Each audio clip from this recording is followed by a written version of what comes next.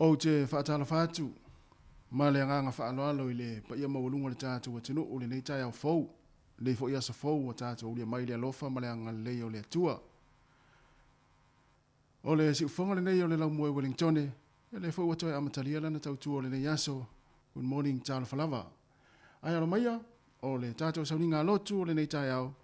Taita ia lea le sunga i le whawhengainga, Reverend Kwatemane Urutui, o le karesia, Papoptonga Kerisiano Samoa i Getsemane i Porirua. Usimaia le whawhonga.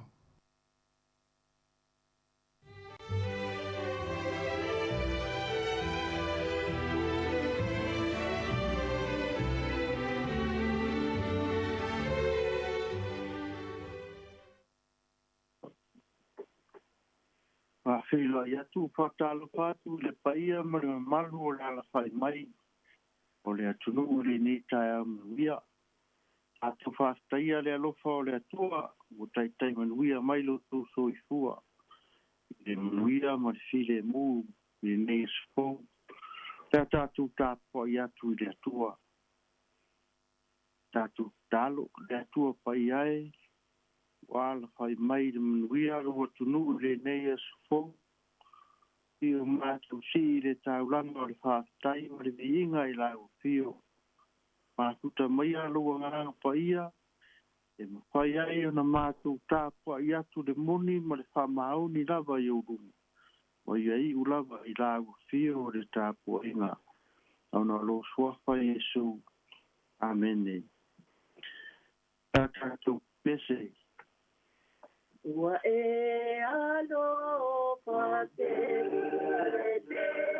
no ma tu ne ume o e ine ne na mai ina ua ma tu ma dai de ka te o e ua o ti ta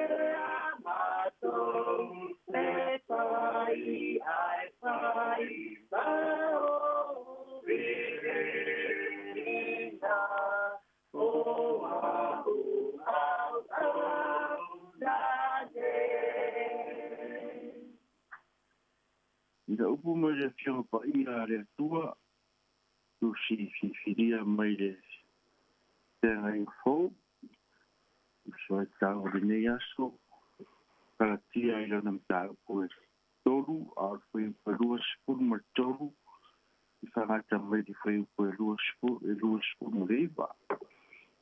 E toru, a posturu le kari si karatia, tau pa toru, fai po e lua sipuru toru. I whai koe rua sipo moreiwa. Hāwhonga mai e whianga pa ia le atua.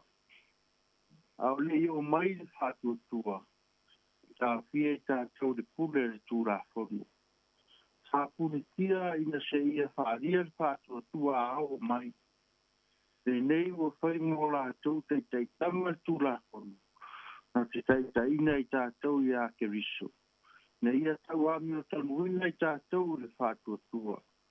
Au o mai le whātua tua. O le nei o le to e pure ia te tātou te tama. Wa tari o le atua o tō umalava le whātua tua ia ke riso Iesu. Wa o tō umalava na pāpiso ina ia ke riso. O tō ofu ia ke riso. E leo iese I uteia po se eleni. E leo iese polonga po se sauloto. E leo iese tane po se whawhini. Wa o tasi lava o tō uma ia ke riso Iesu. Awhai fo I o ke riso utou. E moni o le hanau o tō a Aberamu. O suri fo I e tusa mani mea na pola ina. Ka manuia mai le atua e ala I no tātu. Whai tau ma whalongolongo I ana whionga. Tumau ia ke ia le veinga. Nei māsa o malava e o le whaavau. Amen. O le manatu au tua nei aso. Trai ma le whaasinonga.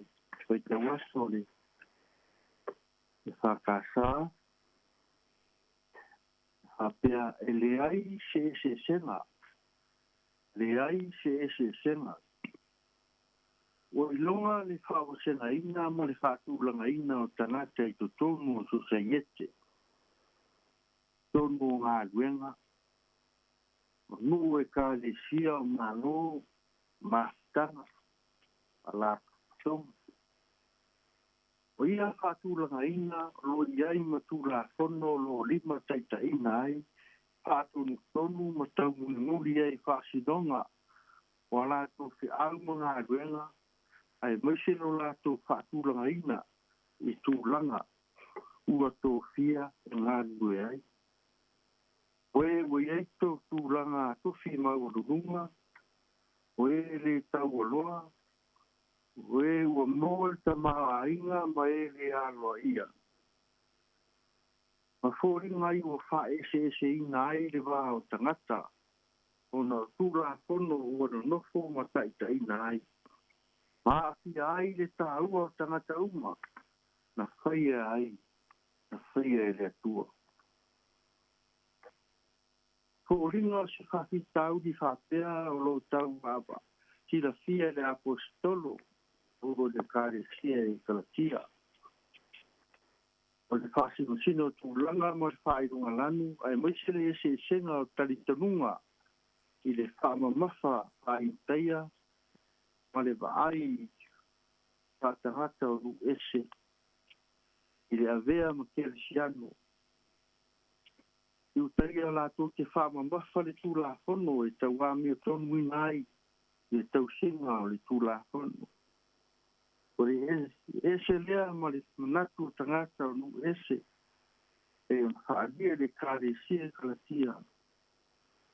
A tō te tau tūpea, I la tau e mawhailawa e whātua o na vea mawhaola inai tangata. Ko ringa o tūlanga pea o lo tau whamanino pea e le apostolo. O tūla whono e sifuru na tuina e le atua ia Mose. O le tama lea mo Israel. Ua whea lawa anga iai le Israel. E sili. Sai mai a tūla whono. Sai mai a le tūla whono. Sai mai e whai le mea lea. Ai tū le mea lea. Sai mai le tūla whono e te tau na whātino lea. Ai tū lea. A wao le tama e pui le saunga le mu Israel. E tai o le tūla whono foi. Ua avea, ma avenga I tangata. I le tau singa le tūla whono ua tia e fo I tangata. O no le mapo tau singa o tūla whono.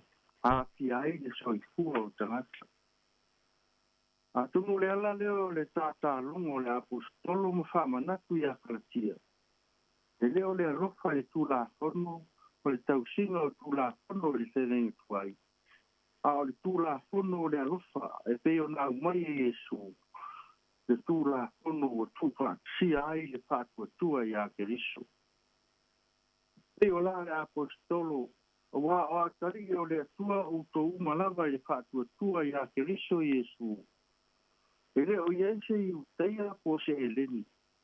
Ele o ia se polonga po se sauloto. Ele o ia se tane po se fini. Wa matasi lava o ta uma ya ke riso Yesu. Ua le ai se senga o tangata uma. Ina ua o mai whātua tua ya ke riso. O wa matasi tangata uma ya ke riso. O le ale se senga o tātou tau o tūlanga ma le whātūlanga ina. O tiute o whaiwa ngā duenga o lo ngā rue ai tutonu. E ka le sia o nuu e mālo. Ma sos whala po tonga. E tasi lava i tātou. Pei o na whiletu. Pei o na saafi e la apostolo. E le aise e se senga. O wa o le tūla whono e tai tai e le soifua ma le ola. Le ami o tonu. A o whātua tua ia e skoke viso. Ua tutusa umai tātou le sila whanga alo tātou atua. Pe e leni, pe iuteia, pe tane, pe whawhine, polonga, pe saulotu. E tutusa umai ia e skoke viso. E le aise e se senga. A wā o e skoke viso e lona maliu malona toe soifua manu malo. E o ti mai tūna mau. Ua tūmua i tutusa umai le au whātua tua. E ala i lo nā lofa tū noa. E tu mawi a te ia le di inga nei māsa uma e o e whawa rau. Tātou tālu. Le atua le amatanga ma le ngā tāanga. Le atua mālo o nuu a inga o e kāre sia ma te ngata unga. Ua mātou ranguna le pai mai o lo wanga le lei. Ua mātu ai o na maua le nei a wanoa tāua. E vivi i atu ai la o fio. Ona o me tele na ua. Pai whaia mui mātou. A te le li. Ono la fi au mo i mātou. E ala i musunga lua ngā mpaia. A te tai ono lo pui pui ma la dai lo watonu. Pai mātou mau ai le aso le manuia ma le file mu. A te tai a mātou ngā ruenga whanga so e le mai tau. Ono lo roto lo toi pēla o fio. Ono e mua au muri au. Iala uma o uia. Pe ana le se anoa lo mātuta mai. Se manule le mawhai o na whātau muina o mātu ka moe moe ngā uma. E ana e le mana o lo wanga pa ia. Whātai o whiong pa ia o lo au whātau moe peo mātu kangata whātau wā. Whātai lo manu mālo au i oti ma le tunga mau. O whāolai nai mātu ma le larolangi atoa. E apa i moni o na mātu kalia li salamo ma le pātua tua whamau. Tu mau rā fio le ni inga. E o i le whaavavau. Te tua pa i ai wa e si da fia. E matua whaare tonu o mātu tangata. Wa le se mea le lei mātu te whai. Wa o mātu anga sala pēr i o runga. Le mātu te whātu e se ma whamau lalo atu le ringi. E ta lia mai la mātu i whonga. Pao i mātou lavo tangata ang sala. I sausawina pēi mātou li toto pa ia o la au kio. Ui māngalo aiso mātou pāle tonu mase. Ia batu mātou le mātanga ma la au kio. Ua taiso mātou tai au pou. Ore di inga o la au kio. Ta mao le alofa tu noa. O mātou whanau na watu la au kio ma le nganga whamau lalo. Ia alofa ngia le lalolangi vesi taua ma se vai inga. Ia iai lau file mu. Mai sifo i whamai tesi ia labe inga u tangata uma. Pāmanuia te tai o nei malo. O na tangata anu uma. Pāmanuia Samoa. I o na tai tangata anu uma. Mai ia labe ina i lato uma. Ia maua soa swane soa saiku. O e ngase i ainga. Le mai ia lau maluina tina u. La tau iei mana o ngā whāpitoa ia la be ina ro la tu soi kua mai ola. Pāmanuia e whenga iai o lua tunu i si au mga mengo i negas. Pāmanua ala whi malanga inga i rea o sami mo le lau i rea. Pāmanuia whanau i tonu a onga i uru whale ma le uru papo. Mai kotu a onga. E manuia. Neli ie ngā ruenga whaatala lei. So si fata faita blanga. Ai foi o missionário me foi ngā ruenga stop. A manuia le foi ngā ruenga o kis pastor lau. ai mai se o la to ki au mga luenga o lo fita i tunga i pea ke aso ma le aso. Ma kuta pea ma la hupio i toe o le aso nei. Tu mau pea le viinga o no mea uma wa e sāmia. Ia i lunga o le lalolangi a toa, mai se foi o le nei atu nu nei, le manuia ma le file mu o le atua, le alofa siri siri e so i e su periso lo mātuari i whaola. Ma huta pea manu lava nganga whaia. Nei ma sa unga lava e o e whau gawa. Amen.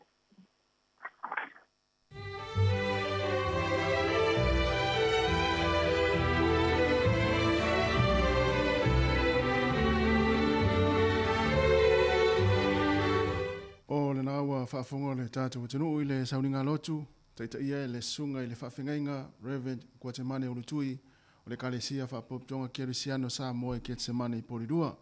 Ia mātou mune atu eile nganga whaafetaitere lau sunga le whaafengainga, ia tu sai o le tātou sauninga lotu, ia mo le ufola le neitai au. Ia tō matau inai fo'i, ia ma whala i au inai fo'i leanga ia tu le tātou tenu i ngā luenga ma whaivalo filima o le nei aso me sea onga nei whanau. Haftai mo le ufola, haftai et fo'i le tātou whai pese, ia mo vi ingo le tua o le tātou sauninga lotu, whaamania le tua le nei aso whaafetai tere lava. Ua se 41 minuti o te nei le fitu o le sifonga la moe Wellington. Ia vi ingo le tua mai le kalesia, whaapoptonga Kerisiano Samoa i Getsemane i Porirua. Ia ona whaangasolo ili o le tātou polkalame o le nei tai au.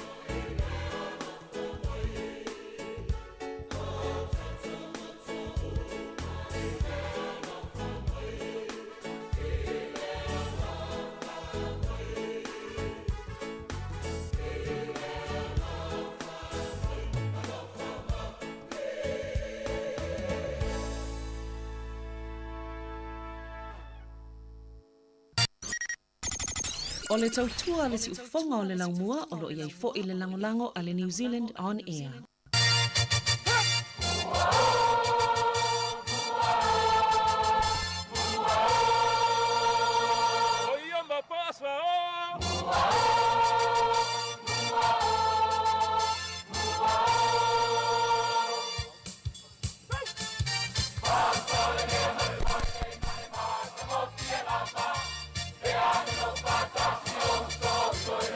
Malama,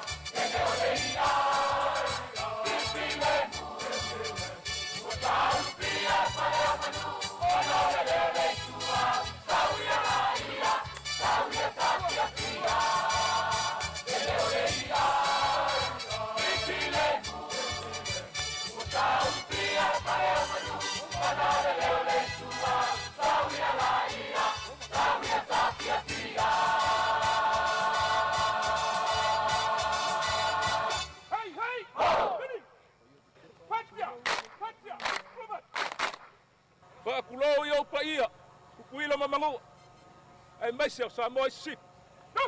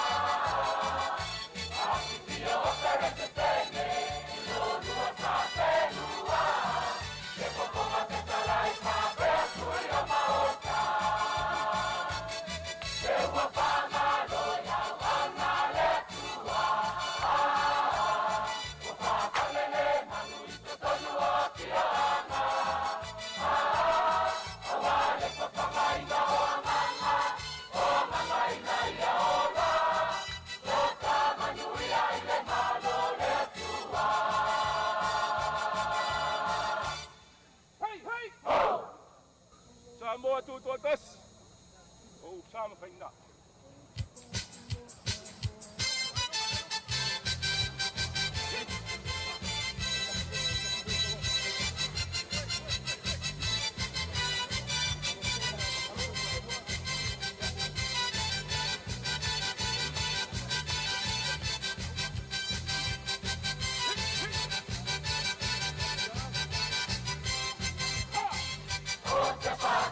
Samoa, yo sama paina.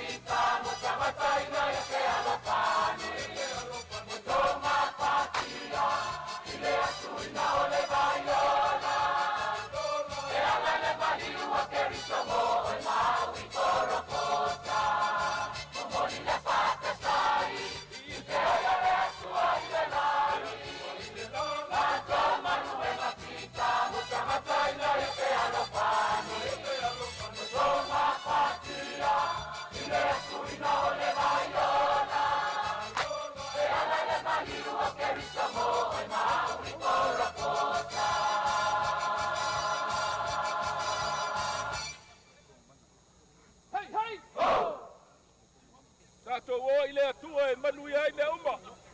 Pa fok.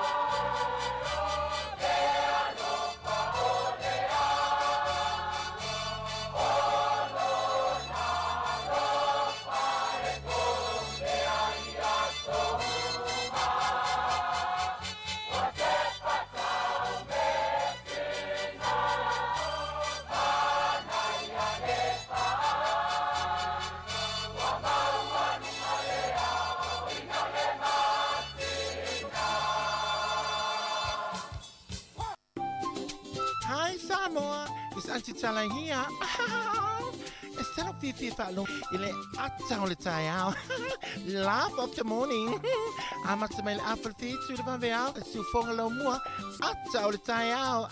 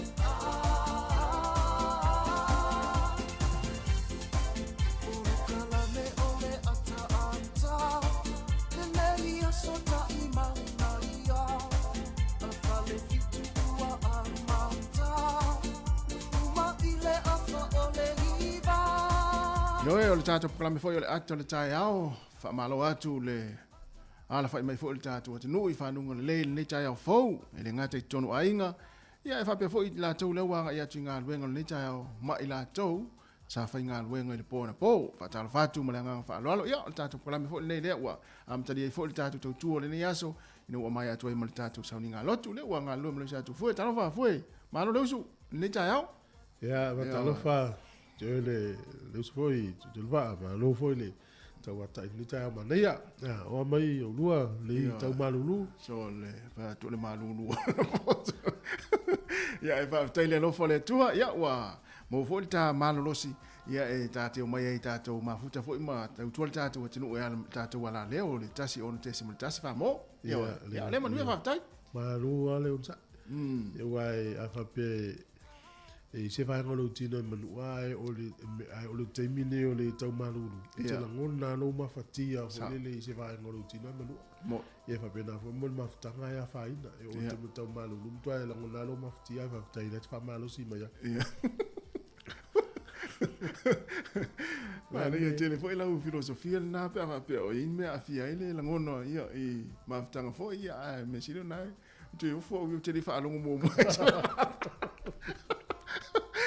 ya ai va ta yo le ai oi ese fa tanto ngata oi me bona ina fatu ti la yo tamala ta oi ele stanga tu le fa ngofie fa tanto nu se me ya ia ile ya ma no no sa ya wala lo fa si la el tanga tu fa tanto ngata ele voal fa me le tu no le ta ma ta ngofie ya lo fo le tu e va popo fo le aso nei lo la tu fu ma lo taula ia ole aso ia ia mau ale fia mo yo alu tau ole olanga ia tau la ia le vai le li mau al malosi ia wa lista mi ia e te fa longo tu fole le mtua ele fia ia na tonu ia talo le li mal malosi fa wa wel fo longo le vai tau mai se apa il tanga ta fia ngai malu tau ole ola yo ia sa ole ola ta ki mai lo di tau si fo lo mo ta tu eva mo el fia ta tau ia wa pe ia tala masani ta tu tala no ai ia ma ya sil fia fule tunu a umale aso e fule le net fa no yo se aso mai mau na so mau sa mele ya ole ne yaso a fe united wa ala fa mai fo fa no ngal ni ta yao ya tam fa tu fia lo loto ya fa fia lo loto ni ta yao ya o vai ngala mana so ifuanga ya i vai ngai alu ya a fo le i ule ya ai fa malos ma on sai ma fia e ma o ia fa talo fa tatu wa tinu le ta ya le suayo fa la un le tala le ya iso se fa ta fa taulanga fa talo fo i na yo tatu tu a ma tua o tu a sina o ma tu tausi i tonu ainga mai se fo i tonu mo tanga se ia ma moto tanga tama tua fa talo fo i le lo le tatu tinu le o ma futa mai ia i le tatu ala leo fa fo mai le tasi ono tesi ma le tasi fa mo fa pe foi lunga le tato app ya o lo fa fo mai le to tele le tato wa tinu iso se vai ngala langi ya me se la to o mai mo mai ma futa mai lunga le tato o penga te fai langi o le tato Facebook ma le tato YouTube ya fa tala fatu mantua ya share ma subscribe le tato YouTube pe fa pe o le tai mua le ya wa mai mo mai le tau tu ne si fo ngala mo Wellington o le la mo New Zealand o lo yele tato ofisi fa sa lau nei polua numero 5 man Kevin i polua ya fa tala fatu ma lo se fo manuia ma lo fo lange ma fa tala fo lunga le awala le wa veta vale na wanga ya tu fo i nga luengo le yaso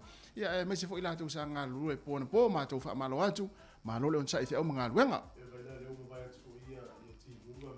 sole ma na ya na mo sa olele yoi mo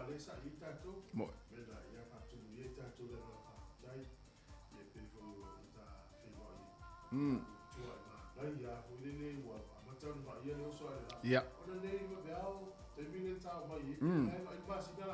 ya on va ingana ale po sa na ole amata ona na ilol masina wale wa mata na va tu an el masina pe se fai foi lele ya va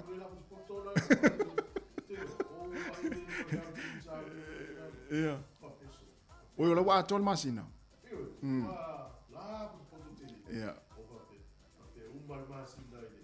sole fangota ma tu ai fangota fa pe mal masina foi le itaia o ya me foi la to fai va te mine sa uni o la ya pe vela le ya so ya manu yo to fai va le ya so me to te anga ti ai ngalung tete ya la se ya tu tu fonga lo mo le fa fianga ya te di fo le fo le lo fo le tu ma lo fo la ma lo ta wa ta lo fo la va ya to amata fa fianga mai mtang ne sai ma tu ya so la o sa male mu ngala tele ya ta wi le ta wi le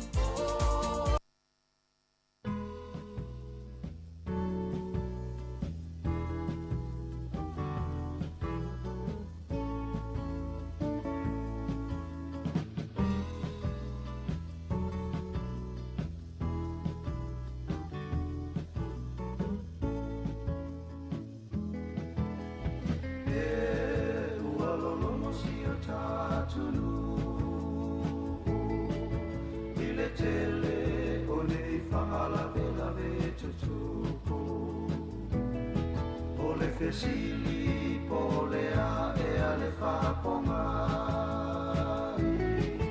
po e sa wawali po o tāwale a whiwalai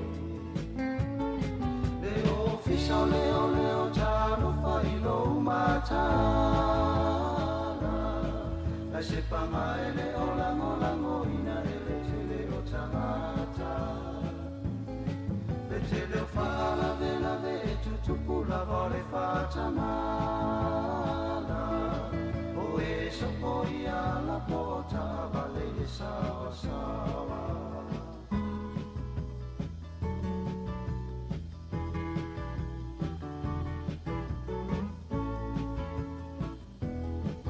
ua ave mama san fasili o pase se pasi o loli mapiki a popole ai la vale manatu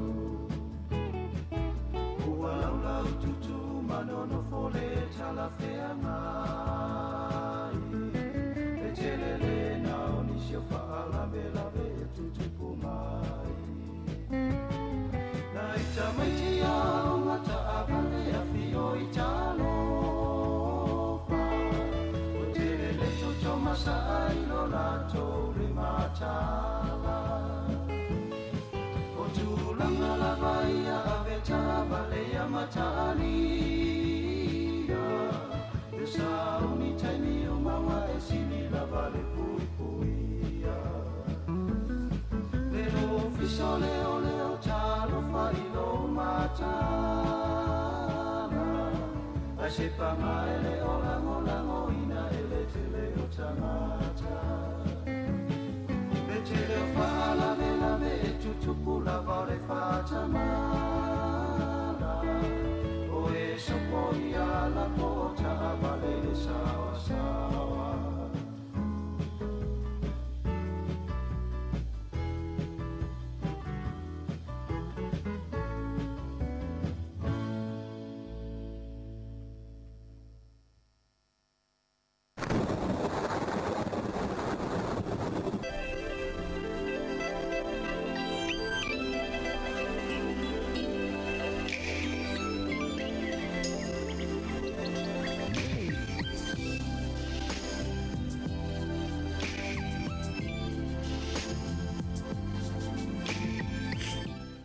Talo fala vos mel va fonga le tatu talo le tau mo le nei tai au. Pe le fali le official vai tau. Le mel official vai tau le so nei ia mo ia ia nei timu sai le va au. A matalona kilia fa solo tu ile fiafi. E iva 10 km le tu la ma no se savili. Le ufa mawina. O le so tai au ma le stofi ma tua ilangi le ia le tau o le so foreile. Ia e foi le fa malu pe au. Ia o le sto nai e ina timu ia matafuni va ia le mata le la o le aso le nei kapiti mana watu fa pe foi ia fanganui e ina timu ni sio taimi va ia le mata le la ni sio taimi e ina timu no le taranaki e langi le lei Marlborough Taupo Hawke's Bay mo wa ropa mo to langi le lei ia aso le nei au kilani ia na matafuni va ia winga langi le lei o le tau le aso le nei au kilani e wi fa malu ni sio taimi va ia le timu ni sio taimi ape na fo i Hamilton o le motu i saute langi le leili pito i lungo le motu i saute to i langi le leili lava ia no uma plenem motu eka le Sony Picton o lo to tele na tatu ngata o lo ngā lue ai ia ma to tele fo i o lo au mawai Queenstown le langi le leili tau le so Dunedin ma inavakako le to ulu aina i timunga Klai stete fo i ne peno fai atu e langi le leili tau le maulalo le fo le malulu i nu sa au ta ua mua e ono fa mawina i Marlborough maulungo le fuole ma fanfana sfulmo le ono no le otara naki le motula i saute le maulungo le fuole e ma fanfana sfulmo le lima i Blenheim fa pena foi Klai stete e ma fanfana le maulalo fa mawina le no Klai stete o ia o tapena pena mai e la to o malosi ma wal felo inga ia po ta longa ia au fili e luani usila le ta alo fa i ngol vai aso o le tenengo le tunu ne yas tala tau langi le leile tau le tu sa o le motu i matu nei el watua i Martin Pra mastone fa solo to i Waipuku Rau Napier Hastings el watua i Kispena toa ya watua i lesi tu nei fakatane tau ranga el watua i Thames fitianga ia langi le tau le aso nei.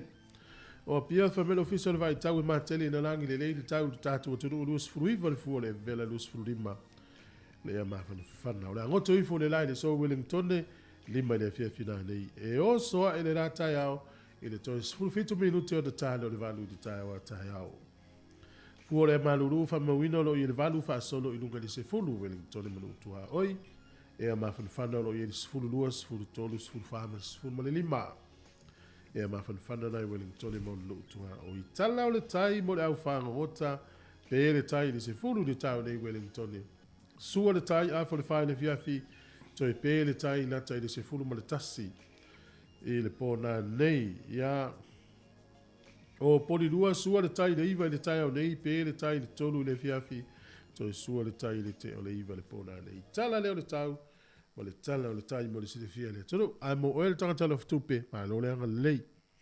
O le tasi tala New Zealand ma ula utupe Samoa e tala onos fulsene i le aso le nei. Tupe Amerika e onos ful ma le lua sene pe a tasi lau tala New Zealand. Ia tupe Australia, tasi lau tala New Zealand ma ule valus ful valus sene Australia. Australia, tele, malo no si o tau se eleni zole, malo. Fiti tala tolu sumat fa sene pe a tasi lau tala New Zealand. Tupe Samoa le so, tasi tala New Zealand ma ule tupe Samoa tala ono se ful sene. Ia, malo le alofa, malo le angan lei. Tala na le tau, mo le sirifia le tunu o mesfol tala le tupe, ia ala no familianga o soifu o sumelfa fonga.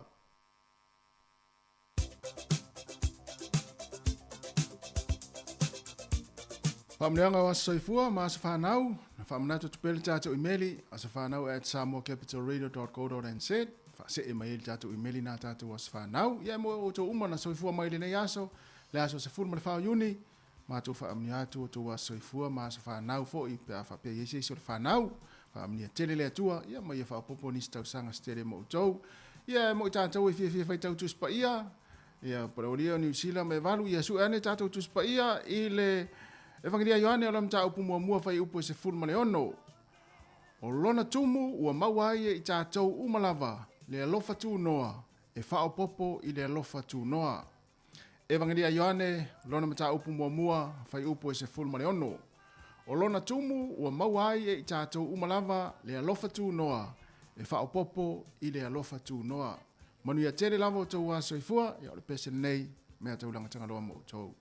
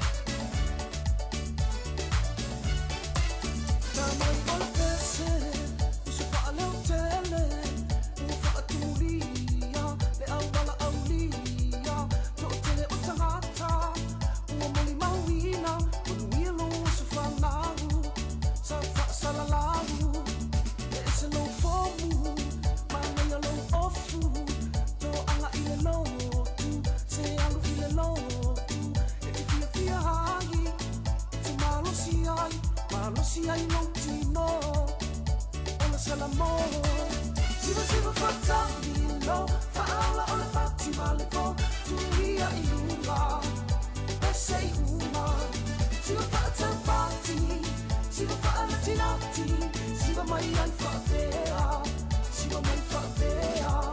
Siva siva fatamilo, faala ona fatima lepo, tuia ilunga, esei uma. Siva fatamati, siva faala tinati, siva mai ai faapea, siva mai faapea.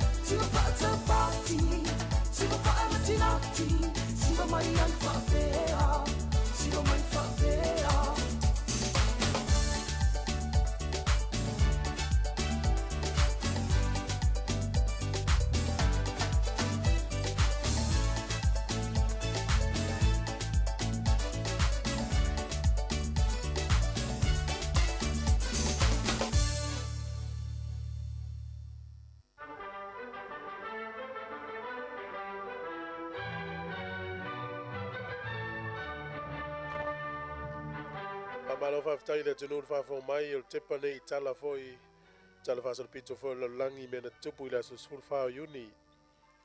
O le soltau sanga e tasi fitu na veai le tanga vai le ta o le Stars and Stripes e whai matanga vai o le malo Amerika.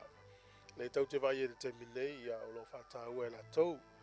Ia o le soltau sanga tasi valu fitu lua na talia I e le malo kanata ia uni le tau te loia uni tono New Zealand ia whapena foi na talia malo ia mwhaatu la whanoina I tonu o le malo kanata I le so I le tausanga tasi valu fitulua o le aso ne tausanga tasi iwa o na veai Hawaii ia ma territory o le malo Amerika ia le lawa ta ua le taimne o le stete ia o le tausanga tasi iwa o ia na veai Hawaii ma territory o Amerika o le malo tele o meleke.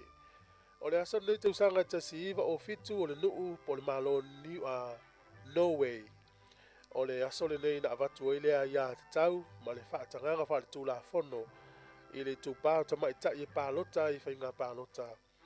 Alo la tau atunu. Ia le tau te iloa o New Zealand le atunu mua I lanulangi na ave le avanoa I tamai ta I pālota I whainga pālota. Ia tasi iwa o fitu no I le aso sifumal whao uni. Ia maua foi e tamai ta I Norway. Ia lava noe pārota I foi la tau. O le sol tu sanga e tasiva tolu fitu o le stete lea po le nuu leo Pennsylvania. Ia o le nuu mua lea po le stete mua leo Amerika. Na latou whaamanatuina le Flag Day po le singafu al malo Amerika. E whai ma latou public holiday. Ia po le aso malo lo. ia o le aso lana nei tausaga tasiiva tolufitu e malōlō ai le stete leo Pennsylvania ma tua foʻi lena maua le latou fuʻa i le aso faaiuni tasifitu fitufitu ia e faapea pau alu le stete e faatauaina e malōlō ai latou tausaga uma lava na amata mai tausaga tasiiva tolufitu ia faapea e faafoga mai tonunuu leo Pennsylvania i Amerika e na vili mai le faasaʻo pe saʻo le tautala e faatau tou stete ia po le taunuu foʻi o le tausaga tasiiva ona fitu i le malosaina o le so na faataʻitaʻi ai mo le taimi muamua toʻaiga pomu le taʻu le hydrogen bomb ia o le so le tausaga e lua fesfumafā o le vaalele ia a le fuavaa Ukraine na fanaina i lalo i le so ia e faapea e fasfuluiva tagata na maliliu maafia i o latou soifua i niusila i le aso lenei sefumafā iuni tasiiva valafā na faatopetope ai e le minista a niusila na taimi o Robert Muldoon o ia lea o le taʻitaʻi o le vaeaga le national na ia faatope lauina le fuafuaga e vafaia le palota a niusila i le aso sefulufā iulai na ina pea ma le fava i aso ona tapena ai le faigā palota lea e faafuse ia le faasilasilaga e aso sefulufā iuni le faasilasila le tausaga tasiiva valufā a le aso sefulufā iulai e fai le faigā palota pe o le agaga na fuafuaina e pe tusa ai matala ua lomia na taumafai Robert Muldoon e tope lau le faigā pe faapuʻupuʻu le taimi e tapena ai le leipa e petai ane na avea maauala na matuatoʻi lalopopo ai le national faamauina foʻi e iva sefulutolu tesi ma le 7% i latou na o e fai palota o le matuaʻi lelei lava ia o le nā foʻi taimi le tele o tagata na o e fai palota o le iʻuga le faigā palota na manumalo ai le leipa e 7% na foa na latou maua ae 3% le faigā palota na maua e le national e 5.4 na maua e le leipa 7 na maua le national na avea le tope lau maauala na o i tagata lagolago le leipa na tupu i le aso le faasisilaga le tausaga tasiiva valufā o le aso le tausaga e tasivalu valuiva na iai le tulafono e taʻu le Berlin General Act faalauiloa i Samoa na taimi ia i le asotonu nei tausaga tasivalu valuiva o le so foʻi tausaga tasiiva ia na faalia ai tonu newspaper o le Samoa Times i Samoa na taimi na faalia ai se manatu o le taʻitaʻi o le mau o Olaf Frederick Nelson e faapea ua o lana ia vaai ua ova atu le faaogāina o le paoa o niusila na i le tulaga e tauna i ai i lana ia maitau le faafoina niusila o le influenza po le influ foi lea sa fatia i tatou lenā vaitau pei foliga i leʻilelei lana vaai ola foi le faasāina ona avatu o le amalosi tone o Samoa ua o ia le malosi o pulega niusila i Samoa talana ana tusia e Olaf Frederick Nelson i le newspaper o le Samoa Times Samoa le aso sefulufā iuni tausaga tasiiva i faamaumauga le lalolagi o le aso lenei e faatāua ai le ofo ina atu o le toto o le isi tagata ia ua le isi tagata ia po le World Blood Donor Day mo i latou ia e mai e tui le toto ia e fesoasoani i isi tagata o loo fia maua le toto pe afetusa lei ia e tuaiga toto e faataua i le so ia tuaiga auaunaga lanā ia mavatu ai foi le faamālo i latou ia o loo faia ia galuega lelei ia o tatou tala na toe mau le faapopoga le taimasani faafetai lava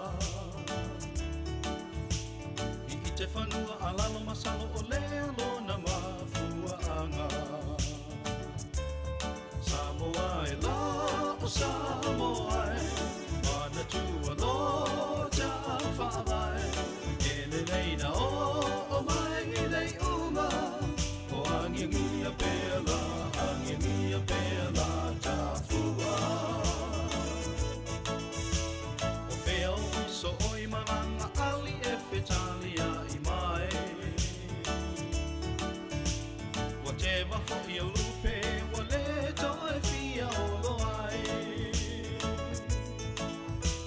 O lafu lafu afu i o tuai, ai leva ai. Ua wha asolo fo i ina matutu o ai. Samoa e la o Samoa e wana tua loja whabai. Ele nei na o mai nei ua. O angia bela ta fua.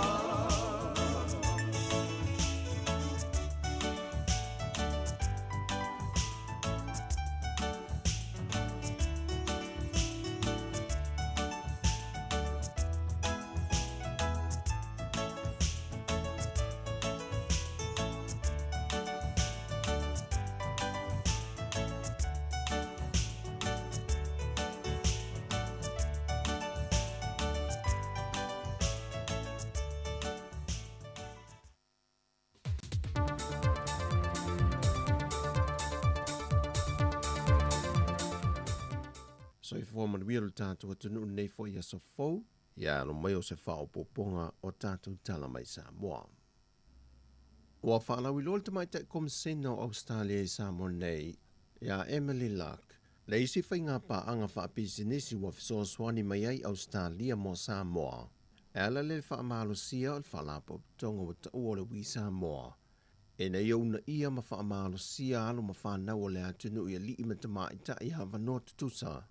E awa noea oa oi nai leuna ia lea o to mai whaapitoa, e vaenga tau so e tusi, tu whaatasi o ripoti ma whaamaumonga tau tupe pe sinese, o vaenga tau la fonga tutongi, le poti tau tupe whaal tau sanga.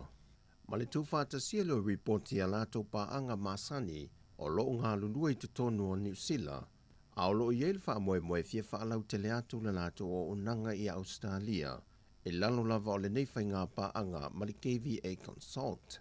O le angang o le whaamoe moe nei o ta o le wisa moa. E na ia maua o mai lima te mai ta ia vanoa tutusa.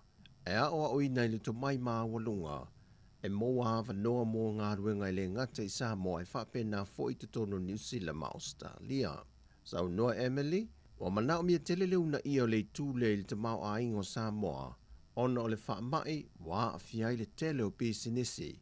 Wa le ngata i Samoa ai whapea fo i isia tumotu o le Pasifika.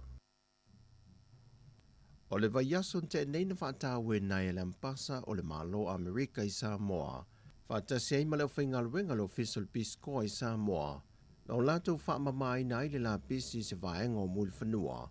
Whapea na fo i taringalu i a pia. O le aso valua iuni o tausanga te itasi.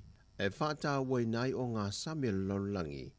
E pe o na toe whaata ue le nei tausanga i le autu. O le toe whaamaro sia leo le au ina mai, o le mātango fio ngā yoinga, o lo au maia e o ngā sami le laronangi. O le afio anga muli whanua wa veo se pa anga masani a le Official Peace Corps i Samoa. Na osi whea ngainga mai le tausanga i lua Festival Maliva, ma ofo fuai fo i le lanto o onanga. E whaatino ai au onanga wha Peace Corps i Samoa i au onanga SS, e au fiei mare ngā yoinga, sa whaatino le ofisa i le aso valua le nei masina. Sau noa le whaulu lunga le Official Peace Corps i Samoa i a Kenny Wilderson, e si lia ma le tose fultanga la pisi la popo o na mawhai no la ta wawina, mai i le taringalu i a pia, na ia sau noa le pui o tātou o ngā sami ma tausia le lei, o le sao leo tangata uma, e le whaamatango fieina o le sio manga. Na tūlanga e se le mata ina o le vaenga lona lua o le talo mua le fio anga le tongo, na whaatino i le whaai unga le vaiaso na te nei. O li mawhai pule o le fio anga no lato tu whaatasia le isi talo mua le nei, na o lato tā ua o se vaenga o le ato anga le onas fulto sanga o le tuto tasi o le malo Samoa. E le aso na whaatino i nai le sisi na e o le tanga vai o le malo tuto tasi o Samoa, a o fio atu le fionga le minista o le mtanga luenga o whaatu anga mwhainga whaiva, la uli o le mani atoa po la te vau Fosi Schmidt. O le malo whaalolongia po le sui foi o le malo, e moli atu le whaaftai, e le wha moe woman wia. sa whaatumulia le aso ia fio anga tua oio le tongo. Na fio ane mo le mauwina le mātango fio fua whaeleleanga, mai whaato anga le fio anga o le tongo. Whaatase ma le whaalio to mai mawa e le fio anga e le tūlanga o whainga whaiva. Ma whaalea lea fo i ma ia tonga po ia le malo mai le vaenga le au luma. Whapea foi whawhia fianga mai le aonga tūlanga lua le tongo. Whapea foi ma whawhia fianga mai le au luma. Ma tau le lea o le a fio anga. Sa whaatase foi ma le swimming style whaato anga mwhainga whaiva. Whaatase ma le whaipule o vai maunga numero mua. Sula manaia tui vasa tau ile. Whaatase ma sui o le matanga ruenga o whaato anga mwhainga whaiva. O malo whaaloa lungia lea mo lea aso whaapitoa. Na toi whaamalo siatou lea fionga le minstai lea fio anga. E na ia toi whaia sa isi talo mua. E una ia i pea le tūlanga le maua o tau mawha i te tono lea fio anga. Whapea fo i lea no. Mai a lea wha moe moe ma wha mea lofa tue le malo le ono wil paelo. O waila au whanga vau se i tulo. Ma nisi o mea whainga luenga la iti mo le au whai wha atu anga. E si lia ma le 5 se fulu sa tofu sao i le wha moe moe. O le pepalata mai o wha maunga o le wha mai o le COVID-19 fluiva mai le matanga luenga o le soifua malo loina. Wa wha mawina le aso fito Juni le aso valu. Wa wha mauni ai le o atu i le to se laulua se fulma le valu i lantou na maua e su enga wha le soifua malo loina.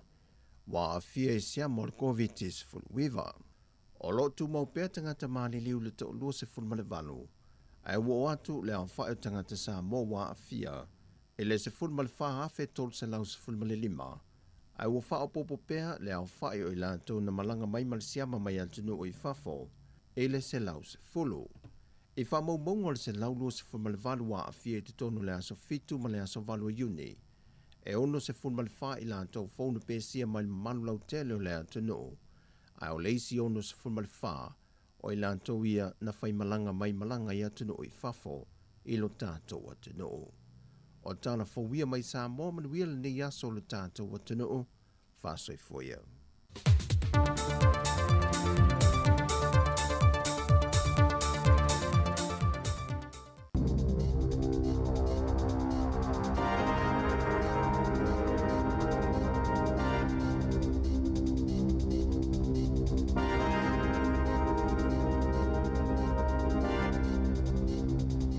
Tala flaval fa poponga mo telefon malisi o fonga le la mo le nei tai ao se fol malfa yoni lua fe lua.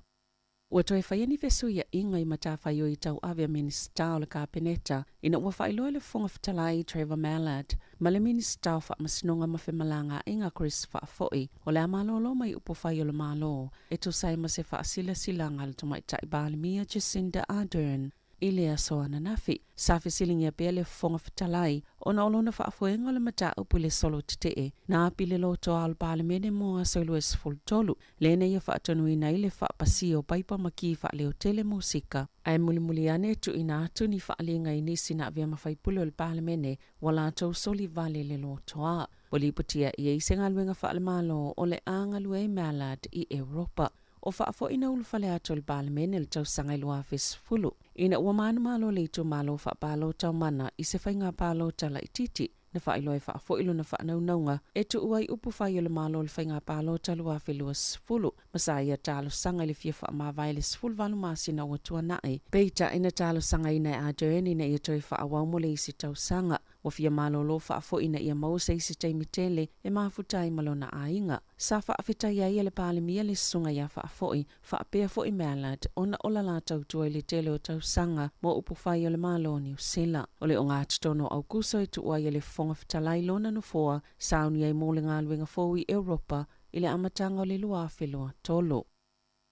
O le awhaase esel tumai tai minista Poto Williams mai le matanga luenga o leo i fesu ia inga le kāpeneta ai o le atau aveina Chris Hipkins. Pe ona whailoa i le Balimia Jacinda Ardern i le asoa na nafi na ia tā ua o Poto o se minista e tāla whea ngai mai ia mawhaia le ngā luenga mai tu mau pe ona ia whaatua ina le tamai tai whaipule ma o le ai pea i tutono le kāpeneta pe tai e mo mia pea le whaioni suinga o le atau aveina Williams le matawhaio i le whaasao. Saya kiri tapu Allen, le utau aveina le minista mo whaamasnonga saya Chris whaafoi. Sa tele ni vaenga na whiangai ma Williams le whaatuptupla ia peo whainga whaasolitu la whono a kengi i te tono le atunu. Ai mei se ngai o inga i o ai kengi ta avale, ma ta whana ni whale. O Williams o le whaipule mo moelo na piitanga Pasifika na avea ma minista o leo leo. O le tofinga minista mo whaasala sa ia whaafoi wa tau ave nei Willie Jackson. E to olua whaipule fo le aso i tūlanga ia Chris whaafoi ma Trevor Mallard. O Soraya Peke Mason, ma Dan Rose Warren, leo lo so atu ilunga i le lisia le leipa. O ana nawhina ngā lulu i tangata waikanae wha amamao lātou lo toa ono ni asio sio se lua nā whaina i lo lātou a ai i le aso sā. Ai sā whaina fo ini aso momo atu i ni asio sio se ono, lea na wha alea ngai nai nisio whale. E nisi sale mawhaina sauwhia ati o lātou whale, ina ua tāpuni el pule ngā nu o lātou awala. E se fuluanga ili se fulu 5 mita le maululunga ni la au na matoa whaalea ngai na lawa i tūlanga lo wal tau. Ma sa whaalea ngai nai fo ini pou ele tise. E o atu le lua se lau lea whaingo ni whale na motu si ele ele tise, talo mai le afal valu le po le aso sā. Sa ngā lulu ele pule ngā nu ile aso ana nafi, e sa ili beto o fia ni tangata na afia, ono le tapuni ngau awala, ma sa talu sanga fo ia i lātou sa le ia i o lātou whale, ina ia nonofo maisi o lātou a inga po ni wō, ono ia tūlanga whaale tono. O le asi itia le malo vai ngā tupea ngā wa iai mātua e nonofo e wa aia lātou pepe fofu to a whāna nau, a matatu i le asomo mua i on lai. O le asi itia mai le ono se lau luas fultasi tā la fitu ono sene i le vai aso, i le ono se lau ono se fultasi tā la se fululua sene i le vai aso. Mai ono te simal tolu pa sene, o le asi itia ai a o le ave se ina le la fonga. Pe tusale ma le afe ma le fas fulta la le tupe fa opopo, mo tangata e ave a toa vai aso i luas fuluono e anga wa iai e malo lo ai, po o le tai fas fulta la fa opopo i le vai aso. O le taimi nei o le ofeanga i a inga matulanga whainga tālu si itia o le tau o le soifuanga wha atasi ma tau mafa. E ono tes maleiva pasene na si itia le tau o le soifuanga le tau sanga. E o maile maasina o mati lua afe lua lua na wha alia le minista mo mta tau falfai ngā luenga ma le saonga le mui ngā luenga Michael Wood wātangia mai ia suinga. Le whainga tau le tūlanga ofeanga i ma le tele o a inga le taimi nei i le si itia o le tau o le soifuanga na sauno Wood. O le asi itia mai le lua se lau tāla i le lua se lau se fulma le lua tāla i le vai aso. Le tutongi a mata mo tangata e ngā lulu e mo i lātou lava. Pe tusale ma le se fulu i tū lau tutongi a mata o se tangata matua e whai ngā luenga. E fesuia i le tutongi mo aso malo lo matua e wa a ye lātou pepe fōu tau sangata i tasi e o ngatasi e matupe maua wha le vai aso. O le vai aso nei e whailo i ele wha ala patupatonga le Simplicity ma le asosio whaisiea wha atasi ma le company wha atasi ma le komiti wha atono le company le Fletcher Building e so alau puleni atunga lunga i le lava o pepa i e wha o ngā ina e pui e tono whale po cheap plaster board e lata ina pule e to atasi le company le maketi o iei tu ainga o loa whau whale wha atasi ma le lava o tau nei o loa ma sātu ua ia i le tele o le mana o ngā mo ia o loa whau whale. Wa whaalia nisi tutono iei tu ai ngā pisinisi, a whaiwhai pēle le lava o chip board e o lava ina ngā wai manisi whauwhale, o na ole ale mawhai na whaamai a lātou polo keti, na whaalia le Simplicity, na o lātou whaama i te ina le whono, o na mana na o ina ia te tala le whaatala noa ngā limta upo e whaatatau i whaafitauli, o wheanga iei pe a oka ia o loa whauwhale. O le a o lātou whisilingi ai a lātou sui tutono le komiti whaatono, o whaatono sili, pe whaapewheo na tupule ato langa, o a ini awala e whaiene ia whaalile ai, ai o a ini vaenga i whaalile ia mole wa ai alele o le au whaisiea. E te sima le 8% o le company e umia le Simplicity e a lātu i a lātou polka lame o le Kiwi Saver.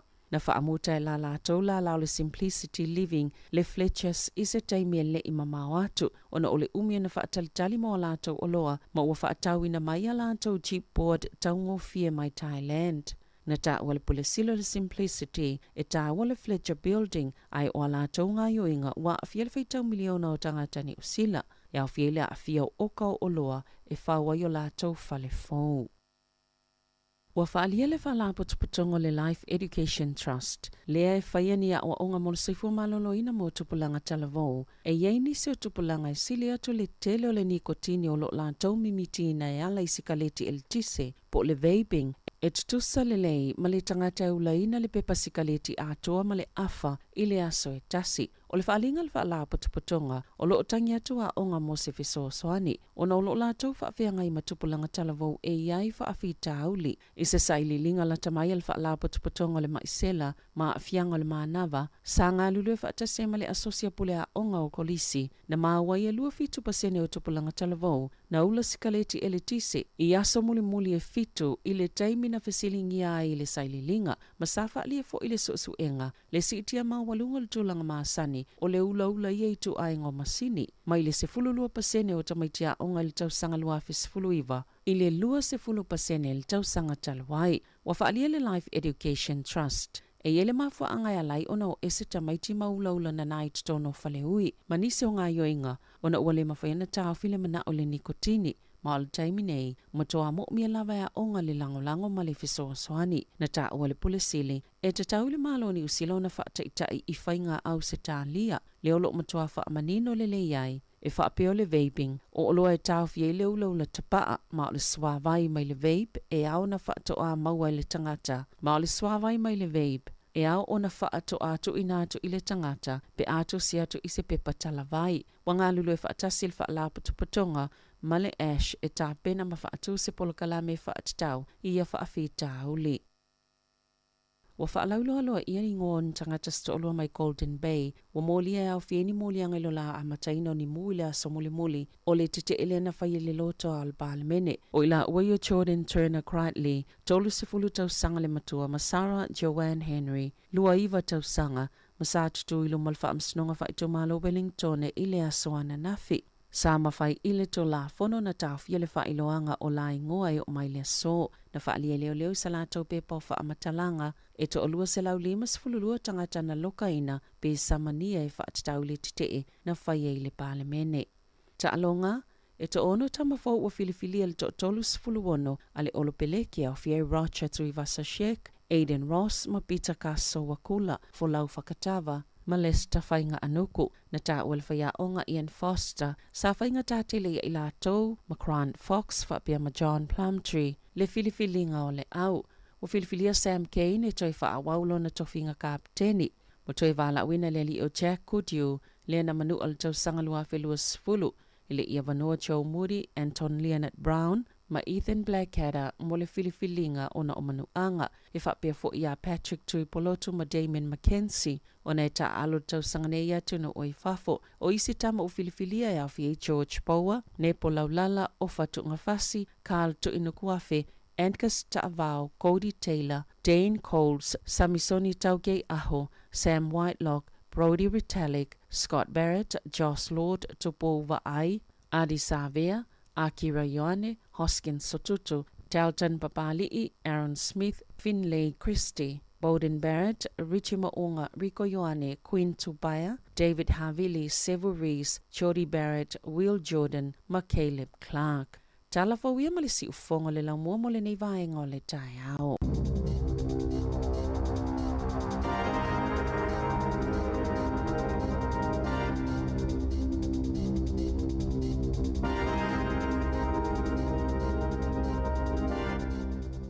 Tai ia o le tātou telefone na a mata le nei tai ao, tu whaafonga e whaaponga le tulai iwa le tau nei. Ia o leo 10 minuti o te nei le tulai valu, tu whaamalo atu le taimi, malo fo le ngā lue ngā mata le nei tai ao.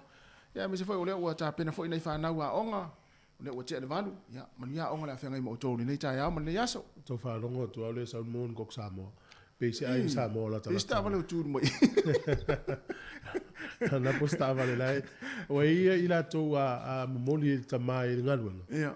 Ia pe momoli sisio lai. E o atamaiti ma la tau breakfast. Ia. Ia toi lungo la wala. Ua masani ai la ale whaile with pigs o le pukofe. Ia. Ia no poisi sio inu. Tau kok Samoa la wala. E uma nongi mai. Wale efe pasi ai so tāwale lungo janto ofisa. Nongi mai ai. Nei tai au. Ia ema la tua fo iai. E foi nei tina la tua le ngaluanga fai. Ia. Ia la po ale tai au whaile mea isi an whanau au le i o le aonga. E o lan matua tamaiti. E whai al mea e tamaiti o le whaingaluanga. Ia. E o masane ia tamaiti e whiala meno le tai au na mea mai le mkuka. E whaile la tau ti. Ia whatoa au loa o whaingaluanga. Na mata mea o la iti le e wha uau pea. Ia. Ma nei e i o na fo i mafutanga wai. Ya lu aso sa waso ile ngalo ai ta mai ngalo ngale la to mas. Sa ole. Ah. Ole mai ta wina la vale talatu o tatou le afaina o nu ye me o si. Oh, ia sa. Ah. Ia. E fout fo ile te fa longo ia si ile ia vai le vin le fo na tele fale na faina. Wai kanai. Ia wai kanai. Ia le fo ia sa nei de tai io. Me le o tau ile tu atu le mamau atu inu ia parpar omo o taki. Ia fa ai le ia na i vai fo i fele le solo. No le afaina o tau ia si. O le amanu ia nei pori lua ile nei fo i taimi ta si tu mo pea. Ia o tatou fo lau e tono le tau malulu. Io. O tau mai nei asi o si o le na mai tatou telefone le vaso nei. Mal vaso tene. Fa pe la afia ai si vai nga wini tu fa pe woi ta fiola. Te mo la le o fa longo la afia tatou Wellington mo asi o si. Al te mo fo le wo la fefe. Ya, o te le fefe o ya le wo. Por kala me le aso nei ya. Le va mo le afa le iva i le tai nei. O le o me le suyo le universite le sunga ya fa a linga le ota. Ya. Le universite le a Victoria tale no atu fo i tu langa le universite. O te fa ia la fo ia tatou Wellington. Ia o mo wala no e fa no por kala me nei. Fo fe la vo di usila o ye lo walo. A mana o lo walo sa Wellington a ongai. Ya. E mawhaia, e whafonga me le tata por kalame nei le afoliva. A mai al por kalame le Universite Victoria. E le maule le avinoa, i o le whafonga i le atunu o, i le whatatanoanga. Ia ma le tamaitai pāle mia o le mano Samoa, le fionga fia me na omi mta afa. Ia o nei le se fulu le taia, o le whatanoa tua i le fionga le pule afa msanga te alu moresi. Ta ale se fulu tasi. E il por kalame le pule ngā u porirua. Ia le whai le se fulu tasi anga le se fulu lua. Ia fa fianga lo le au im telefon ia fa solo to ia ta le lua le fia uma tatu kasala. Ya o tato proclama le yaso awala ni MC le fa tanonga na le fianga pa le mia. Ya mo le tu la se fulu le tau nei. Ai fu o ta we ta fa na tu lo fa fonga mai le tunu. O le aso la ngona pe fa pe e alu sia o mo sfati ta inga. E alu ia se fa na u masana ta maftanga fo sala na tu le fa o le onga. Ai la tu sia ke tanga tala i o le aonga po le tanga fo le nafa mavaenga i o le aonga ai fai ene i le tala auni to sa mo me ia auni to sa ma isi me ai le aonga le so fo malolo o le aso ngona pe sa usia o se o lo walo fai me te to le na fai mai ia fai aonga ia lo ngona tu sa o lo tela ngona ina me la fai o ile aonga ia wa pe o le nganga na o tato matu ia wona ma il tamititi ia ia e pe o le tai funga le la fai il fana e me o me sua malie o me o tu no o me ai o la pisi e ta o trash food ia mo me processed food chips o twisties ia o me na me o la pisi tu no a ole ave se la tala le awai ele a ngal tino tanga ia o te yo ye mo fai tamete ia wa vai la o ye e maltuala o facilina o ina tapena me tapena ya unel matua ia tu sai le ngata maule so na wa ulena ve me ai tono atolo o talipo lo fin ya la fu ya ngala talipo ya la sa o le ya la o se ya u le tama wa tu me ai la wa tu ya le la amata na suita ya alfa blavio me ai me na tato ai tomit ele fi tomit sa yo sa mana ya la so lo na o mana tu sa le ta wa va sa tala mana yo le na ana amata fo lau tala le vaenga mon mata maftanga tamai ya le tan no fo va son te nei le sta si fo o sta mai Britania ai wan ya ole amia le na ma tu o le fai o ta maftanga fa na o mala tu ya ku wa tu le teni titila fino ta male sia ki le tinala i o le a onga ia me ai tamiti umala ia ta wala le tinai me ai wele le onga mo ia fai lo le tinale le tamiti le tenititi ia fole le wole fie le tenititi sa lo tenititi le fale ta non tama ia no fole tama le sia so tu si le note ai tu tono le lancho la nata ala na fine ai to ya lumale ia va tu lo fai ta waile ia le ia na fula na lunga la lo ai fo i lungo penga te fai la ia mavava oi ia ona o fai mai isi sa tauna o ne i fai tinti ne fai le teniti fai sa ma tu ma nei foi ia sa tauna ave le se tala tama sa le ia e ta u tele nei vaenga ia wa o si o taimi te no fo tama fo fa pia ta to taimi ta to right ta so sala mo taimi ne song ai suka ia so lai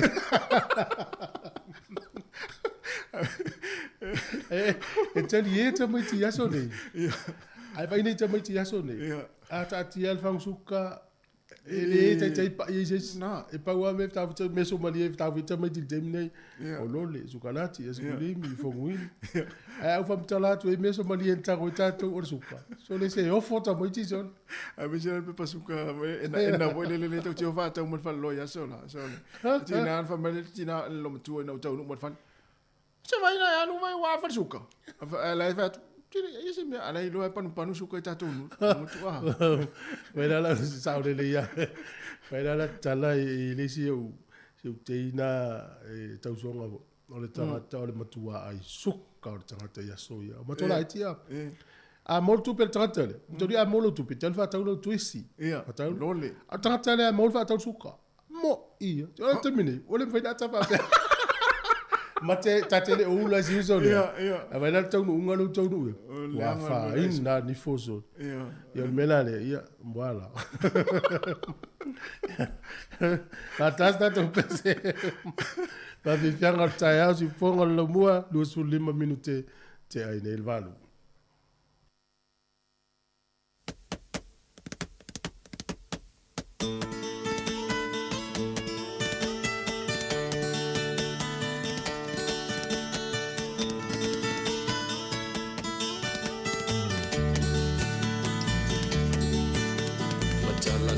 Manu lenganga nai o le tae au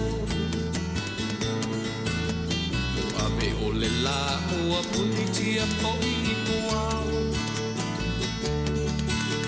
E sau malu e wha asusu i lau la au Sa sala le punga la au matala uau E tio fo i Samoa fai o na tae au Le amatanga o le aso wha popo o le o langa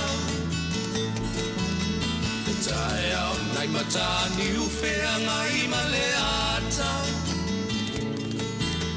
Le tala le lei ua so ai nei Samoana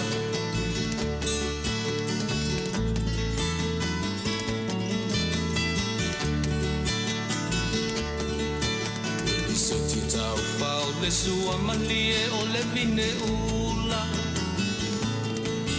Ma paufonga o le lupe lunga o le moso o i pula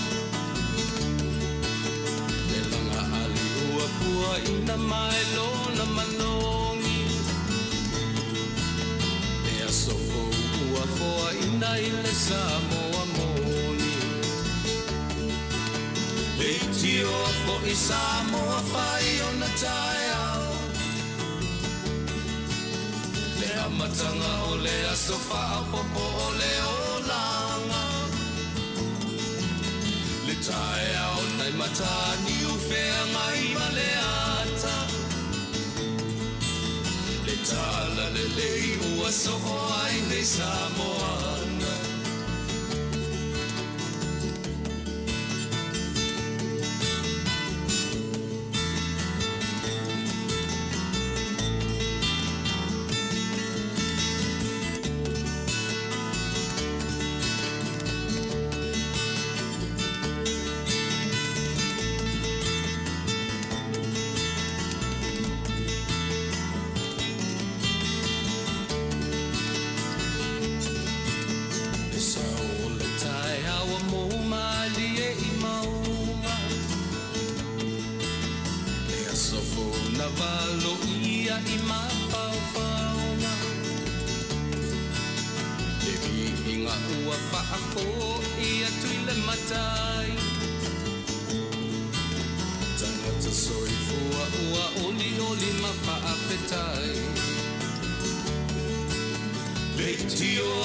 Samoa fai o na tae au Le amatanga o le aso wha popo o le o langa Le tae au nai matani ufea ngai ma le ata Tala le lei o aso o ai nei Samoana Le tio fo i Samoa fai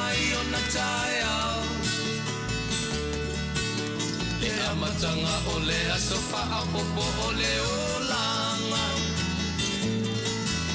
E tae au nei matani uwhea ngai ma le ata.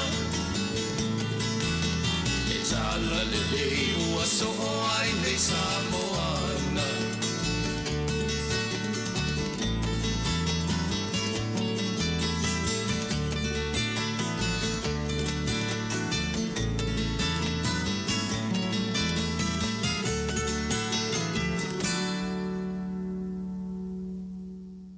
O le whaasisilanga tā ua, e whaamanatu atu i le mamalo le tātou au whaafonga, e iaila wa ia te tau i lalo le tulafono o le Broadcasting Act tasiiwa valuiva, e whai e sau whaasea po o se whai tionga i mata upu, tau i whaasalalaunga i lunga le Samoa Capital Radio. O lo o au ili lalo le upenga o sota inga le pūlenga o whaasalalaunga, po le Broadcasting Standards Authority, bsa.gov.nz. A inga mo le whai o sau whaasea i se polkala me whaamanu alia i lau whaafonga anga. O lo o au fia i vaenga nei, o le ale teime mawhaiona whai se whaasea, o ai tu ainga polkala me mawhaiona o whaasea ai, o ai e whao o iai la o whaasea mō le teime mō mua, whaftai. Whaasila silanga, o le ale so poloa whaalupe fili mafua se langona vai vai. Ai o le a se i o u se e ifo i le vai paua malo, se i mata afa tu umulinga o fausanga o le vaatele, i opa ia whaalanu ngā tā Samoa. E a mata mai i le ite o le malama i le mata saua. Se ia suru ia le whaitutoa o le maota o nā whanua, o ala o manu e le uia. O le pa ia lava lea i a inga ma o lātou tama, ai tainane le pa ia tele i a pule matua mua, i tu au ma la taua a inga le tai ma le va au fonti. O tele tala leu foi i opa ia whaale atua, au wale au whaingalu ngā tutofi a le atua. Whaata alolo ia, ma ta oto whaala au mamafa upa ia, o le la au taia, e leo ia i matangi, tulo ia. Ai ua lolo matau ama, se leo vai vai, o le fono faufautua Samoa i Wellingtone. Ona o le whaai wina ai, o le tautua mata vela, a le afionga le komesina sili o Samoa i New Zealand nei, le afionga i le matua, le asi papali i Tommy Skellen, malana masiofo. Ua mātou whaatala uula atuai ma le whaalo alo tele, i le mamalu le tātou atunu i Wellingtone nei, o ne a whaia le tātou whaamāwaenga, ma le afionga i le komesina sili malana masiofo, i le afiafi o le asolua sifuma le tasi o Juni, i le itu lae ono i le afiafi, i le nofoanga nu mela wha, Resolution Street i Lyell Bay. So maia, tala mai a au, ma tātou mafuta, ma lulu a au ma wha mawai ai, i le afionga i le komesina sili, malana masiofo, i le afiafi. Wha awhetai tele, sai nia le taitai fono, i le laulau a fono, a le fono faufautua a Samoa i Wellingtone. Ia malo whawhetai, whawau tātou whaasirilanga. I le awa tele ma le whaalo alo wala ua tua il pa ia ma le mamalu le mawhtanga whaiwhia so whatasi Samoa, Wellingtone polilua ma le Hunter Valley o le a whatau ruina le tātou whonotanga le board i le aso neis furu whao yuni le aso lua. I le whakasa tolu fitu Mitchell Street i e puni i Lower Hutt i le tula sfulu i le tai au nei. Ta tala fo i le avanoa i so se whawhia ngai fia au ai mai i le whonotanga whawhtai lava ma le whaalo alo sa i nia launa wa whono. Le isi whaasiri si langa le nei. O lea ua sina le ngalu, ua sau fia lele fo le manu na yutu fiu, longo fo i tino mtangi le lei. Awa lea ua whaita waso lo tātou wha moe moe ma le fionga le tumaita i pālemi o le malo o Samoa. E whaasila sila atua i whapea, o le tai au le whilo inga ma le whesila wha inga, a le urua i tumaita i pālemi o Samoa. Fionga fia mena o mi mata afa, ia ma le mamalu o Samoa i le lau mua i Wellingtone. O le a whaia le astonu nei sifuru whao yuni, i le whanana i le fiafi, whaia le Ione Vito Center, sifuru lima Ferguson Street, Newtown i Wellingtone, ia o la e tala whea ngai mo whamu moenga whapea. Por kalame nei tu whatsia el fatu, e lango el Family Center, Samoa Advisory Council, whangsa, tanga luenga katoliko Samoa i Wellingtone, o le whautanga ia man maftanga whai whiau i Wellington. Whaftai lango sua al mtanga luenga moto al Pasifika. Ia lo sainia taitai o kubiti whafoe tau vau na le soni, so i taitai, si unga whao paula masoe. Ia Mauricio whamtalanga, ia wala au ia ta whao i malo lutin pasens i meli lea. Ia pol telefoni o le olua tasi, lua valulua, tasi lua ono. Ia le emaili parsons.l@fc.org.nz. Ia ma ole tato whasisilang muli na mo le tai au. Ia whaftai. Ia lele. Alo ia eu whaiva o le nei aso i mulia. Ia pe ia upo e masani e tapo inga ia. Mo se ia o lo whaiva o le nei aso. Ia so iloa wha minsta ma whaipule. Wa leil tulanga lea wa pe on mai tauina le usau tatu tala fofu na inga o le paramene o New Zealand nei taimi. Ma vai le fonfitalai. Tau i le whamawai le fonfitalai. Al whamawai le fonfitalai la alu i po ai lani. O le singa luenga. O te loi lato umai au paramene New Zealand. Ele so inga tahani lato ngā luenga. Sa ole. O ia sau mai tono le paramene le umia mo ngā luenga. Mo ngā luenga. Te le tau whawa ngā luenga. Wa voi la wa mautono al fa mo po la CV tala anga no no langa lu ya ku swa fo ile la titi ya te ai no wa to se ni mas fo lo ku swa fo ya te le nga lu nga la tau fa ya ma fo anga fa ma vai fa la va stai me mano na inga mi sen fa na ya o ita to lo nga lu nga ya me se la wa te le la vale afianga le social media po fetusia inga fa ne na po lungo pe so te e fai e whiwhiringa tangata pia o na pingi tele tangata. Ia. O so ia, fai pule min stasa ia so ia. Ma tangata sa ua tō whinga whapia. Sa o loto ala tō whai lato tiuti. Nā nei upu amana i tala fōlele a la tūli whono e la fōmele upu i au. Ma sale maa losi lungo tustu singa wha. Ia da, wa sale ai. Ia, sale ai. Tai minande, au le vaenga umai, oe. Se e la tū ma ia upu matalala la fōtu e social media. Ia te loa ia lau manatu ia kuisa fo ia ua mafatu te lele avenga o venga i mai ia mo o le sim tai putele ale fata tali tangata le kuisa fo ile ufa mavai o le va o le malo saina ma le tangata ni usila ko le ale ini ia le tau o vatu a o ia le fatali o ia fe fa ia lo fa lo tu kuisa fo ia io me ma se me de mana ta ulo nei ngo wa ave tamale o fa si o te saina tu ia ia ia o le sim ta te le na le fata tani nei o le tamale sa me ko re sa te ia na sa ni usila fie te usang tanu ile wa ave mta ta nu usila ia ala ma na o saina va tu e fa misino o le masalomia na o ti ele teine teine saina po ia pani ia na tu po fa la vi ngalo te tau o le va so ile po na tu on sa we news le fona la tu ta telefo a o tangata le ku fa fo i fa ia ia le fengo fie ia o le metau immigration ia o le immigration ia o le justice famsino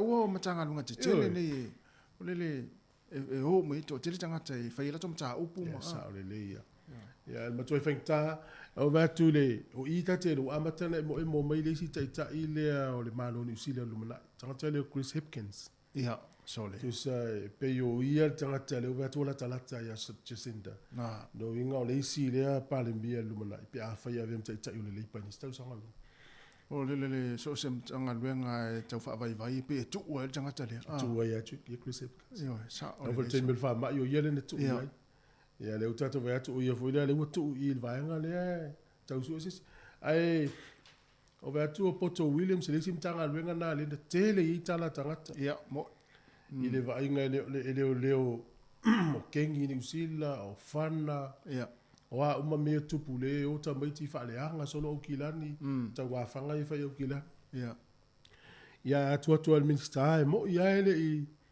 ia le la o sui fo to finga minister na ia mo ia tanga te palota se tu le foi le mo le suia ingal te mine o sa uni palota tau sang fo ia na wa la vai ni tanga wa ta sile tanga na feita e tanga ta le o mela fo fita lai ia mo wan fa pe fa o pe fa pe tanga de te fi lang o ina tanga la lu ese ya tu no lai swinga i tanga le au palota ma ia le ai vai foi lai meio por kiki a tu nei lo fa tu tuanga stanga te por kiki ia le fai mele te mana a o te me fa ma vai e wa tia il mena mena o sa o lele pe fia ni mata upu no fa tu ma ve fa mo ngai tangata ne ya na ma tu lo pe la Chris afo ya ta puni lo fisa ya boa ni mata upu la tu tono lo fisa ya dua ya tu uma ale ntinga ina ya o lang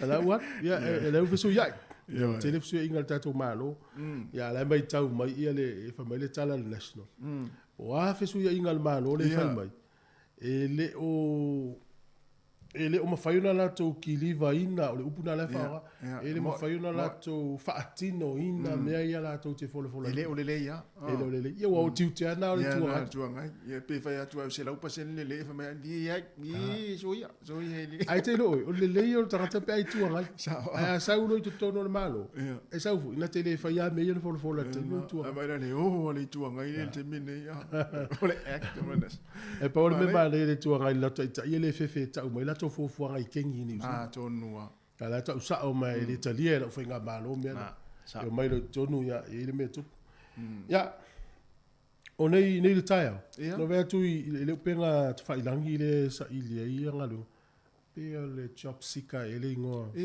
sa fa mongo ya mai nei e tolu pasene wa lu e runga ngaluenga a fo ile company mga luenga fa sala lau i le penga so ta inga le o tele nga luenga ai te lo e alu la lo tu stal sanga tanga fa pa set ne e ile si tanga na ma ta no ma soli on me le so le e fa tu ala on me le je pe fi tanga lo pen fiti le pe fi wa ile si tanga ava ya tu pele mo malo ila wala mo fu etele tu pele etele tu ne lo tinga no fengalo yo ila la lo fengalo yo ya el me fa ta ila tu la fengalo nga ola tu ye fengalo te leo lo to sa e tu pe tu tongi tanga te yo le benefiti me la le ila tu uma le le benefiti so sto nga benefiti fa sto fa ta tanga te lo fengalo nga fa ta ye lo sport malu lu mo fengalo ai le sta mal matal no mo telo mo to le fifia i ponta tu lo o jam tinga ina o usul malulu e amata lu va ver na tama o le tolu ai te fa longo tua e o la ia tato fa pui pe ni hotels e fa tu sa le ia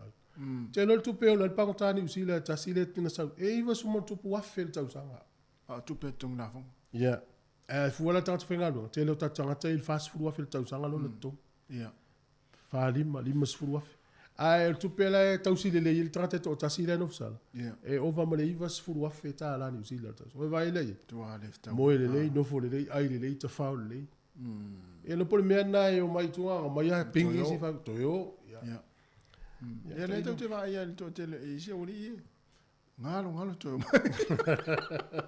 Ya le. Ona na file na la lo blacks. E ma le vita tel no so si meta tel no. Ya me so manatu le lo blacks le na mai. E di tangata le manatu le e tauna ye fo ni si sa e tauna. Tauna ye. Ya ma le tel no ai so fo sim ta bue. Ya tonu valu lima no fatasi. Tonu valu lima no fatasi le no mela te vidi mai ai. Ya. E si vai no telefone na mai dei. E compagnie na ta o simplicity. Sa tel no to fo le fiona fam sangam sa vilina les freely. Compagnie ne e la to le e fo le e fo la to o nanga e fo i fale mtu longa pe. Ya. Wa fiu compagnie le watu e mai ni cheap boards fo ngale i fale e fa ta. Mo me fo i fa. Ya, mo me o pui o fale. E watu uma, e watu ele maua, e watu ele ya ole wo nanga le reflectors o la to le tele le fausia tu fa ya sa pala ia le ole me vena tu ina fa polo ke ti al malo le tutune e ma fu mai olo o la papa ti pot o me uma fa fale o si o le e fiu so ele ma o tu ai ya la manga luenga ma fale fo o fale fi fale le ma fale fo e fa le o tu ai o lo compagnie le a mai la to o lo mai fa fo bo Thailand ya vai la le sa un telefone le la fono ma reflector je vai la ya o vai ku reflectors a onda mai o ma company o Thailand ma no life mala lo la to ya ma me vole le fa ya na ma le fa pe tu te pole la to vai le fa na o si o mai ai Fa li ya mai ya fa ta ya na na mana ya foi le. Mana ya. Ya le ngai inga na fa va na. Mana ya fa te inga simplicity. Ya le la va ye. No minga. O tontu malo se fa sfinga. Wa ngau ele to e mau la tontu pe. Ai alu umar tu pe fa. Na va velo na mai lo o le mau la le simplicity. O le tele o la tau fale. E le fa tanga ina i pe mita le council fa nga ile si tu inga chip board na sa mai Thailand. E taru sanga la tau ya fa tu mai fa tanga nga fa nga. E le la popole nei la le reflector. Le la ufia fono. E taru si e for fa fitau. A fa yo se la tau a wala le toso ai. Ala e mo la to pe la wina funga usi olone. Le la au ni to pe ala umai fa nga. Na. Ia taru si ai au ni fo nei tala no ma sina fo I company. Na. Le o fa pe. E tatu fai madi. Wa fi wa o se me e to mai ata tatu. Le festa to muru au. Fa vi fianga tai au. Ia tatu leina na ya Vili mai tonu valu lima no fa tasi tatu tata. No tatu eva festa tal mali. Au ngalo afreiva tal normal University of Victoria. Charles Fulu ya al fata nonga male te pa mi al malo Samoa. Ya le fata no le fiona le pule fa fonga mai Charles Fulu. Ya, fa fianga le tai ao o le me ai tasi le me masania na va o ta to mo me ai. Ya le va o le me ta o el tino tata. E me ja pe afu.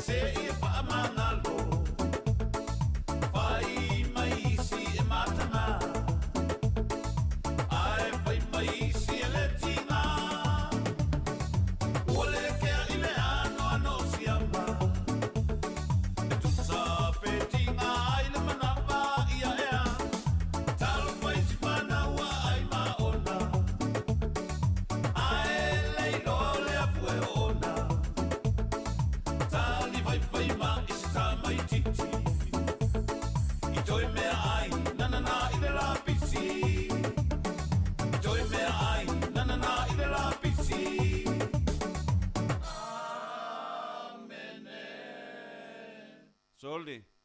Ia, whabakanganga i e maailo. Na, to e sfuru tasi minuti ona tale o le tu la Eva, sfonga la mua Wellington. O le ili whamoe moe, o le sile vai ngai fia longa tu foio le a whasa lau tu sa o le tātou li tio nei whamoe moe le a swa tai au. Ia le mota o tātou Samoa le i Wellington. Ia le whamau tu ai le komisina sili o Samoa pe a o i lava le komisina sili o Samoa e fio meni usila o i lava le ofisa au tu Wellington e ala lai. Ma angalu e tuai. Ia o le ala e whamoe moe o tai au le tasi la o ia po le afa fururua. Ia mata tu le tātou whasa lau mai tai o. Whasa lau sao mai tai le. Yo. Meo la whaifa moe moe. Ia afa pe ki e lau TV tai au tātou Facebook ma le YouTube. Ia. I le aso tai au. Ia mi se lava nei mātua i e se ase au whainwhewai se ki e le TV mai mo tuai. Whasa lau tu sao whale tātou ri tio mo lau tu silfia. Ia e. O le ua le whaina mi tātou telefone wa amata fo ia le vainga huli le sa sol te. Le ia sol te file mu. Al sol te fo nen fale anga ia. Ia le ana mai telefone na finen tu ile si vainga to lua le no mo fam sinonga. Le wa i mai. Le wa amata na wa i mai. Ia ai pe ia o nei fo ile la wa ia le unga fo ile le o le solo te i Amerika. Ia vai le. Vai fo le sa Jamie o President o Donald Trump. Sa o le ia o ala vani te tunu i tau te ia. Le ia te file. Faali ia le langona o tangata o tunu fa te mkalasi le tatu te. Ai mana tua.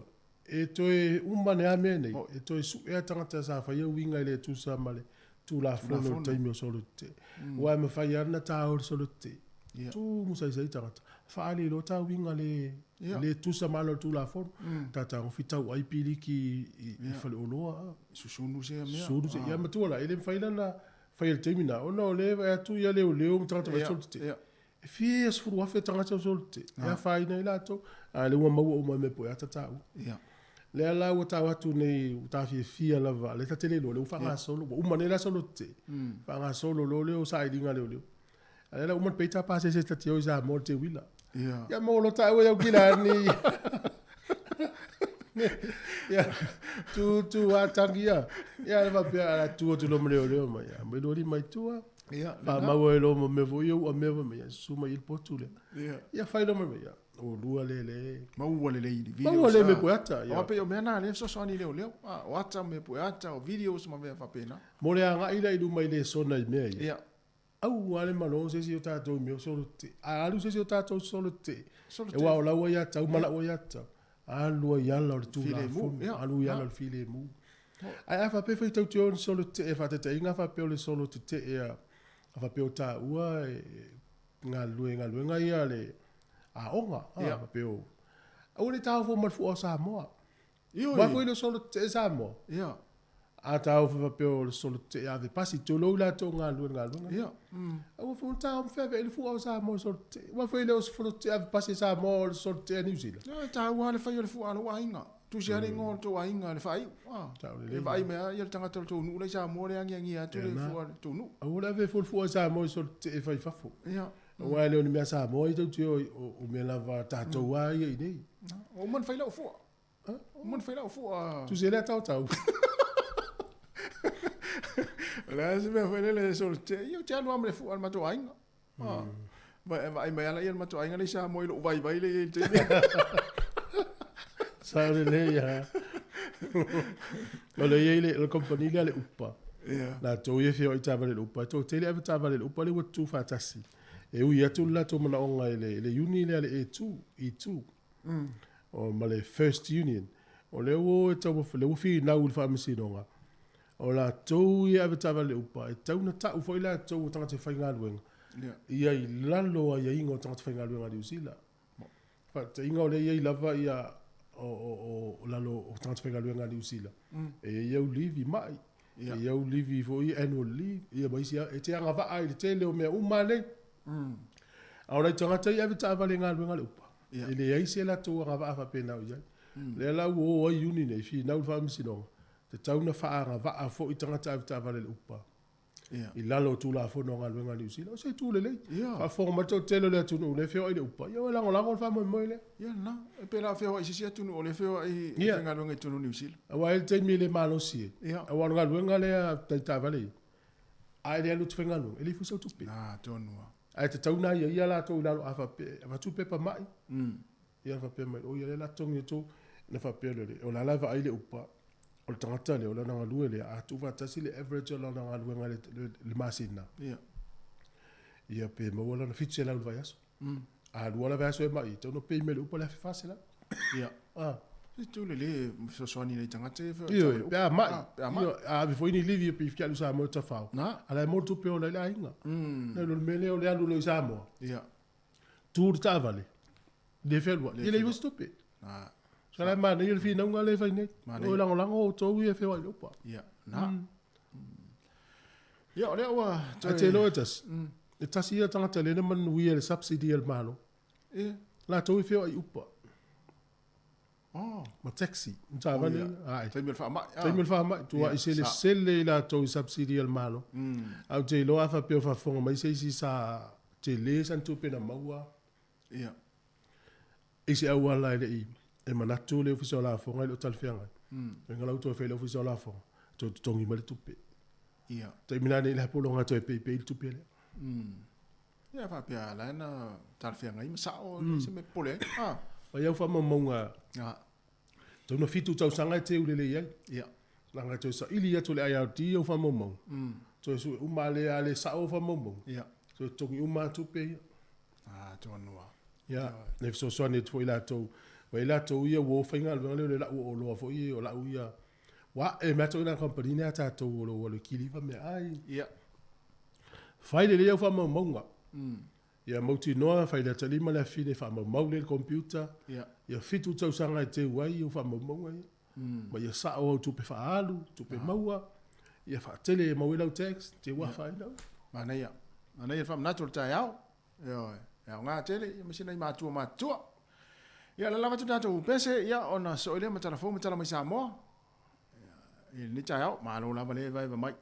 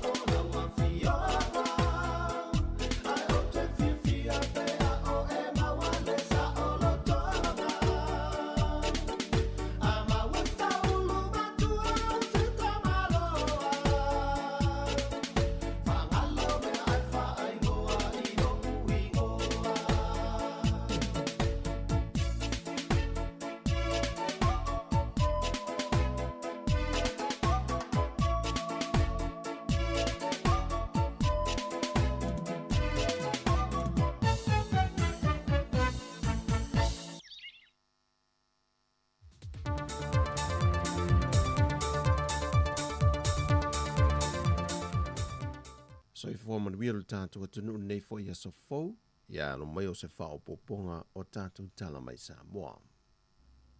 Ua whaalawi lol te mai te komisena o Australia i Samoa nei, ia Emily Luck, le isi whainga pa anga whaapisinisi wa fisoswani mai ai Australia mo Samoa, ala le whaamalo sia o le whaalapo tonga wa ta ua le wi Samoa, e na iona ia ma whaamalo sia alo ma whanau o le atunu ia li ima tama i ta i hawa no tutusa, e hawa noa oa oi nai le una ia lea o to mai whaapitoa, e vaenga tau sui tusi, tu whātasi o reporti ma whaamaumonga tau tupe pisinisi, o vaenga tau la fonga tutongi, reporti tau tupe whaal tau sanga.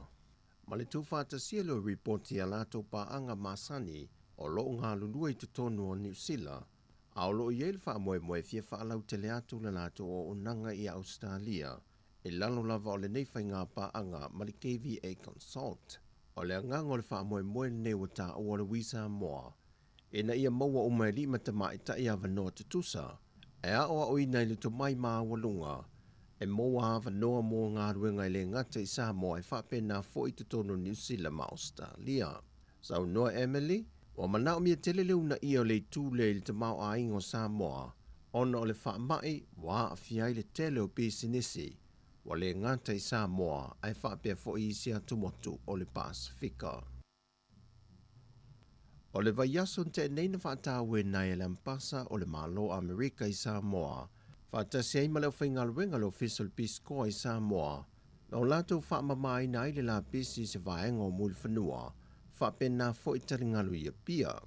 O le aso valua iuni o tausanga te itasi, e whaatawe nai o ngā Samuel Lolangi, e pe o na toe whaatawe le nei tausanga i le autu, o le toe whaamalo sia leo le au ina mai, o le matango fio ngā yoinga o lo au maia e o ngā Samuel Lolangi.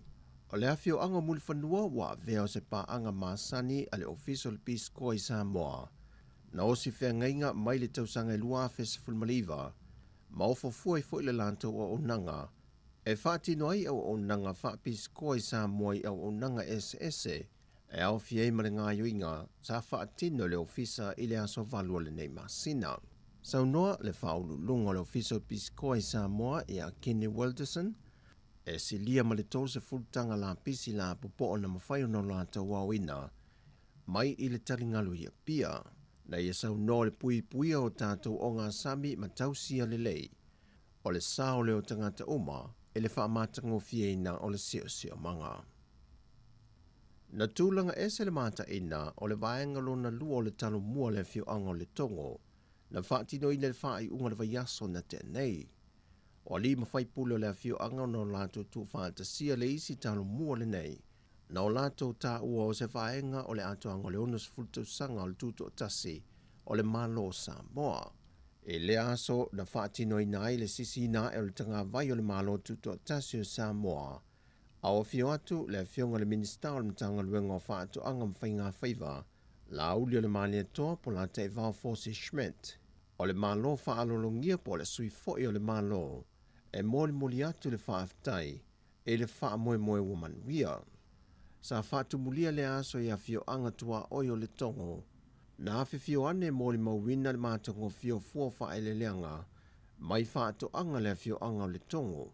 Whaatase ma le whaalio to mai mawa e le fio anga e le tūlanga o whainga whaiva, ma whaalea lea fo i ma ia tonga po ia le malo mai vaenga le au luma, whapea foi whawhia fianga mai lea onga tūlanga lua le tongo, whapea foi ma whawhia fianga mai lea waluma, ma tau le lea o lea fio anga. Sa whaatase foi ma le swimming style whaatu anga mwhainga whaiva, whaatase ma le whaipule o vai maunga numera mua, sula manaia tui vasa tau ele, whaatase ma sui o le matanga ruenga o whaatu anga mwhainga whaiva, o malo whaalolongia lea mo lea aso whaapitoa. Na toi whaamalo siatu lea fionga le minsta lea fio anga, e na ia toi whaia se isi talo mua, e una ia i pea le tūlanga o le maua o tau mawha i te tono lea fio anga, whapea fo i lea tanu. Mai a lea wha moe ma wha mea lofa tue le malo le ono wilpaelo, o waila au whanga vausa i tulo, ma nisi o mea whainga luenga la iti mo le au whai whaato anga, e si lia ma le 5 sa tofu sao i le wha moe. O le pepalata mai o whaamaumaunga o le whaamai o le COVID-19 mai le matanga luenga o le soifua maloloina, wa whaamauina le aso fito iuni le aso valu. Wa whaamaunia ai le o atu i le toa se laulua se funma le valu i lantou na maua e su enga wha le soifua maloloina. Wa afia e siamo le COVID-19. O lo tu mau pea tangata maali liu le toa lua se funma le valu. Ai wo atu le au wha e tangata Samoa wa afia. E le se funma le wha hafe tol se lau se funma le lima. Ai wo wha o popo pea le au wha o i lantou na malanga mai malisiama mai altunu o i fafo. E le se lau se fulu. E wha mau le se lau lua se funma le valu wa afia i te tonu le aso fitu ma le aso valu iuni. E ono se funma le wha i lantou fonu pesia mai malu lau tele o le altunu. Ai o leisi ono se funma le wha o i lantou ia na whai malanga mai malanga i atunu o i fafo i lo tātou atunu. O tāna fawia mai Samoa manuia le nei aso le tātou atunu, whāsoi foia.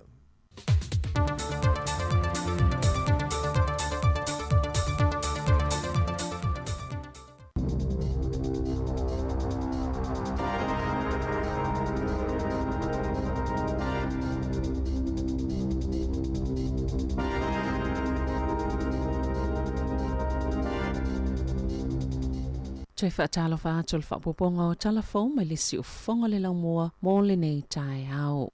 E tele atu nisi tangata uatu ua le atu nuu, nei lo tangata o lo ulu fale mai pito sila na to tele tangata na tu ua ni usila. Ile maasina o Februari ile luafe luas fulu, e tu sai mawha Alice Stats New Zealand, e ivas fulfitu afe ma le ivas fultolu, tangata ni usila na tu ua le atu nuu ile maasina o Aperila. Na taunu mai tangata tafa mai fafo peitai, e na ole limas fulfa afe tolu selau ma le tolu, ile maasina o Aperila, pe tu sale ma le sfulu valu pasene o turisi mai fafo, a ole ialia elfa ama ia Aperila luafe sfuluiva. Peita ai na pita to tele tangata taunu mai, talo male maasina o me luafe luatasi, le silia mal to limas fulfitu afe, o tangata tawhawhau mai fafo na ulu fale mai ni usila, ile taimi na pita tele ife o inga le vama au se talia, ina ua tatala fe o inga. E silia malfas fululu afe tangata malanga mai au se talia, e lata ilionos fulu pasene o tangata asiasi mai fafo. Sa taunu ule masina o Aperila luafe lua,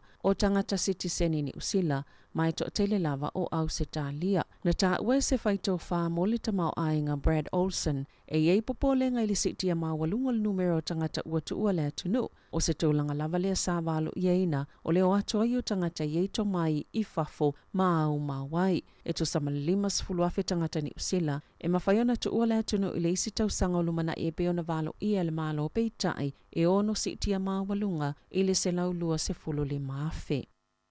E to ofafe fanse laus fultolu tangata fauna fa maonia le mtanga lwenga soifua maloloina wa fia le COVID-19 pio na yei fa maumongo le asoana nafi fa atase male to lima o tangata na mali liu. E to aiva ila tolo tau fia i potu mo ngase tinga ina o ila atauia na mali liu e to oluai au kilani, tasi i Waikato, tasi Bay of Plenty, male to tasi Canterbury.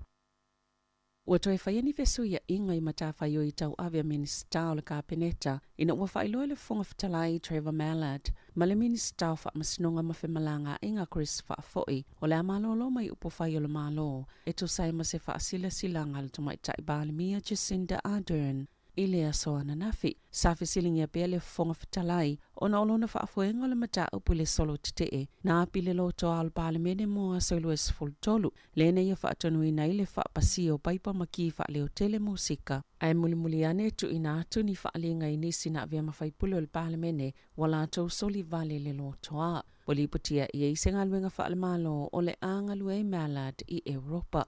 O whaafo ina ulufale ato le palimene le tau sanga ilua fes fulu. Ina ua maana malo le itu malo whaapalo tau mana i se whainga palo tala i titi. Na whailoi whaafo ilo na whaanaunga e tu uai upu whai le malo le whainga palo talu a whelua sfulu. Masaya talo sanga le fia whaamawai le sfulu valu masina ua tua nae. Peita ina talo sanga ina e Ardern ina ia toi whaawau mo le isi tau sanga. Wa fia malo lo whaafo ina ia mausa isi teimitele e mafutai malona ainga. Sa whaafetai ia le palimia le sunga ia whaafoi, whaapea fo i Mallard, ona ola la tau tua le tele o tau sanga mo upu whai o le malo ni usila. Ole o ngā tutono au kuso e tu ia le whonga whatalai lona no foa, sauni ai mōle ngā luenga fōi Europa, ile amatanga o le lua whelua tolo. O le afase esel tumai tai Minister Poto Williams mai le matanga luenga o leo i fesuia inga le kapeneta ai o le atau avena Chris Hipkins. Pe ona whaeloa i le bale mia Jacinda Ardern i le asoa na nafi na ia ta ua o poto o se Minister e tala whea ngai mai ia mawhaia le ngā luenga mai tu mau pe ona ia whaatua ina le tamai tai whaipule ma o le ai pea i tutono le kapeneta pe tai e mo mia pea le whaioni suinga o le atau avena Williams le matawhai o le whaasao. Saya Kiri Tapu Allen, le utau aveina le Minister mo whaamsnonga, saya Chris whaafoi. Sa tele ni vaenga na whiangai ma Williams le whaatuptupla ia peo whainga whaasolitu la whanua kengi i te tono le atunu. A meise o ngai o inga i o ai kengi ta avale, matawhana ni fale. O Williams o le whaipule mo moelo na piitanga Pasifika na avea ma Minister o leo. O le tofinga Minister mo whaasalaunga sa ia whaafoi watau aveina Willie Jackson. E to olua whaipule fo le aso i tūlanga ia Chris whaafoi ma Trevor Mallard. O Soraya Peke Mason ma Dan Rose Warren leo lo so atu ilunga i le lisia le leipa. O ana nawhina ngai lulu i tangata waikana e wha amamao lātou loto ao no niasi o sio se lua nā whaina i lo lātou a ai i le aso sā. Ai sā whaina fo i ni aso momo atu i niasi o sio se ono, lea na wha alea ngai nai nisi o whale. E i nisi sā le mawhaina sauwhi atu o lātou whale, ina ua tāpuni e le pule ngā nu o lātou awala. E se fuluanga i le 15 mita le maululunga ni la au na matoa wha alea ngai na lawa i tūlanga lolo wā le tau. Masa whaalea ngai nei fo ini pou ele tise. E o atu le lua se lau lea whaingo ni whale na motu sia ile ele tise, talo mai le afal valu le po le aso saa. Sa ngā lulu ele pule ngā nu ile aso ana nafi, e sa ili beto o fia ni tangata na a fia, ono le tāpuni ngā awala. Masa talo sanga fo ia i lātou sa le ia i o lātou whale, ina ia no nofo maisi o lātou a inga po ni wō, ono ia tūlanga whaale tono. O le asi itia le malo vai ngā tupea ngā wa iei mātua e no nofo e wa aia lātou pepe fofu to a whāna nau, a matatu i le asomo mua i on lai.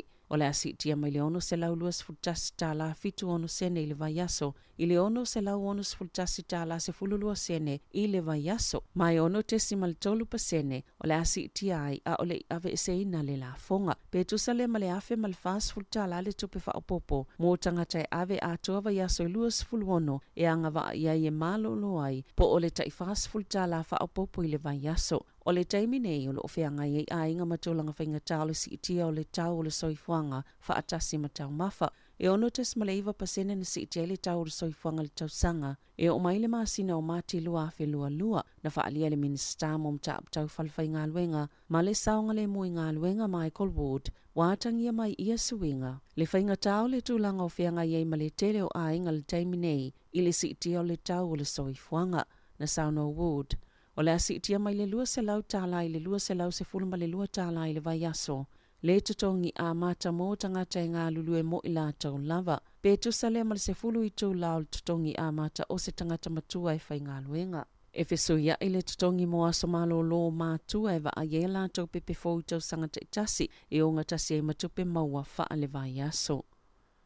O le vai aso ne ie whailo i ele wha ala patupatonga le Simplicity ma le asosio whaisi ea Whaatasi ma le komiti whaatono al kampania le Fletcher Building e so alau puleni atunga lunga i le lava o pepa i e whaonga ina e puipui e tutono fale po cheap plaster board e lata ina pule e to tasir kampani le maketi o ieitu ainga o loa fau fale.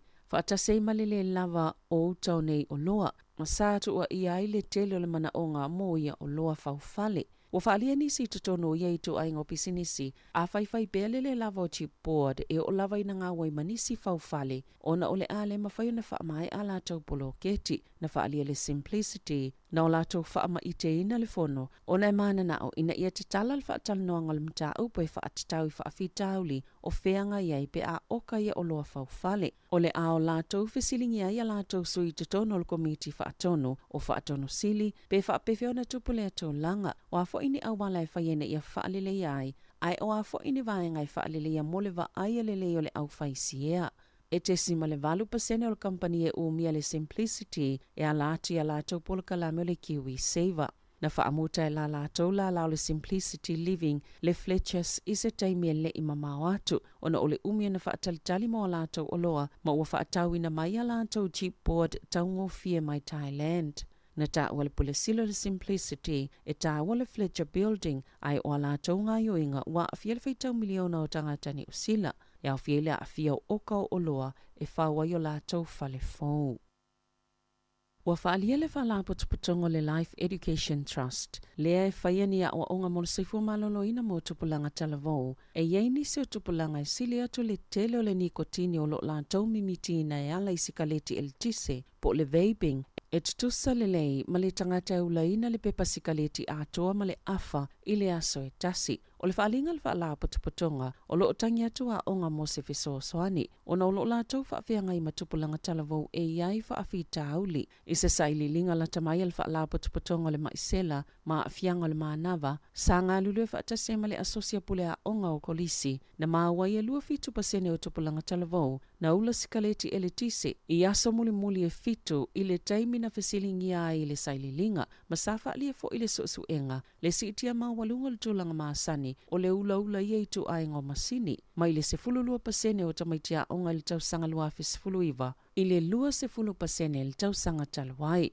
Wa whaalia le Life Education Trust, e yele mafua anga ya lai ona o ese tamaiti maula na nai tutono fale ui, manise o ngā yoinga, ona ua le mawhaiana tau file mana o le nikotini, ma o le taimi nei, matoa mo mia lava ya onga le lango ma le fisoa soani, na ta ua le pulesili, e te tau le malo ni usila ona whaataitai i whainga au se tā lia, le olo matoa wha manino le leiai, e whaapeo le vaping, o oloa e tau fie le ula tapaa, ma o le swavai mai le vape, e au na whaatoa maua le tangata, ma o le swavai mai le vape, e au ona whaatoa atu inatu i le tangata, pe atu si atu i se pepa talavai, wa ngā lulu e whaatasi le whaalapotopotonga, ma le ash e tā pena ma whaatu se polokalame whaatitau, i a whaafita auli. Wa whaalauloa loa ia ni ngon tangata stoloa mai Golden Bay, wa molia au fieni molia ngai lola a mataino ni mui le aso muli o le tite elena whai le loto al balemene. O ila uaio Jordan Turner Crightley, tolu se fulu tau sanga le matua ma Sarah Joanne Henry, lua iwa tau sanga, ma sa tutu ilo malfa amsnonga wha ito malo Wellington e ile aso ana nafi. Sa mawhai ile to la fono na tau fiele wha iloanga o la ingoa e o mai le so, na wha alia leo sa la tau pepa o wha amatalanga, e to olua se lau 5 tangata na lokaina pe samania e wha atitau le titee na whai e le palemene. Ta alonga, e to ono tamafo ua filifilia le to tolu 10 ale olo pelekia o fie Rocha Tui Vasa Sheik, Aiden Ross ma Peter Kaso Wakula, fo lau whakatava, ma Lester whainga anuku, na ta uelwhia onga Ian Foster, sa whainga tā tele i la tau, ma Grant Fox, whapia ma John Plumtree, le filifilinga o le au, o filifilia Sam Kane e toi whaawaulo na tofinga kapteni, mo toi wala wina le li o Jack Goodyew, le na manu al tau sangalua whelua sfulu, ile ia vanua Joe Moody, Anton Leonard Brown, ma Ethan Blackadder mo le filifilinga ona o manuanga, e whapia fo ia Patrick Tuipolotu ma Damon McKenzie, ona e ta alo tau sanganeia tunu o i fafo, o isi tama o filifilia e awhi George Bower, Nepo Laulala, o Fatu Ngafasi, Carl Tuinukuafe, Angus Ta'avao, Cody Taylor, Dane Coles, Samisoni Tauge Aho, Sam Whitelock, Brody Retallick, Scott Barrett, Joss Lord, Tupova Ai, Adi Savea, Akira Ioane, Hoskins Sotutu, Dalton Papali'i, Aaron Smith, Finlay Christie, Bowden Barrett, Richie Maunga, Rico Ioane, Quinn Tubaya, David Havili, Sevu Rees, Jody Barrett, Will Jordan, ma Caleb Clark. Talafo ia malisi ufongo le lau mua mo le nei vaenga o le tai ao.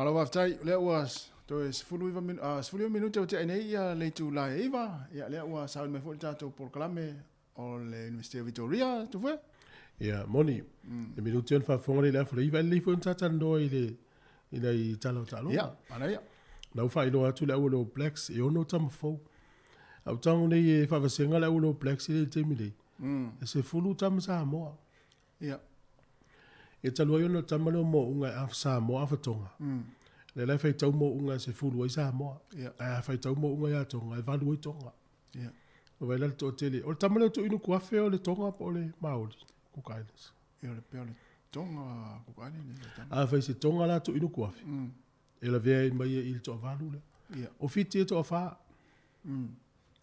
fiti pe a fai se fiti le o George Power. Ava pe se fiti le lina, e whaai fiti. Na vaile le au ato. Luas fulu mo le tupu o tama ia. Tu sa pe lufu tasi, pe lufu lua tama. Tonga fiti sa mole tono. Tam Pacific. Ya, o isi loa tama le toi, o Maori.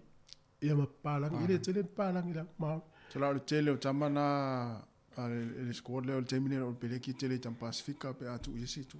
Na me tonu ana le wi. O va foi au Australia, se fulu le tama sa mole le au Australia. Sa o le. O le swinga na le wi au New Zealand Australia le temine i o matua i ave ma Tam Pacific. Ya le taula mua ya Tam Samoa. Vai for the state of origin in Tatal North. Ja. Se vai Pacific ya wi. Mo ya le temine. Ya pe ono pe lima le Queensland. Ono foi pe lima le ile New South Wales. Então tia le tau mafai. Ia o nei tamaiti. Ele te yo o lungo o. E matua sa la tua. Ve tamaiti le malu lu le tai au ile mai le light. Mai le light. Na tonua. Ia mai le fale ia tale le se vai to fa ila wari se sto dai. Tarsia o uloe la wali ia o i u leita alonga ia tinga matua. To tele ana fa na usa mo Pacifica la wo to fo i mai ia. Fa tau le fale le tama tina fa yinga lu ngale le to tau ile ngale mai light. Wa le ta longa la pi ta longa umaya e pe ia ta tonga lu ngale fa. Na tonu. To tongi ta to fa ngole va yaso po aso va yaso pe na fo le uli ia. Mo la tonga lu. To io to tongi le ia to si la to wai. Ya. Ole tūlanga la nau iai, ai. E ono tama fau, na wai le fa tūlanga ngale i kalapu e o mai iai po au ie lima li usila. Ia. Tu sol fa tūlanga ngale iai es fululua tama mai le Blues. Iva tama mai le Chiefs. Ia. Se fulu tama mai le Crusaders. Ia. Lua tama mai le Highlanders. Tolu tama mai le Hurricanes. Iu pa u tama le Hurricanes ilu nei. Ia. Ole tūlanga le iai stama o asafu o mo wala uri sa moia mo le pikia. Ia. Asafu au mua ma Leonard Brown. Ia. Ia la wuli na le pikia asafu au mua. Ia una wale le tele talo tau ke yaho. Ai mana tua. Ua matutua ia Taylor ma Dane Coles. Ilo lope umar tau sanga le por tau sanga le to lak pi Dane Coles. Awa watu rola ia o mua lo o to tonu alo Blacks. Au mana i for sau tua to sa uni to watu. Langa tele na vea lena le ta alo ia. Tele na vea. Stamana Leonard Brown ia. Na vea vo. Ia ole ile o ta alo le la vea ma fuana ole piki ai. Ia tato to va ai lola ia ile ta tamain ta no ai ia. Ia. Ile le nei tua ni usila. Ia le piki to i vasa shake. Ia. Piki ma le leo fa inga nu. Inga nu. Ngo se si ola ua ia la tau foi fa second fa center. Ia. Ola ua va i va mata va la pi. Ol tama leo fa inga nu ko fa second five. Ia. Ai fa center to i vasa. O le matua mana ia. Ia te ilo le fa fongo mai le au tangata e poto to la pi lo tau. Na sa mana ia mo le fa anta tal no tama le finga nu kwa. Sa la le le wai wan sa ta ndongan fai. Sa ole le ia. Ia. Ia ma le tama le fakatava. Fakatava. Ia. Tu sa le wa vai tonu fakatava. Na te fai nga wenga pero nara. O le fa polo i la le rock. La oni si tama le tono le au le te manatua. Ia ono tele ngalo te au si tama na ia au mai ta wale au na mana. Na mana ia. Ia. Ole si tama na wa misi. Si tama le o Mikaele tu. Ape hawa ia mo sona mano le ni tau sang. Ya fuala ya Marino Mikaele tu pe le tolu fu fa. Ia.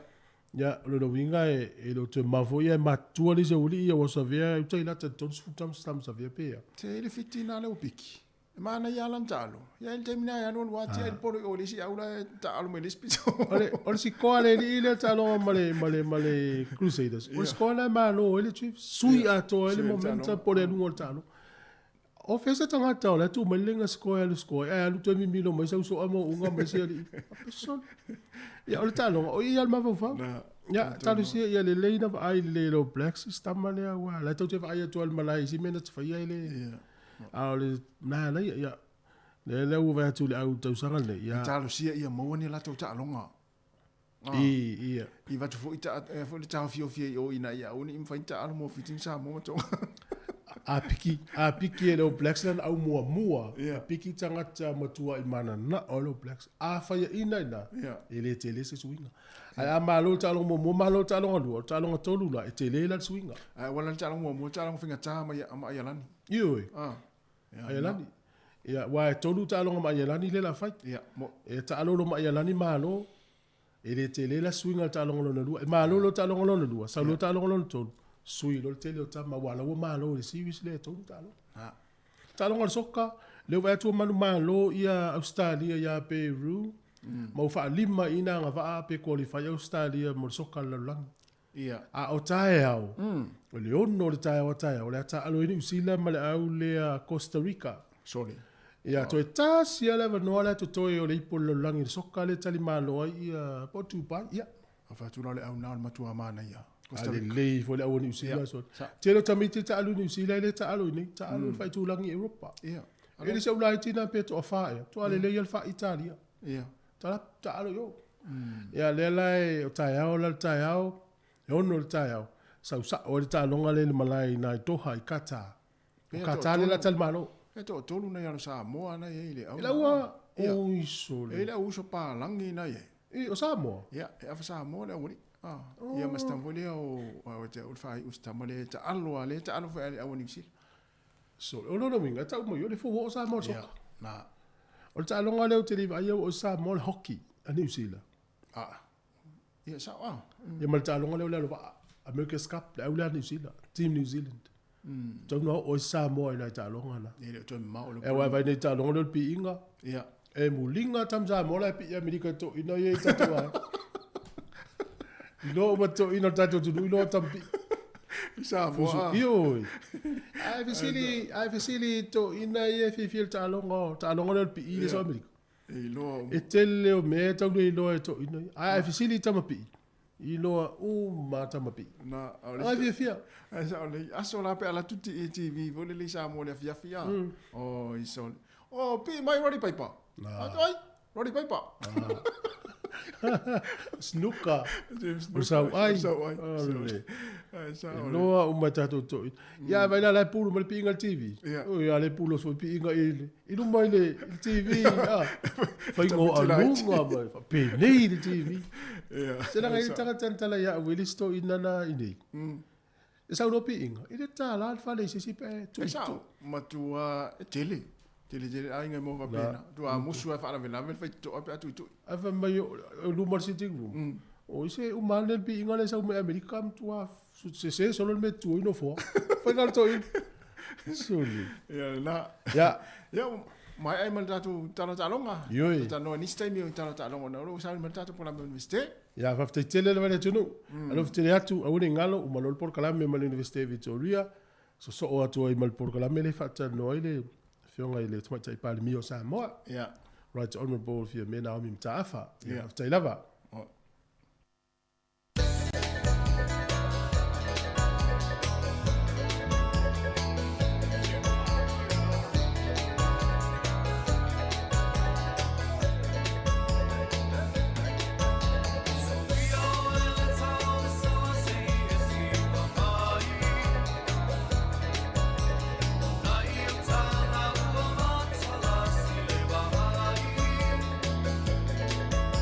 See ya.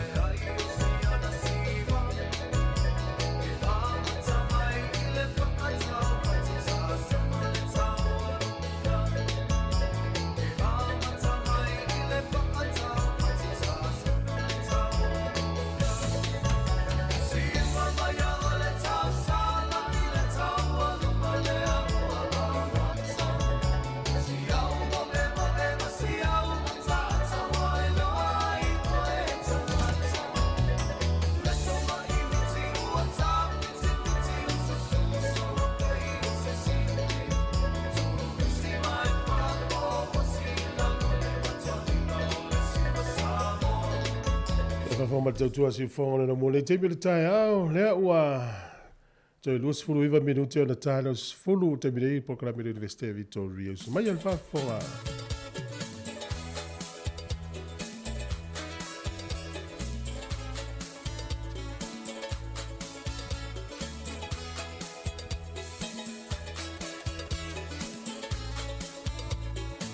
ya o te fia la foi fatalo fatuma toi fa malo tu le tunu le wetono le tato ofisi fasal la le sunga ya fa linga le ota ya le tam fa na foi le tunu ya lo ngalu le Université Victoria ya so ifo mo le tayo le sunga alinga malo le so ifo ya talo falava tu foi fatalo fa tu pa io sa molo fa funga men nei tu la tayo ya talo falava sunga fa fenga mo tu fatua tupu mai fa tu ma tau sa wa ma mai tai o manga ia se yo o lava nei fa nau fa tu lo wat foi ya yo tu pa ia mo tu sa ya tu lo na lava fa talo fatu ya nei tu la tayo talo falava ya malo la ya o mai ya la sunga foi ya mes foi la foi ngalunga ya ma le tato tautua ya o lo manui ya me uma le lo foleli ya o lo o manuia la fionga ya lo manwau ya taimuni leipen ya a me se foi o fengal wenga Pasifika ya o lo o tonu o le Université o Victoria.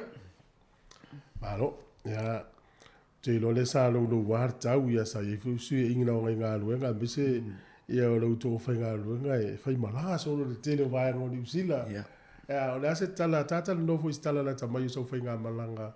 Le si lo I foi manisi o tatu tu no mama tu I si tu New Zealand. Ya o ngatal o malanga I le pitonu le o Nelson. Ya sa fatau nuina foi ia le afiafi foi o whamatalanga ia po le information evening. Ia o I sa fatau nui le whamoimus. Ia sa matu tala no foi ma nei a inga Pasifika ia o lo o au mau e foi le pitonu. Ia o le maa nei ia o lea pitonu e tau le pisitele. Ia ai o lo o iai foi o nei o tātou tangata. Ia o lo o no fo mau ia mau ona I fo ile na pitonu ia sa ma fai ona matou tatal no le na vai tau ia awa fo ia se fo fuanga ia o le anga I mai ona I fa nau ia e a onga I le Université o Victoria ia ai pe o le vaiaso o le asau ia o te malanga I fo I le si tu le o plenum ia e pe lata ne ia nas ia o le a fatona uina I fo ia ni sipo kalami ia ta o le Career Expo ia e fai fo ina matu tatal no I mana I alo mana I whanau ia mana I ainga fo I le laitu ia matu te whaasoa fo ia I meo lo tutupu le Université ia manisi fo I o mea te tauna ta pena ia awale anga I duma ia mo o onga tausang fo malo e mo le tu fa tai o te lo te muli le sa yo ma ia yo la wino le lisi fo le la fa ia o le la se le ma na yo le na lisi fa no te no le fa fo me nei matua sa ye is wa fa na le kalisia ma fa na sa le lisi le eu te lo foi va tu fa malo mato ni mato e lo to pitola o le fa tai ala su ma fa linga me fo eu ia tu ila su ya no la ngana sa mo lo e fa ngaina ta u o lo tu le vale o te tu le va matua ia ma le university te fa amala ma marina I matua e fuafuanga uma le tamaititi tamalete after fa malo lava mo le tu le o te lo lo filo inga le ma te le fa na le na balanga solo ai ya ai wo fo ma tu to filo I what fa so tala le ia ma tu le time o insa mo le fa sa mo ya fa tai lava tu fu ia e pe sa o so no o le nganga fia lava le ia e va ia tu fo I na ia lo mana I fa na ia sa ma tu sa matu tata no fo ia po le tolu le fata usanga talu ai ia onisio la tole I fia awale university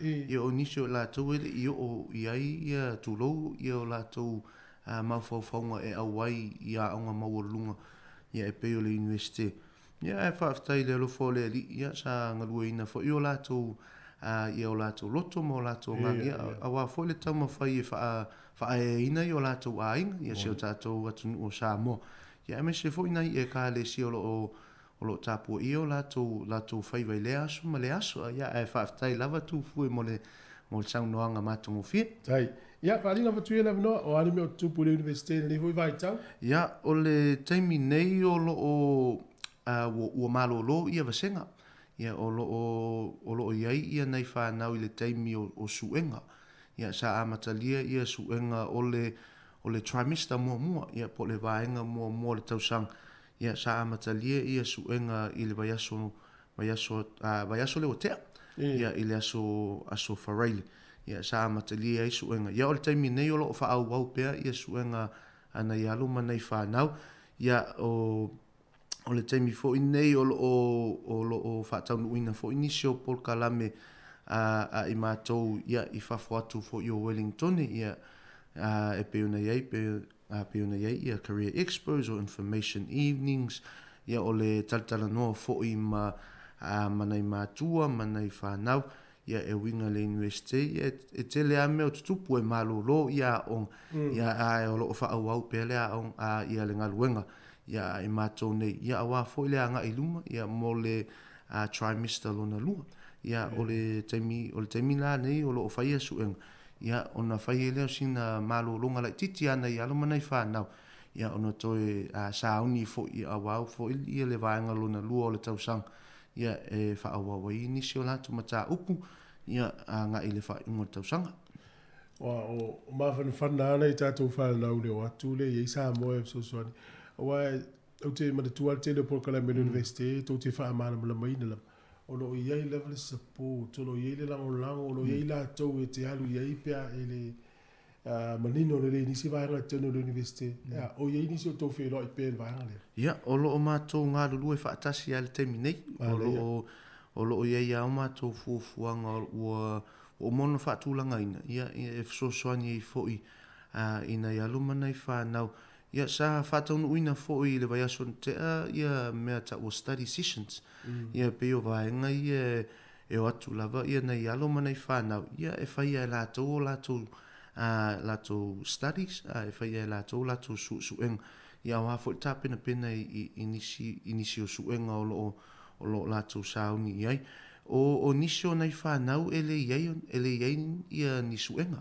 Ia o amuia lātou, tonu o taimi nei ua matua i mana i ar malolonga o i lātou na awa wala ini suenga ia e whapena le universite e SSA ia mata upu e fuafua lava i le mata upu lava i ia mata upu e ei suenga ia ei mata upu e whai uma e tonu o vasenga ia assessments po assignments ia ona lea i leo ni suenga le whai unga o le lātou tamawhainga ia mana ia nei whanau na ia tatonu o lo mana ia lava lātou malolong ia au nisio nei whanau ia tatonu o lo whai asina tinga aina ia wa fo ia le whea ngai ia masuenga ia tatalo mo nei whanau tatonu ia e sa o ia tala i tātou e leise mea le le e maua marfile mu ia tatau wao na ona ngā lue ia tatau fo i ona whinau ia ona mawele o se mea lei Morning. Ya, si fa isa so noanga la sunga fa linga ile. Tulanga fo leo tamaiti e wai wa onga mo no scholarship. Ya. Fa fa na wi ai la to mo tau dinga ina tongi me student. Fa tai tu foi ya ole aswan nafisa tatala ina ia le e tele ia scholarship. E tele ia i tu a ingo scholarship ia lo Maui University. Le aswan nafisa tatala ina ia scholarship e ta uo school leaver scholarships. Ia o scholarship ia e patino lava pe whaatatau lava i nei alo manai whanau ia ua i ua lātou waonga whaataita inga a whai o se tasi ua i utausanga nei ia o scholarship i la ia e whaatatau mo i lātou ia e mwhai ona lātou apalai e le mwhai la ona apalai e nisi fo ina le ua sfulu tausanga wo uma i o lātou waonga ia e lau o le mena school leaver scholarship o le sila vaenga te whia mana o whai lo atu le tātou atunu o a whai e ave se kapia a whai e tasi se tausanga e ave se kapia a se tamaititi tutono lea onga e ma whai a ona lātou apalai mo scholarship i lea i le tausanga tutua whataita inga a whai e uma tausanga nei o lo tausanga fou ele o manatu e alu le universite e whai sana cap ia pe malolo pe alu whenga luenga O ia pe a o atu lo le lua fe lua spun mat fa. E ma fai lava ona latu apalai. Tasi ale kepia, ma fai ona a fai la e lua pe sidi atu. Ia fa malia atu ele ma fai ona apalai mo school leaver scholarships. Ia e fa la ia school leaver scholarships o lo ia ia matou. Ia o le e fai lo atu fo i le tato atunu. O school leaver scholarships ia e fata tau i maka po o grades e maua a le tamaititi i le year 12. O le mafuaanga o lea whamatalanga. Ona e whatoa maua ia maka po o grades a tamaiti i se mea po o le amatanga o Januari. Po le o ngā tonu fo i o Januari.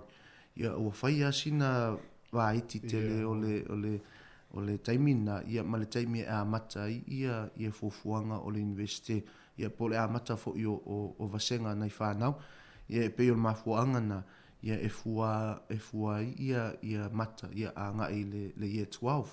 E whala ia scholarship o lo ia o scholarship ia e lua e whatatau i le excellent endorsement ia o vaenga ia sa maua ia le credit e limas fulu i le excellence i le lato year 12 ia a lesi lua scholarship ia e whatatau mo i lato o lo iai merit endorsements ia Mingala e limas fulu ia merit credits ia i le year 12 po le form 6 pe ona masani fo inisi o tato atunu.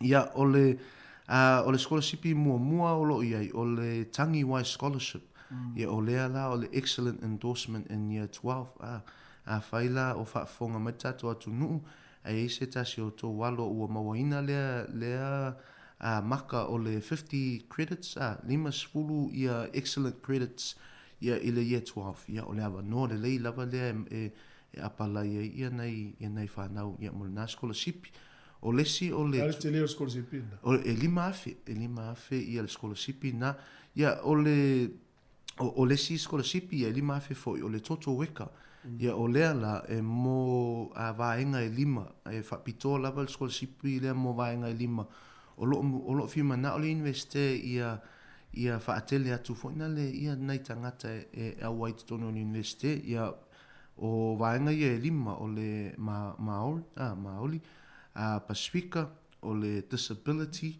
o le refugee background ia manisi fo i o lo ia se financial hardship mo tangata o lo mana mia soswani i le tūle tau tupe o vaenga la na lima ia o le merit endorsement ia whai o loo iei se tasi o aluma nei whanau Pasifika po Samoa ia e la vea ia i le nā vaenga merit endorsement ia o le avano le leifo ila nā e mawai ia le nā whamanyanga na tamaiti e o iwaonga ia na tamaiti le tasi le aonga le malolo tasi tausanga malolo ai ia wa fa pe Pasifika nai e anga va ai lalo Pasifika a fa pe foi la fa i dal fa so la inga va foi lalo le si kera na le financial hardship na sa o le ia o le si vaenga o le scholarship lona tolu le ia o le scholarship fou le ua au mai le nei vai tau ia o lo tatou ia o le Rau Karaka scholarship ia o le scholarship la le lima afe foi ia e lima pe sfulu afe e fuafua le application ia o le scholarship lea mo nai whanau o te le so latou e te le se latou sao i le aonga i mea tau leadership a whaila o ia o lo o taitai i le Poly Club whai o ia o lo taitai au lakapi ia so se mea ia po le climate me le vai tau leo tatou ia vaenga whapena ia o lo maua le awa noa e mwhai o nui atu ai fo i le nā scholarship e mana o mia fo i la le merit endorsement ia ai o le e whatatau lai mo i mea tau leadership i le vaenga o taitainga fo i o nisi fo i o vaenga o le aonga ia ma le scholarship muli lo ia o le kahotea ia o le tamate lea o lea e tolu lima afe ia le scholarship ia e mo nei whanau o lo maua le excellent endorsement i le level 2 year 12 ia e taua o fia i fo i manisi vaenga a whai tai pe tu whaatasi fo i ma le scholarship lena mai atu nei o le leadership me fa pena ia o lo participation po lo involvement to tonu o le aonga to tonu o le community a fai o le aulotu a fai o le youth group a fai o se mea fsosoani nei tangata o lo mana mia fsosoani ia o tele o mea fa pena ia tau au fia mai la le scholarship le ia e tolu ni mafe ia le scholarship le ia mona ia no mana i fa na so sisi lava ia o lo o ia onga ia ile nei tau sang ia po nisi fo isa u la tua onga tau sanga le o uma ia ai o lo o fi mana o e a Wile University tau sang fo a faringa fu ia o to ia na mo to university ele tele scholarship ia vai tau sa tu tongi au tu e ba te mine o tongi nei ia sa o fu le ia le o se le fa na ten o la to o le hao mo scholarship nei ole uma ele a multi degree ai longa tele se student lo ese mai ia tau sanga mo le fa o nga fu el malo ia ese o le taimi nei ia o lo o ia le vaenga na o le e a unga fua i le tausanga mua. A whaila e tau ao ina fo ia scholarship ia pe maua fo i le tamaititi a unga le scholarship le.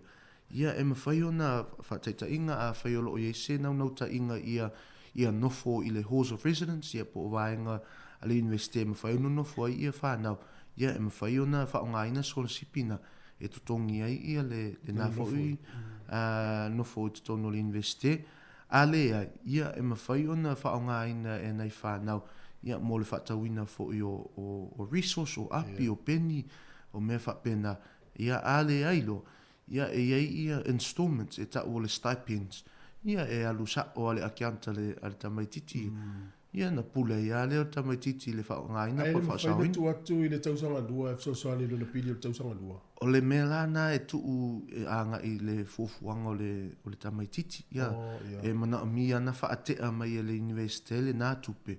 Ia, na avatu lea i le nā fo tamaititi ma le nā ainga. Whai e se lato fufuanga. Ia, a whai lao le mana onga na e sefe mo le tausanga lona lu. Ia, ona teule la tau fo ina le ai mana mi ana na amai le universite fafu. Ona e ese i le budget. E ese le budget tausanga nei. Tausanga lua whelua tolu, ma me whapena, ia ele ma whaila ona upe ele universite le nā tupi. Se wanga nā ua whai mai ia le alu, ia nei whanau, o te lefi mana o le nā scholarship o le la ualu i sesi universite. Ia ona tuu lea le universite o le tupena, ona whai ele o se fufuanga po pe iei sesi e so o mai i le nā vaenga. Mana ia. Ia, matua whafonga mai, uma watunu mela sunga whaalinga te vili e le te mitala whenga ima ia. Ia, whaalinga mana i fwori vili atu le atunu e te tala noa ma mes foitu, vili atu le tali mai, tu use whi au tāua le telefoni ma le mela atu e vili atu ai, tā se atu nisi whaanga lea. O ane o fufuanga ma le universite, ia mo nuu e Hawke's Bay, ia ukelani, kala estete, ia fiafi o whaamitalanga. Ia, o e toi tolu ia fiafi ia o whaamitalanga po le information evening o lotu toi. Ia sa amatalia le wha moe le masino me i le aso sfuru. Ia sa amata i te tono Wellington ia i o ia mātou le universite. Ia o le wha auaua ia o le ua i le vave o le alu o le tausanga. Ia o le ua o fo i le si ui o le nā wha moe. Ia awa fo i ia le information evening. Ia o le teimi nei o le tatono o lo iei fo inisi o tātou a inga. Ia iei fo inisi o tātou atu nu o lo wha fonga mai i pito nuu ia o lo o iei ia vaenga ia o lo totoi. Ia o le vaenga le o Hawke's Bay. O Hawke's Bay o le a whatau nuu ina ile wha moe. O le information evening i le aso tofi, le aso sfulu ono, ia mai le ono i le afiafianga i le valu. Ia o le a whatau nuu ina le wha moe i Napier War Memorial Centre, 48 Marine Parade. Ia o ina o le a whatau nuu ina ile wha moe. Ia moi la tau lo whaafonga mai fo ile nā pito nu.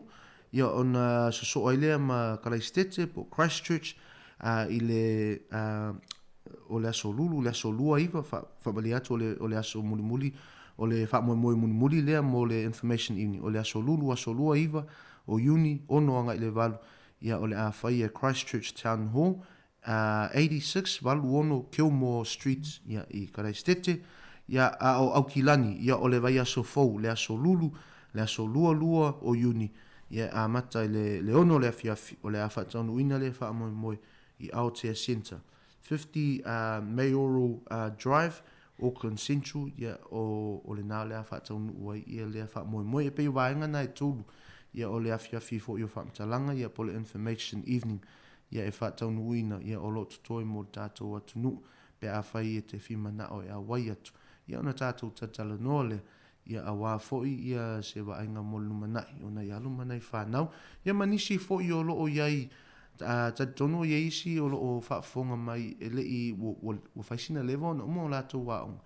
Ia a whai o lo o iai se nau ta inga e toe a mata ia le o onga ono mafuanga tau ngaluenga mana o mise fa spepa po se qualification ia ia mawalunga I fo ia se tūlanga le ngaluenga ia ma fai foi ona e su mai tatu tal no ia avatu ele fa so I meo tau undergraduate studies ia po le postgraduate studies fo ale na ma le foi le la formaia le fasilanga na fai mala o tu tai maso mo si fie nei ma tu isi tu di usila e ni si vaenga e tau na si le fie ni ki messages for mo tatu ai mole si le fie tatu o tu no lo tala ina pe ile investe ia mo nei fa nau ia fa tau no ina yo la to o onga ia po la to studies fo I mo le taimi nei ia wa fo I le tāpena pena I nei suenga te ua longo atu e lau walo ia po lau tamaititi ia o alu le universite ia anawa e whaafonga mai ua malo lo ia vasenga ia ua malo lo vasenga ia ai whaawau pēr ia le vaenga le tū leo le studies o nei whanau ia e whaelo atu tātou atu nu ia e le o e tawha o le tautonu o la eo e whaatau nu o lātou fufuanga ia ma lātou whaitaunga ia po lātou tustusinga foi ia wa fo ta pena I o lātou suenga ia o lo tala ina fo le universite mo nei ainga ia a fai o e fai malanga mai Aukilani po o se po o Christchurch Queenstown ia e ma fai ona e su mai le universite ia e fima na o e fai sina tour o le universite na fai sin te le o tātou universite ia I nei lau mua ia ona fai lo mai le ia ona fa por kalame le o se tour ia o toi ngā tua la ie taimi nei tu fue matua I mea te tele a tua la ie o nei alo manai whanau o lo o ngale universite taimi nei ia o ila tau ia o lo o avea ia tua ale ia o no atu leo tama matu tua le ia ia e whatau nuu le wha moe ia ai pe o le vaenga tā ua na e fia whailo atu de whaafonga tātou atu nu a whai o lo o e fia a fai o lo o fai malanga mai se o to a inga ia po o e fo i o lo fa fonga mai ia fai lo mai ia e ma fai ona ia la to le universite tato tatal no ia pe fai fo I se tour ia a wa fo ia le lo fo I lo ia o le o I tu o le universite ba lo fa tai faringa na lo na fo ia te ole tau na langa me le ia me se le fo ia o le fa ma po ina nei va le ia mtau te lo ia me lo nu mela e vili atu ile atu ia ma tua Samoa e vili numela falinga ia le tali atu ia da tango le falinga o lo numela o lo wingoa o ia vili mai ia pa wale pe text atu ia na e mo lo te mi te no foi ofisa fai lo le se wa luenga lo ba u la tua ia sa o le fa tai lava tu foi o le numera ma fai ona e mo ina ia lo ne tangata o le olu lima o no tolu lima iwa fitu tolu, o lua lima o na tolu, lima iwa fitu tolu. Ia, e whaeloa tu fo il tātou atu nu, e eini si waenga ma whaiona e mata. Tātono e eini si o tātou mātua, manai whanau, o lo whaongaina le ai tu o le Instagram, ia po le Facebook. Ia, e maua I fo ia le matamatanga ia awao o mea lo tutupu tutono le universite. Ia, e mwhaiona mai moa I fo I tātou atu nu le nā waenga. Ia o le Instagram o le Pacifica Vic Uni WGTN pe o whaapupuina na o le Wellington Pacifica Vic Uni Wellington WGTN o le Instagram le na ia me se foi ia le Facebook ia o le Pacifica at te headinga waka Victoria University ia e whaingo fia ona mawaina I foi le na vaenga ia mo i lātou o loo fia e o fo i le itu, ia e whaongaina fo i lea, avanoa mātango fia. E mwhai una mai moa e fo i mea lo tutupo le universite, ia awa fo i ia le lātou nofu malamalama. Ia awa fo i le wha moi. Ia, mātou wha manui atu ngā runga le iaso, whaftai tele fo i mo le tanoa.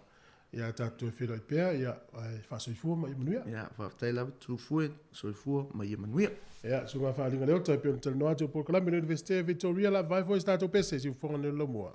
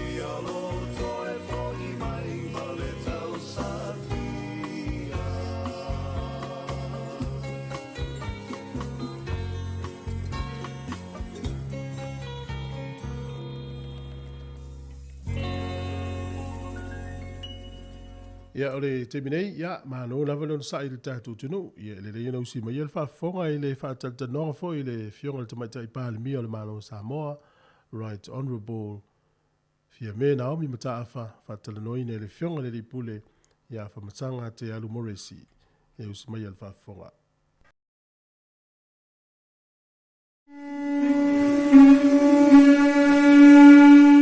O te whatalo whatu le pa i maulongo Samoa le afiafi. Ma wale amano tā ua whelo e fo i ma le whionga sa whaapito fia me Mataafa, Naomi Mataafa. Ia le pale mea leo Samoa o lo mo le amano e asiasi mai tono le moi Wellingtoni. Ai le whele palo te talua i Samoa. Samoa le amano matata noa i male whionga te mai ta i pale mea. Ia sa ina i fisilin tu e whataltano na vai te mea tono nisi la awhia matanoanga ni au le nganga fio te whatalo whatua i lau whionga sa whaapito. O le nei amano ta ua taltanoa fo i lungo le ala leo o le si ufongo lau mua i Wellington nei. Ia, whaftai lava afmasanga. O au leo whapela ta mai le tātalanoanga a leo e toi whamanatu mai. Na tātalanoa ele i whaia le whainga parota ia. Whaftai o leo maua le avanoa ia ai mai se fo i le whaonga i no au nanga le tio e mwhai fo i ona momoli atua ia se whaamatalanga fo i le tapua i ngā le tunu o lo o whaafongafonga ma fia turi loa mai ni tala o lo o tupu le tunu. Ai malo soifua. Ape nā fo i tawhai wha malo ia wha lawe o le tawa Wellington i le whasina malulu o lo whatua ia o le teimi tato whio loa ia i wha. O whasina malulu e se alma whanwhana o le e Samoa. Ioi. Ia e mana ia fo i le swinga. Whafo wina i fo i le marosi. O le sa ia taimi sa fia lata tua tanoa. Ia le tele o vevesino whape le se i tau mapua ne a mo le avano ia awale whai le li. Le te o mo le avano i le New Zealand. E tia se si mai lau malanga whawa malo. Ia le la o mo le avano ta o ne te whiro e fo i ma whai se tala wal whafonga le tinu. Ioi. O le pala aulia al malo New Zealand. Mai o le whainga malanga foi le alua ia mua le talu na pale mai le whainga malo fau. Sa o ui mai le paiaso lai le sa. Ia matou momoe, ia matou awai le sauninga au kilani. Whailunga ino le fua. Ona whao awai le o matou malanga i fiti. Sa whaifono, le fono la ititia ta i le Pasifika. Ia matou toi fo i mai ele asolulu. Ia a o whaiini si tāpenanga i lunga. A o nei la le aso mua o le polkalame alua ia official visit. Ma le malo New Zealand. Malo te le ai si vaenga ia fofanga le te vai tu te afia ai fo le vai aso ne te afia. Ia lo no ia fai si no pisi ale fo ma to fala la vela fo le ta o kapingit. Ma wale avanoa ia. Tai. O le yevne vaenga ia le o tau sanga ne o lo fa ta won fa malu ai le o su tau sanga talo tuto tasi stato malo. Maneva va ia tu me lo tupu Samoa o le fo i tam fa ia ni so ma to i fa fo mai Samoa. Mane fo ia fa mtala po ani fo fangal malo Samoa mo le fa muy. Ia o le whainga le kapineta e tausanga atoa e whailonga i le ono sifuru. Ia na whailo lava i tūlanga masani la somo mua iuni na ile sauninga na whai i mulinu. Ai o te sauninga e tu iti tia mai le tūlanga masani. Pe o le sai e lava i ale au mautofi ia masui o vaenga ese o le tunu. Ale nganga lava ia e whata ape atu i tua. I nuu mafioanga mai tu malo whala apostonga. Fo i e tā pena fo i ala tau whailo ma o le tātou tutotasi. Ai o lo whatulanga fo i la le kālena. Ai fo i le ai o ni fuafuanga vaenga, so se vaenga o le atunu. E mwhai ona whailonga ia le ono sifulu tausanga. Ia pe o isi aso whaitauina ia e fuafua i le kālena lea. O le aso mua au kuso. E ato ai le ono sifulu tausanga whainga ua mamai a New Zealand ma Samoa. Treaty of Friendship. Masalo e malangatu nisi o sui o le malo New Zealand. I Samoa. Teimi o le te wila. O le ufuafua i whatino ai nisi o o tūlanga masani sa whai fo ile le taimi o Juni tūngā waa o whaaringa ese ia matūlanga whapena ia e tere fo i potopatonga tā ua pe o kalesia ai mesela le oto e tatala ia le tātou whaalmalu ia le e whakasa ia le ua tonu e whaawau ia September ia le fontele ia pe o isi tuai ngā whaatasingal na fo ile e mwhai fo i o na whataua ia le ono sifuru tausanga ia ai maise o le manatu au tū fo ile o le wholau ma le whatuatua Mane o le whaalonga ina o le ono sifuru tausanga o le malo Samoa au le tōtu sifuru ina tausanga tanu whaavaile le tioni o si ufongo la mo New Zealand ia tu sto le afana o matua tausanga o Samoa ma lo ia foi whainga paanga ma New Zealand ia le lai mal masina nei e fa pe fa ele ma to fa mo le la sulusu i vole mai mau penga tala fe ngai malo malanga le wai e mo mia foi lo a wai le ma to fa mo le wa le temi tata le tiolia sa no mai sa mo le fionga to filau eti alisana ai tala no le deputy prime minister ngai Don McKinnon ia le fa pe so fo sia no fa mi sa no nga pa o le so le fa mo le tatu tala no ai ai va nei le mo wala va no va to foi mo le fa dinga mo lo si lo fi le sta o nga venga fa pe le tio ia wala va long pu le malo le tinu ile nga ni Samoa ia pe fa ta o ni tele va nga dai le e sa tatal no fo nga na Samoa wa le fto o matu le va so o to ni nga na Samoa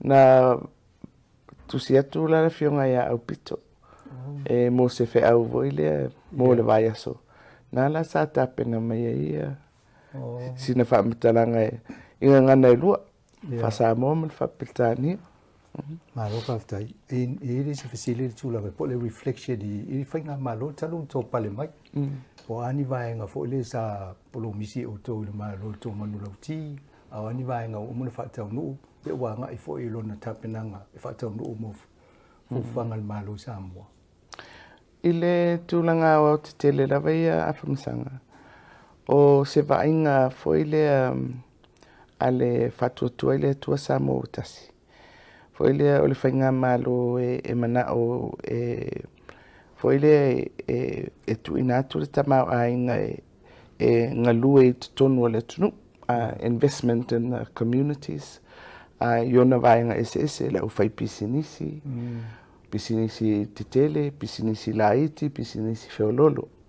Tangata taito tasi, le au fai whatoanga, e o le tatou atina e fo i o tangata tawhau. Pei o vaenga ia o le aunga ale na o le vaenga ale fast. E mo mia le ngā lulu e o vaenga ese o le tunu. Mo le toe whaafo i mai o le tūlanga tau atina, e mai se awhianga o le COVID. Mai si le fia o lena pale mai mātou ia iulai o le tausanga la. Po te atu le teimi e masani ono wha ngā solo i le whatatia o tala o le tupe e masani ai. Ia tusala o se tala o le tupe fo i le atu ititia le sa tā pena. Ia o le awala lena e amatalona mwhaiona ta tala atua i tua fuafuanga ale whainga malo. Ina ua whatatia le tala o le tupe.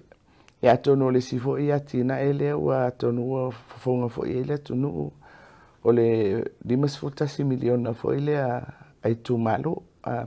Fo i le tofu i tu malo e 5 ma le miliona. Fo i le whaiea la tu watina. E le imawhailana whaatino e le tala o le tupe mua le na whatatia. Ai na whaatulanga le luasela wafe. E whai ma awala e amatona tāpena ai. O le tala o le tupe la lea ua wha ngā solo nei mo le tausanga fau. Lua tolu. Le la ua tu ulo i e tonu le miliona tāla lea mo i tu malo.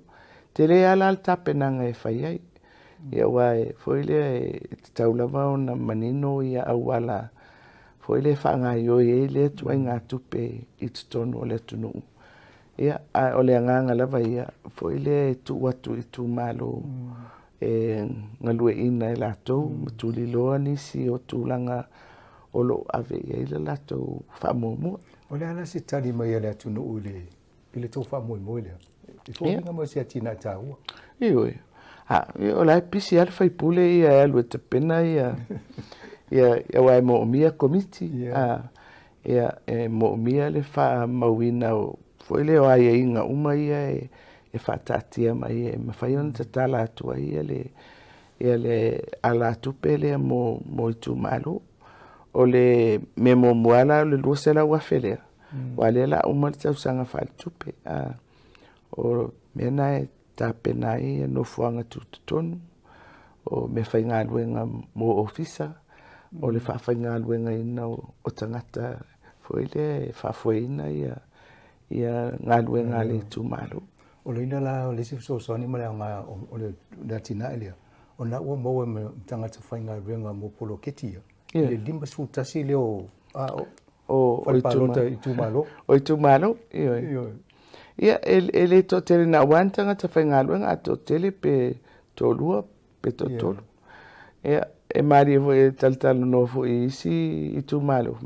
Ia wana tupe, mai ngā lue fua. Ia ale ngā lava lea. Foile e tau fuina i ele tau i mō tangata. Foile e whatino ina ia tiute ma ngā luenga o le wha moe ngai le. I nei New Zealand taimi nei, o le inflation po le tau so fuanga le o sitia ele va ele lima ele 5%. Tele lopo le ale tau sitia le su fuanga sa mo po tu sa mai nei po. O le li poti talwai nei. Mo tātou ai e mo po tausanga i lupe tolu foile no foina poi talwai. Foile o le avaresi lava i le 12%. Pela o taimi nei le li poti muli le sa maua mai e tolu te simaltasi. Ma ni te leo to. Ia le o te lea la se o i o to wa le se ofisiri. Po le ase ngā luenga o whaile malo e fsoso ani si tia le tau soi fuanga. Ia se lo na fi o lolo au to wele se mo. Io o le si fsoso ani te o la e fai fo i fsoso ani al malo foile e tau apo ai ia pisinisi wafaina no COVID. Ia o leo foile ave tupe tulanga masani e tatu pensione o sitia. Ele pensione fo ole o lato ia mana unga fapatua. Ia foile aulisi vainga tele o whainga whapaanga le malo e tau alatu i tupe tu atu i whalapotonga. Foile non-government organizations o lo ngafa. Ai me seamo au nanga ese i tutono le tunu. Me tau soifu malo loina, le tau singa o ainga, ia le sawa aina o tinama whanau. E pei foile o se porkalame e fau, o initiatives e fau. I le anganga lava lea, e foile e avatu i le tamao ainga e ngalue ina i tutonu o loto i fale o le atunu. So, na whaila tala i si fo i interviews o le telei o le sosoani o tupe wha me alofa. Remittance e vatu i fafu. A tātou tangata i fafu. Fo i le langulango i nai a tātou ainga.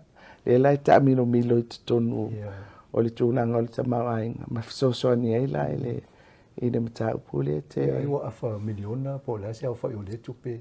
Ta miliona po le afa piliona. Afa piliona. Ma le sosoani a. Ai e ma eu foi. Foi le o le matou te lo uma le afianga foi o tātou tangata. Nei New Zealand, Australia, o Amerika po whela vale i o tātou tangata. Ai ma ewa a foi le lango ma le latou sosoani e watu mo nai o latou wainga. So o le whatu penga la watina e mfufanga le malo e atono la yeni to pe le revenue ya le malo le mo ale fiso soani e fo tele ma afa piliona le watu whatu. Oio e foi le tūlanga foi le wa tupe le watu al malo tupe la watu i tangata ai tau wala tu la e tele la vai i le tūlanga foi le la fonga o le VHST i lungo la tu o le malo si anga o whataunga. E lo fasili na whai tatanoanga na ele whai le palo tano fasili atoi. E fia e se tala fo Samoa ia saina. Wa le tatano meta tu. Na tari mai whapia, ia a mato pale mai, a tono le lava no so baba, ai pe fia. O ia la se ava no utitiro, e pe fia si tu. Ia, o la lava o le mele wa ia nei. Ua o ia le tūlanga o le foile whawhianga ia i o tupe ai tālafu. Foile ma le au whainga o le tamau ainga. Sai e ala le fua e le tatauna silia i le 5% po le fast food wiva pasene o le GDP e se tūlanga o le nofo ai tālafu. E mau te otu la, ia ua ova. Ia, mai le nā tūlanga e ova i le afa o le nā o ai tālafu fo ele i asain. Ia tonu nai whai se ngā ruenga mai re iri sile tau atu atonu mwhai na fsiri. O le teimi nei, o le wa amata matova ai atu tau popole ia Amerika o Australia o New Zealand ele influence in China ele Pasifika. Ia atonu nā fwoi matalo o tōma vai po le atonu ale me tupu o le na vai atu e ele mena i saini e tagoe nei. Ili ropo le ana o tantanoanga whatanoanga le saini e lau fionga. Ia.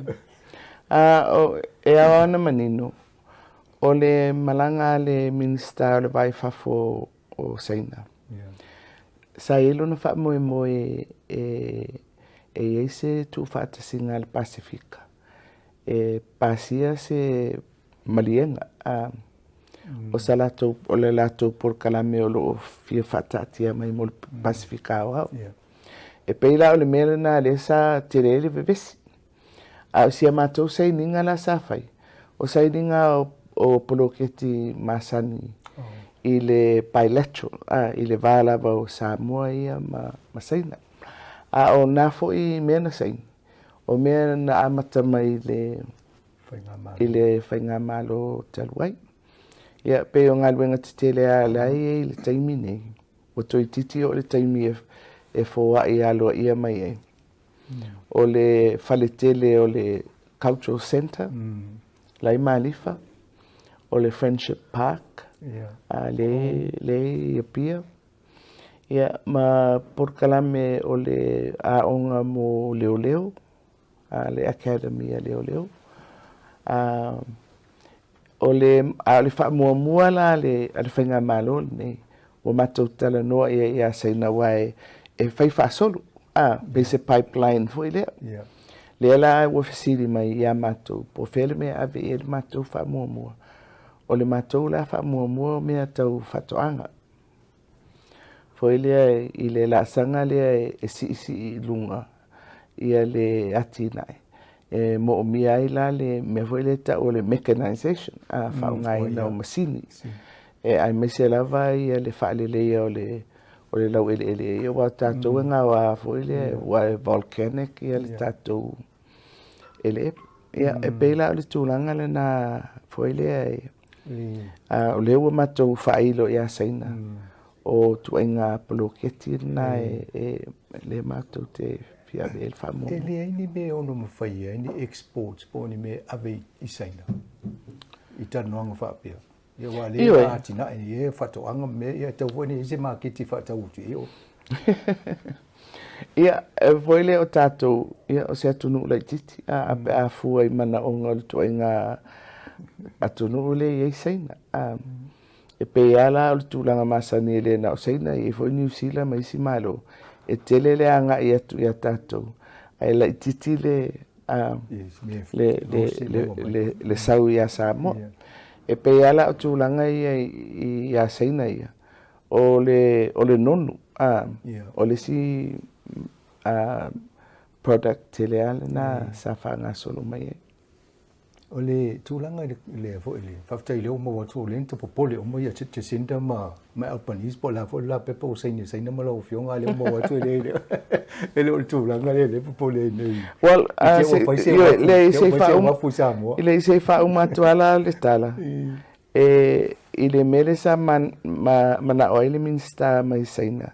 e se mali nga le region po atu nu fo e fai pa anga ma saina fo ile awa ele vai nga o le Pasifika ia saina a ele si vai nga to itite ia Taiwan tu sala le na man na o saina e fa ma popo atu uma ma to ia e fai pa anga fo ile malato e fo ile fai se mali nga le lato ata fata ita ile fa pe mai o mei e fia fai mo le Pasifika turang fa pena o le tau fila na matou faalia na mata mai al tau sanga le e so se mata upua e sau se paanga foi le se major partner e mana o mia e fa pe fai se malienga fai tulang e lava i ala o mea e fai e awala mai le official tatu fala tonga foi le o le forum ai pe o tau tulanga ese i le mata upua le awali ia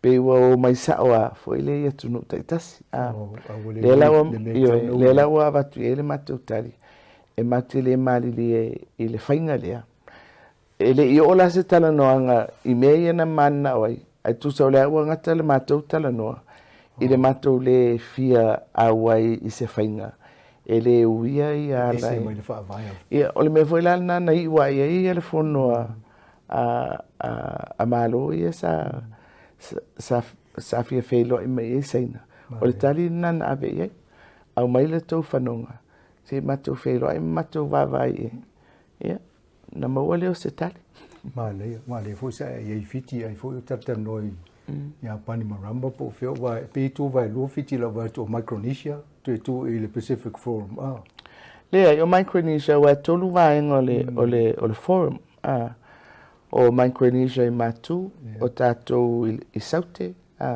the South Pacific ia ma le vaenga le o Melanesia le West Papua Solomona Vanuatu fiti e tolu ala vaenga o le tatou i tulang o tau te vala ia le vaenga i matu o le siranga luenga tele na le sa tau mwhai ai o le toe whamau popo mai o le fo i vaenga o le Pasifika ona o mo tatou o atu motu laiti e se le tau o le mau popo foi le ai mai se tu whawhenga i mamalo te tele malo o ringa o le tau wawa i atu pe wa amata ana tau lata mai le nganga o Amerika o le European Union o isi no pe sa tu mamao i asola mo le Pasifika pe le tu amata tu wawa ai wala lata mai ono o Amerika wala talata luas fulta usanga taluna pe alu ese atu Amerika mali tulangi o tatou pe sa ese vainga vole tatia mai Australia ma New Zealand ia ma po ia pani fo e vai la tole tulangi ni a lela wa matana to e anga mai ia Amerika ia tau foi ele se me leang ia nga fo ele tau vanga le fai se i vava ia tu fo ia tatou ia po ini me nga mo tatou sa fai la tala isi po ka pe e lua li mo tangat le di male ave a saina le di male ave Amerika ate no vena le la nga ye ole tulanga le climate change ele termina i Donald Trump na no fo ave ese mai Amerika male tapu fo i fai unga fo ne fai a pale ole hasi to pava ai ele so swani mai le ngate Amerika o Australia le si no utele ele o tu malo si va ngale ape o alpanismo mal fai nga malo le lipo pe o nai tau ele nga fa mo so swani o ultimate i ole minister vai fa for Australia penny wong na malanga tu Samoa talweni mai ma felo inga safai ya safa ma wina la vale le nga fa aftai o le tatou malo ile tu male mau le malo fole i mata upu tau swing o le tau awa waleva lava ele foi le o le Pasifika ia sa tu fatasi uma le Pasifika i una ia le tulanga le o swing o le tau ia o tatou le sa tau la mua lava i le mau e tau fiofi mai le vevela i le tasitesi ma le lima a tikeli tatou te raisinga ia issues foi le o le damage foi le awa e whiololoa ia tunu u te tele ia ma le leo latou tamau ainga e vave foi lea toe whaaleleia pe ai e le a whaina o nos wingo le tau. Ai mo tātou i le Pasifika. Ua avea lava ia nei mea o whaalawe lawe whaale natura. E foi ai pea, foi le a tātou a ngai i luma, i tātou ati nae, tupu le melea, tātou toi foi mai tua. So it's become quite a factor. I le tauma whainga o le ati nae, mo tātou atu nuu. Foi le atu motu laiti. E te le lava le impact o le climate change. Foi le not only physically, ai i le awhaina o te mau ainga o tangata. Wa le sa le Samoa pathway for le fono fai Samoa le lua fufa le SETS conference. Pe o na le no fa pe na la tu le mai mata o pol Pacifica ma. Ya pe sa o lo sa no. Ya lo mo to fo i tu a lo. Ya o le mea le na foi le e malu se lava le Pacifica i le una ia o mata upu tau swinga le tau. Foi le lalo le Paris Agreement. Ma una ia ai atu no u te tele ia o lo pito a whai na ia le tātou tau. O no emissions. Ai sa le whaingo fia la le tu ese o Australia. I le tau mawhai o le i tūlangi le nei. Ia e pei e tau la tala tātou New Zealand i le mau le a tātou watu motu. Ai pei sa tu ese a Australia. A le la ua sui le whainga malo le weine. O se whiwhianga tele. Foi le o le afsoso ani ai foi. I le tau aveina pea lava o le maule tau la mua i tātou le Pasifika. Le na mau tula so nonga le amtanga le tatanonga le tu le masino o kuso le to e malanga 20 si o sui en malo e nei o wale family tungo o le sainingo o le whianga i fo le treaty of friendship. E whai ala mato tanonga i whapea. O le mea lenga visa free si pe lima sifu e no o laulangi le visa free pe malanga mai nei. Ai o mai tātou so-called friend of Samoa, of New Zealand. Ia e tau whai mai lau visa. Ia e tau whai no stanoanga nam tau. Ia, e leo se talanoanga fo, o le to talanoanga ua le vana whaso soa mai. Ia, a fo i le mea lava lea e whai o le tātou whai ngā wu whapitoa. Ai, o le tele fo i o i tūlangi ese. Regions. O se mea foi le tupu le whawhaingofi o na whewa i o lato tangata. Ia, foi le malamalama i mafuanga foi foi e whai te tenga o New Zealand i po Australia. Foi le whapea i te iwo mai umatangata o le Pasifika no foi. I nei New Zealand ma Australia. Ia, au le si foi tu. Ia, o le mana o le ua foi le ua una i atu le nei taimi o whainga luenga whawai taimi. Ua mo mi e tele. Ia, o mea umala ia ale ai ele tātou quota system. Matulanga whapena. Ia, o le si foi mea. I le vainga al tātou whainga malo le nei. E ono tele foi le awhianga o le atina o le tunu ui e pā o ese umamai o tātou tangata. O le ale wina. Le mo ni we pa o le telo fa le ni we o le apa le intangata no foi tu. O le sunga tu foi le fatasi mai o ye fata nonga le fiunga pito William C o telo sfarili. E la te mi matrata no foi se tanga e o tona le office fa fa ngo fiel fe o e tato Pacifica mai ngi silo. Ma le tau fai o le visa e tau tale fai ngo le visa tangata sa o ni te mini.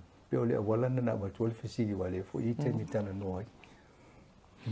Ia awa le whainga le whaine online. Whai lunga o ia ele le au tau i New Zealand tonu wai lo umai o tau whao ngā mea na. A mātou i Samoa. Ele maua umai tangata ia le technology, ia ma devices. Ia mai na manino fo ile nā tūlanga i le taimi o COVID. Fo ile le nono fo tangata, le mo o mia e whainga luenga mai le whale. Whainga wā o ngā tamiti, le tau a veina o au nanga ese. Ia, nei loa i lava le au. O le teknolosi. foi le whaatino ai le tua ngā whainga. E ui o le melna le wanga e la lang ia malai ta pena na ia ia ai tai tai. O le fana le tau whai pale adwa tu la o ia le whai pa opti la whalonga po le mele le cable o le cable. Alena whai ele tala alo au le sa minsta wa o. Yeah, big cable, small usage. Cable rich le titil fa ngai no le. Yeah, awa e malia o le simel na lo fe ngai nei malo. Ma mai tupe te wala mai le malo e fai ai le laina le I lalo le sami.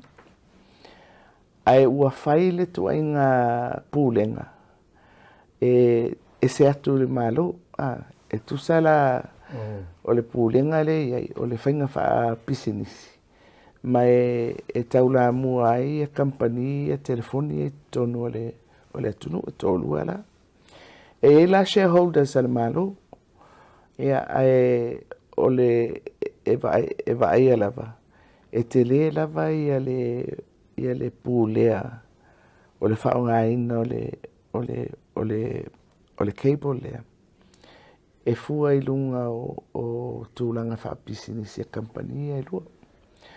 O le lui lale na amatana saunoa ia lo au fo ile no fo inga taluai. I lona ia fo I nau tai moa onga ina ia whaongale technology fo lea. Al memonia ia taungata o mena le wali e mai. O na tupo I leo le manatu. A wha pena mai e tupe nei. E fai e le mea e awala mai le malu. Le la wasu e tupe a company fai telefoni. A ele o maua le mea sa manra o ele malu e fai. O le sila mea tele na le whea ngai nei mal tatou malu. Foi lea. A wha pea wata wala mai I a tupe fsosoani. E foi le fsosoani e si itia I lunga le mawhai e tunu pe o Samoa. Ona whaonga le tuenga teknolosi lea. Ai lele o mwhai o na tupu. E foi lea o se lui foi lea. Pe whawhen tupu mel na. Te lea la, o lima tau sanga le foi elonga ruenga toi whaolamu mole le vaenga ie.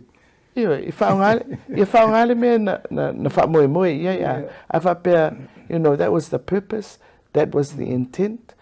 Lale mea wale tupu ai. O le si mea no whaano noe na o tu whaatau le aseta sa mo ele mele o whaatau o se blue sky ele na whaatau ia fiti a. Whapea whaatau ngā o leisenge whaonga o whaatau ato ai ma le aseta o paipa ma mea ia lui lalo. Ia, o whainga ai e whaapisinisi e wasa e fo ele mau na vaitaimi. E le te tau na lote e whainga malo whainga whaapisinisi. Ia, alela e o mea lava tutupu. I le anganga e whapea. I atu I pisinisi e le leili. Atonu e sao e le lei sisi tu. Ai le mawai la le manaonga le manawai le ma ia le manu. A pene tangata le lei. Ai le anga o le whaalongo e hui mai tangata. Na vini mai le ne vase tupe se tongi le tata. Ia wa tele a mea. Ia watu tupe foi fala brave tu tongi matata. Ia lau whionga sau whaapito ia langa le ia folo tutuangia. Ai mamoni atu whaftai tele ni hawa no tā o mwhai ona tautan noi fo I. Nā wta o mwhai lau whontanga o lea fo I o loma e lisi au whelo inga manisi o malo whai mai. Ai awatune hawa no e whai fo sau noanga I le au whaafonga si u whonga lomo. O le adu lunga tātou o le YouTube, o le Facebook, ia ko Samoa Capital Radio app I lunga smartphone. Ia le o mawole hawa no e glopo le tātou ni te. Ia whaftai tele mo le hawa noa. Ia ele maua so. E whapea ona whapa e tuai fo I le tunu I so se vaenga o ke lupe o loo mai moa ma loo whaafonga mai ai. A tonu o le o loo maua mai o le valaulia mua le nei o se malanga aloa ia e malanga mai ai au nei ia manisi o sui o le malo e whailoa I ma New Zealand o se tatou paanga foi lea mamai. Ia fia foi tausanga sa tatou i lalo le vainga New Zealand. Ia alo whapena lava ona whasosolo le ua ono sipuru tausanga. Talo on tatou tuto tasi o lo whaawau pea. Ia ele ngata i le vāo malo. Ia ele mwhaina vese le to tele o le tunu ua a whioma papa au nei. Ia e mawai foi le avanoa e mafutai. Mai tauina foi le whaupopoina o tatou sui tangata Samoa i tutonu al Parliameni New Zealand. O se mitanga tele lea. O pine foi ua foi lea tele le sao o tangata Samoa i tutonu foi o le atina e ma upu fai o le malo New Zealand. Mai ele na upu fai foi. Tele isi vaenga ese o le tunu. Ia whasalaraua, o tāronga, o pisinisi, wale ai lava se mea o whaatufunganga ese. Wale ai lava se mea e le o angiangi ai le fua o Samoa e tauala mai i o tātou tangata, mai a vele nei awa noa e momoli atu ai le whamalo i le atunu, i le tau ave a le anganga le o le sue malo, le tātou atunu. Ia o le tatalo, ia whapea ona whamanuia pea le ali i lautou wafio ma lautou papa au i nei atunu. Ia mai i le tu fo i pe ona tatatalo no ai a whamasanga. E le o ngalo lava le whatinonga o le alofa whatino. I ai mai se lava i o tātou ainga. Ia o tātou e kalesia ma whalapotonga ese. Ia e o lava i vaenga ese i tutonu o i tu malo manu. Ia pe o le si tu tāua le momoli atuai ia le whaftaitele. Ia ma momoli atuai mo ngā lofa. Mo le nei vai tau. Ia atonu o lo maua mai. Le ono sifuru tausanga o le tātou tuto tasi. O le tausanga atoa. Mai e na o mātou fo i Samoa. O mātou fo i whamoe. O whea o lo tō wawhia wai. Whailonga le tātou ono sifuru tausanga. Leo wa tatala o tātou wā tua oi. Mātou whaatalitari mai i le asiasi atu foi. I le atunu. Ia, ma mātou tatala mai foi ma mātou ia e. Peo le nei whai ngā malanga e asiasi mai e ma maua whailua i ngā mātango fia. E whaftaitele mō le awanoa o le whaatalinoanga. Ia manuia tele foi le au nanga. Le ua maua e tolu sifuri tausanga. Ia o se... E fia whatulau tusi walau dia tō malanga mai tātou sami whātasi. Ia wa oi fo tangata tuai tono Wellington e tawana i me whapea. Ai wale le? Whaftaitele lava mo lea, ia tātou whapea. Ia whamanuia fo le tua lau fionga, ia me se fo le ingol malo Samoa. Ia ma le tau whainga malo, mai atonu la isi taimi e mua la a whaini tātan longa. No fionga ia me se fo le si fonga la mo wale long pui ali o le malo le tunu o lo pa o le ngata i tono woni tone nei ia o te ro New Zealand mo tua oi ia manuia lava i fufuanga o tai au maso to i tono o malo mo nei ia me se fo lo to te liwa tu Samoa tai ia maso i fo ia fa fonga le tunu ia vanona mo fa intenta no fo mo le fionga sa fa pito a fia me na mtafa yo lang malanga mo le alo ia le va malo ni silam Samoa mo le mo si fonga la mo ia so fua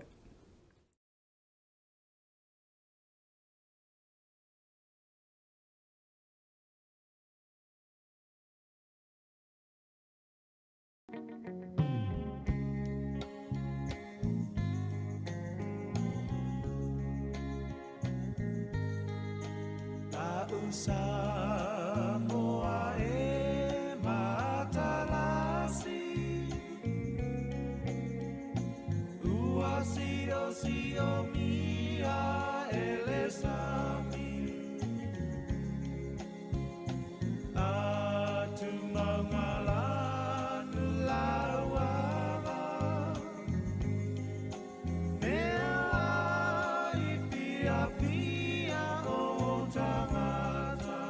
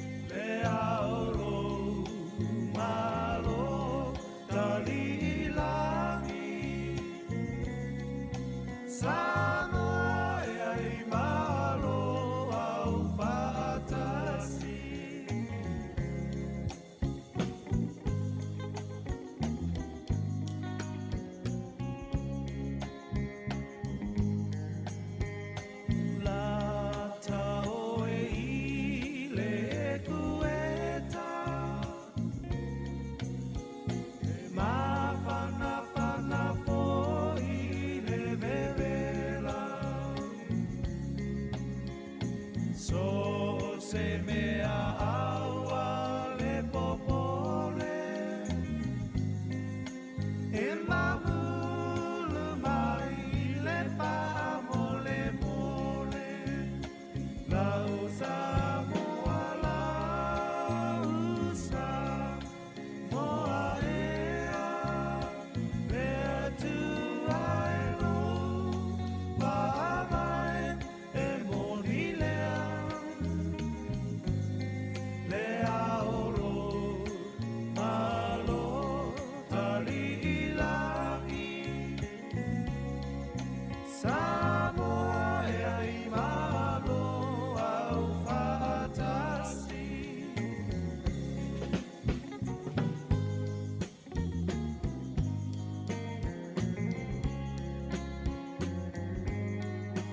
Ali e toa ua malo tau o nai upu whaala e au se mane so tae au Samoa lo tawa ia sau Lau Samoa la usa moa ea Mea tu ai lau pa mai e moni lea Lea oro malo tali ilangi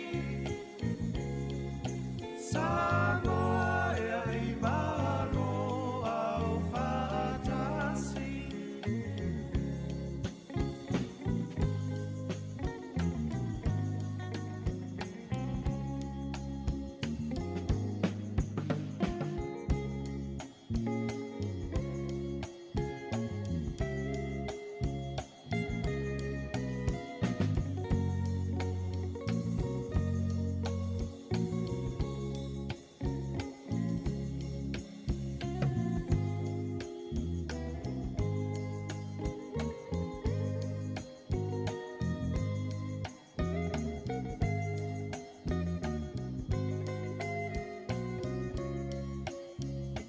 Na Samoa la usa moa ea Mea tu ai lo pa mai e moni lea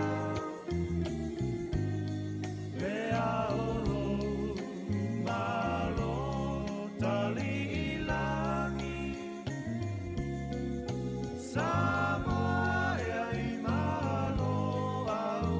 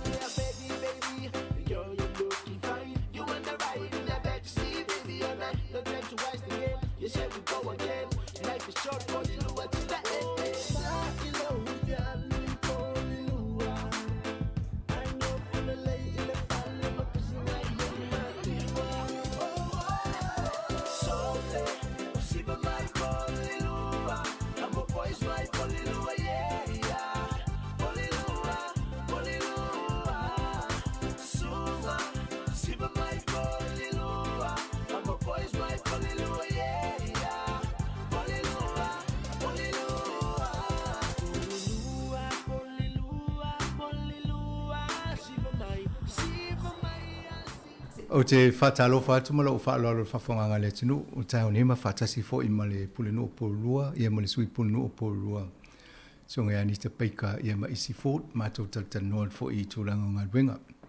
Ai whatalo whatu fo I tato malo, I on matatanoa ni som tau po mansa o ni mo tai o nei. Talofa, good morning and welcome again to Samoa Capital Radio, Anita and Izzy. Lofa, thank you. Great to be here.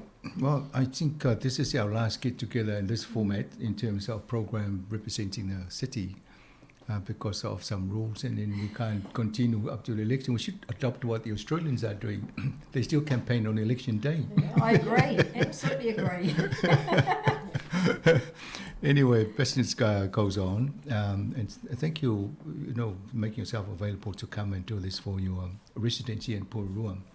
And I must say, some of the things we discuss here are also applicable to other, council members in other areas, as well as their citizens. So things like waters and that, it applies across the whole country.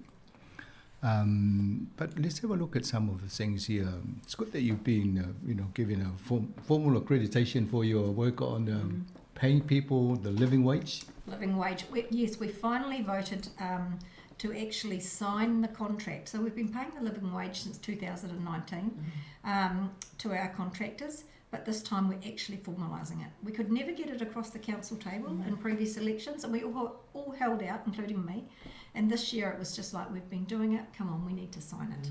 So they sent a big group in to see us, obviously, and it was unanimous around the table. Yes, it was.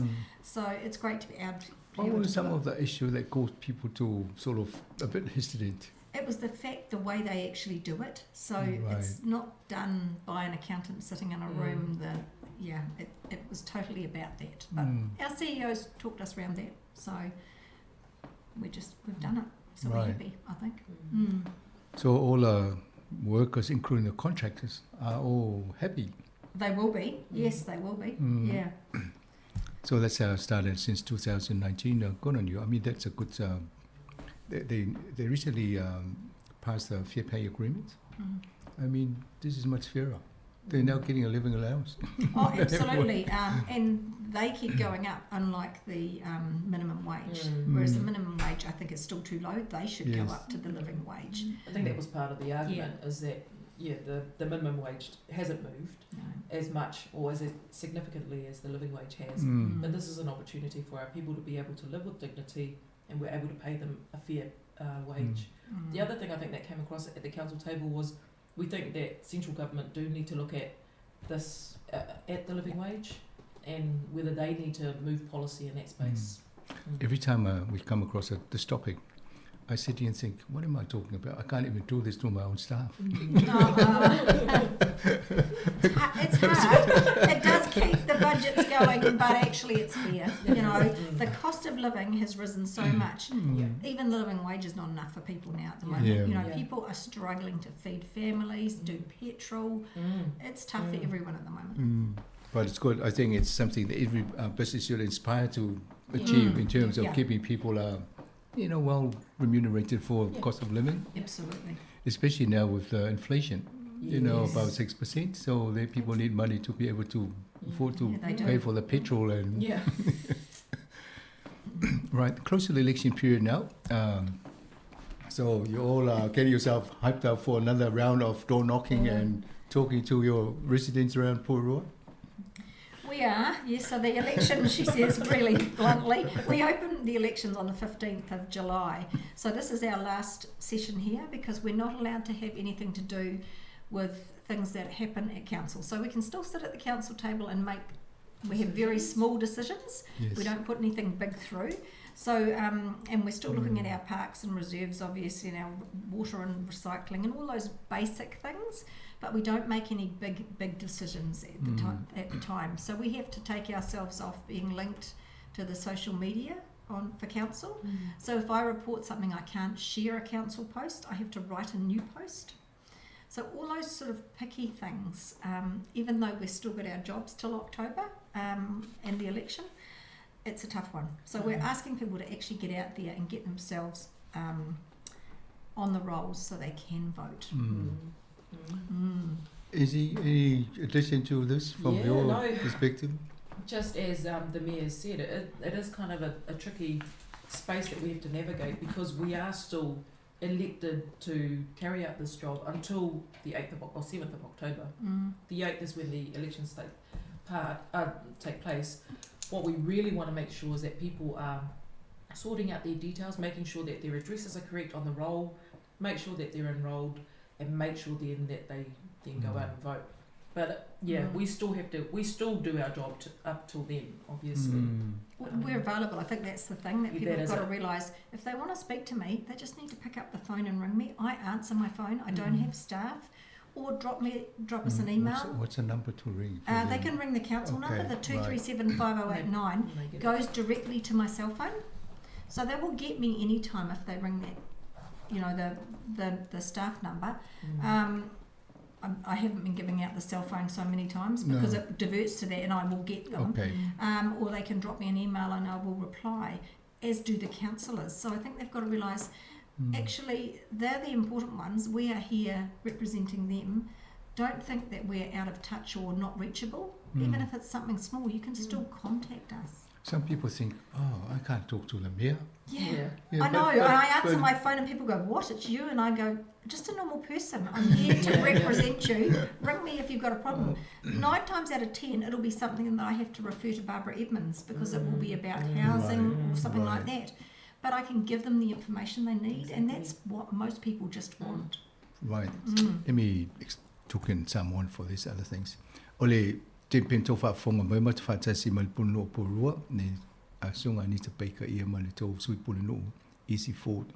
Tatano vainga mua, ole lua fesul mai iwa le amata mai, te tongi le living allowance, pole te tongi le silia tula tongi mawalalo whaatulanga ina pe whaatula fona ina le malo. Ia mai lela ua whaia le vaenga le tau le accreditation o whaamau ni ma whaamau e loa o la tau lesi o whaala tonga. O lo whaia le ngalwenga le o le tutongi o tanga te tongi maulunga atu. I lo le tupe le whaatula fono ina le malo.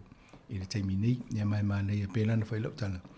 Whainta tele no tala no tele mta apune pe aile mwhain whaatino le ngalwenga si ufonga la mua waile la wan tupe whaatino le peo la tau le fio rolo tupe. Ia o le tūlanga na le wha mita e fo la tau whaina whaia le pūlenga anu ngalwenga lea.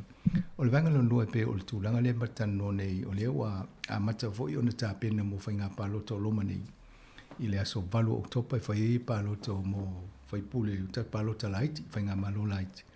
Ia e taltano e fo i la tau e pe o ni sao noa ni ta peika o lo ava noa i le numero lea o le o fa o le luto fitu lima o valuiva. I just want to confirm the number 237-5089. That's right. Yeah. O numero la o le saunoanga anita i tangata e pi fefe pe avidi le pulinu ala nga wenga le o yele no fo matali fesilia o to so ni en sosia polala simta e te we fa pe e di simta o putili li se me alen fa le blave fo ali fa ali on nga wenga na la to vilin numero na le wa umana na fo ina fa kongiti pe fa pipi na telefoni mobili ia ona faile o ia na tali atu matal no at fo ia ti oi e fa pena fo ile saunoanga easy food o tūlanga na iei. Ale me taulia, o le tam whaina i una ia tatanga te le stala, a wa ale le stala, ia loinga le mwhaina e pālota. Ia e rea ngale muli, aile ia lo e whaisau pālota. A mena le tau whaamano si awa i fo tato po kalamiritai au nei lewa amata o na whailoa, ia fuanga o le whainga o le pālota le aso valu o topa. Ia mo mia lao le whainga o tato ngā ruenga ne ia le stala. So some of the issues that we've been canvassing or covered during our times on air, obviously you probably have implemented some of the policies to solve those issues, but there are still some things that you're working on. It's pretty hard to, we talk about the rubbish, and recently we've been talking about your trial where you have to the recycling where people are going around marking bins. Yes. And I still don't think we've got that right. It is working, but I would like to see a rubbish bin for every resident rather than all these recycling bins. So that's something, if we get elected, we want to look at again next time. We know the cost is high, but actually if everyone had a small bin for rubbish, then they would recycle more. And then we're looking at food scrap bins as well. So everyone's looking at that over the whole country. it works in Tauranga, but I do think that we've got it wrong. People can't afford the plastic bags, so we get lots of fly tipping. So I think that's something we still need to look at. And education, I think, around it as well is the other thing that goes hand in hand with it. You're right, it works in Tauranga, it works in Nelson too, is the other place where they do it. Both beautiful cities. That's true. Yeah. Why can't they do it in Tauranga but not here or anywhere else? It's the cost for us. So they have a large number of ratepayers, whereas we don't. So we have about 19,000 ratepayers and no money. Our paid parking is our biggest money maker actually for Porirua, because we don't own anything. So in the arena, that has to pay its way. So that's where people go, oh, put the fees up. Well, that building has to pay its way. So we don't own many things to make money off. So how do we create some assets in the city of Porirua? And that's right, we'll never get the assets because we just don't have the funds to do it. And so that's where the Three Waters, I think the money coming from government and the change in doing it will help us. While you're on the subject, I work at the calculation based on 50,000 per residents to a share. Yeah. And we'll I get thought, one vote. Yeah. One vote. So will Upper Hutt and so will Lower Hutt. Yeah. So, Auckland gets about 33 from memory, when I'm trying to do the maths. Yeah. But because we've done our plans and we've said for the next 30 years this is what we're spending our Three Water money on, we're already ahead of it. Other councils haven't done that. So Wellington haven't ticked off all their things. Okay. But we've said we want to spend 600 billion. It'll be more now because every year it goes up. Right. Le vainga le matata noa I whaapopo le vainga le I vainga I en whatala noa I mai whainga pārotu mwai. Mapon kalame. Ia vainga le mo la pisi. Pe o le si vainga le ta noa nita. O lo tam whai ina ia whai se swinga I whaingo fia mo ainga malanga I luma. Ia isi vainga le nta I ta ua tauranga. E pe o loo whaingo fia la tōna whaatino whaatau ia o ia whatua ia nā pisi mo ainga kano nā pisi whaingo fia na avi. Ia alaima whaia la tōna ofisiri. Alaima o whaingo fia tauranga e whaingatai pōrua. E ole tali. E tele ia rate avo ia pisi nisi e whai ona mawai tūpilunga tauranga. To e tele ia rate payers. Ia o nei pōrua le tō tele. O le mena e le whaingatai o le lavo le tupi. Mai le ni aseta e tele mo ini tupi. Le pe o Wellington e maisi nu. Ia e whanangolango la tō I kāpaka. Ia waiwa I mele moltupe. Ia le fōni mana pule no se I tau whaisi tōngo fiti kāpaka le siti. Ia ai le mali. Ia fō tō tele o tato au whaafonga. Ai mese o tō pōrua. Pe o vaenga na, I just mentioned that you're trying to raise the car parking and everybody was up and out, so you have to pull back. and that's the only way to make, you don't have to start doing some raffles. Yeah. Tauranga also has a port, Yes. so there's Yes, a lot of money yeah. coming in through there, and they've got an airport, so which we don't have. We could build a wharf. No, well, Imagine the cost of that. It's not harvested No, we're deep not. enough. Yeah. don't go anywhere near China. China No, will no, come no. and offer to you. Well, the wharf at Parramatta that they wanted to sell us, we couldn't afford the 300,000 to buy it. Okay. So, and they need upkeep. Yeah, that's right. Oh, you'll get there. I mean, we're here now. We'll help you try and raise the wealth. The other thing we should mention is around the candidate information Yes. session. So if anyone is out there that thinks they would like to stand for council, come along to those sessions. It's an information session for them to find out what we do. So when Council are, website. So so Yeah. the okay. So I think that's a good point. Let me talk to that about that. E ia man vai ngale pe o lena tano mai ia isi food.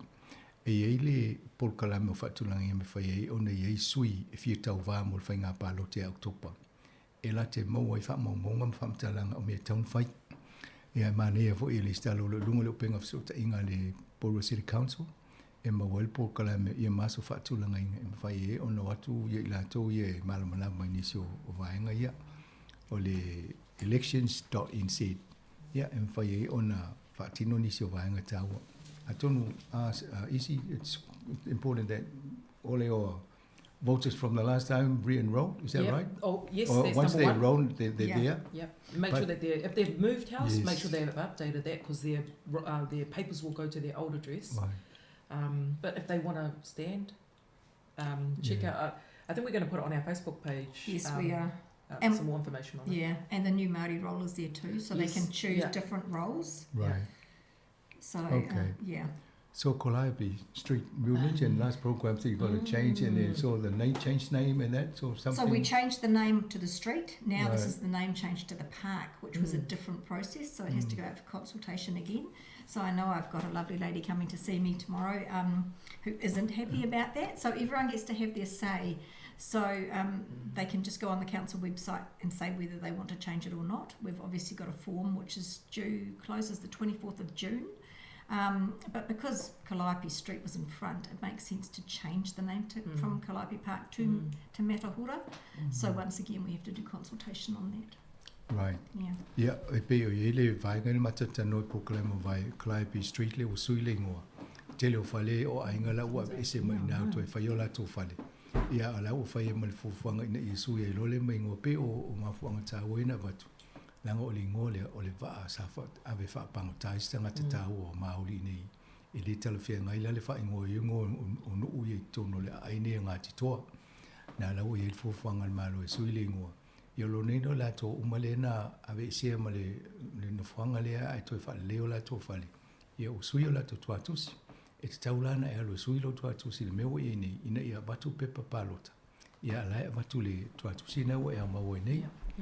Yeah, ole tūlanga nā le ai. Ole, now we come into Calliope Park name change. So I think we've just covered covered that. it. Yes. The important thing is if people want, if they're suggesting a different name, then they should feedback to Dylan in Porirua City Council email address. We're open for, what is it? Consultation. Yeah. No, ole, this is before 24th of June. Is that the consultation up to? Ole vaingale pe tal no to I Calliope Park.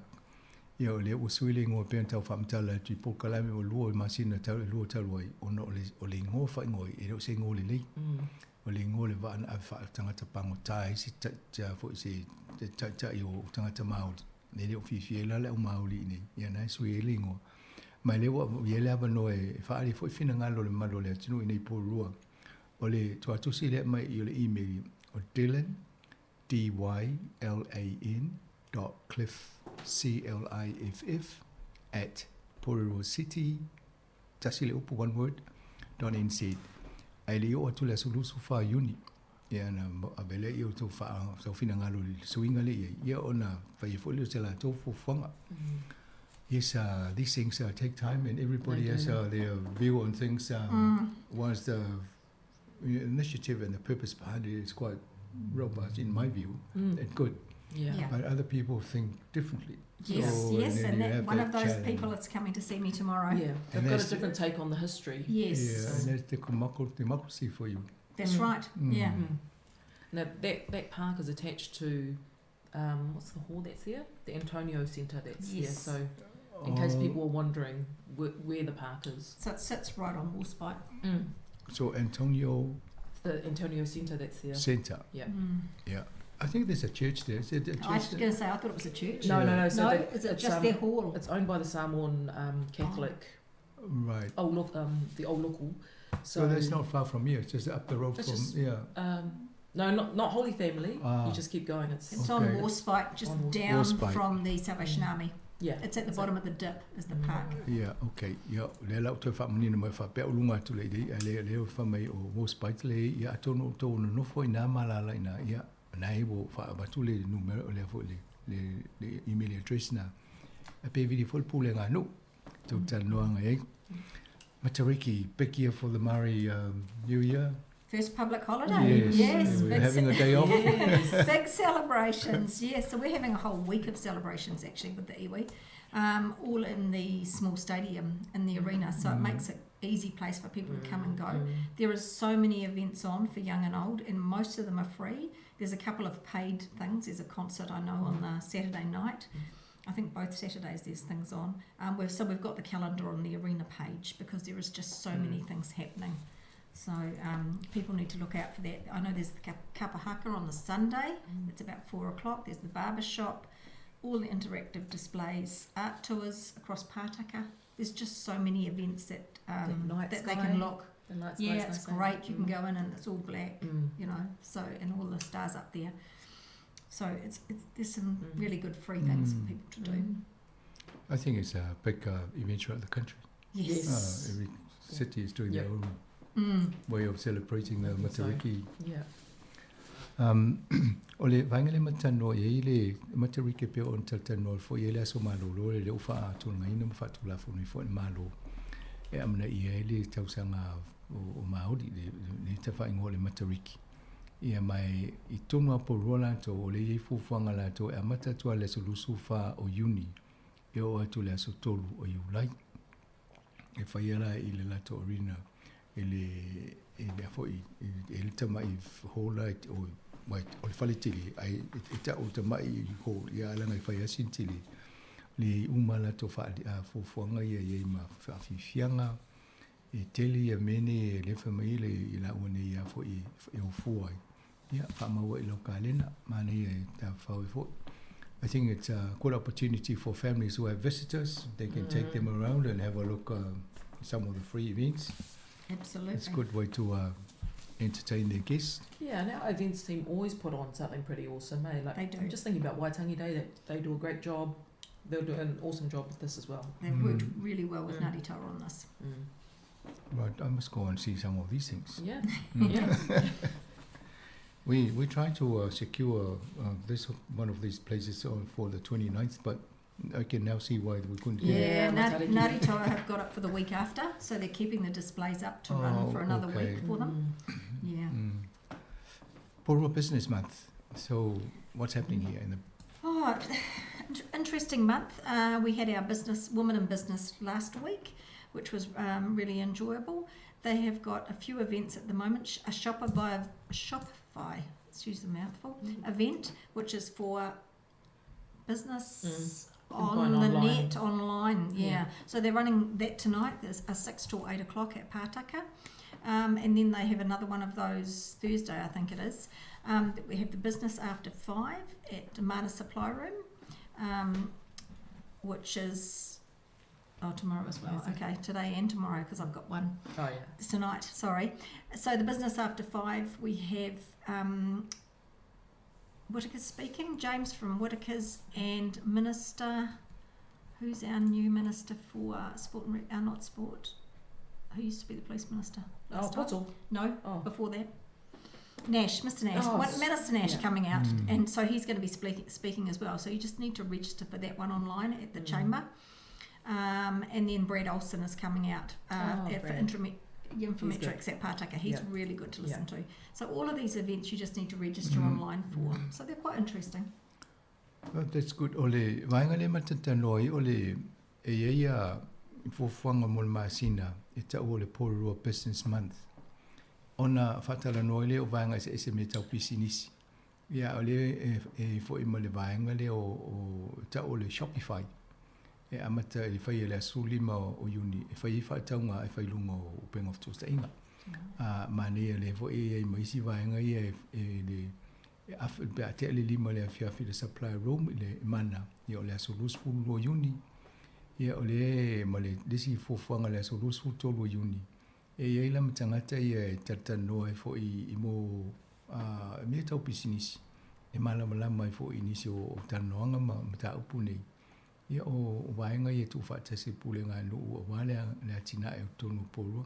I think so the council organise all these events. Is that event driven? Yep. Yes, it is. Council driven. Council driven, our economic development team.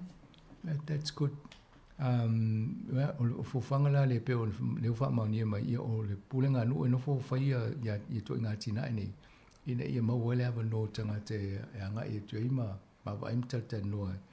We'll just take a little break here. We'll ask our DJ to play a piece of music, and then we'll come back and do the rest of our program.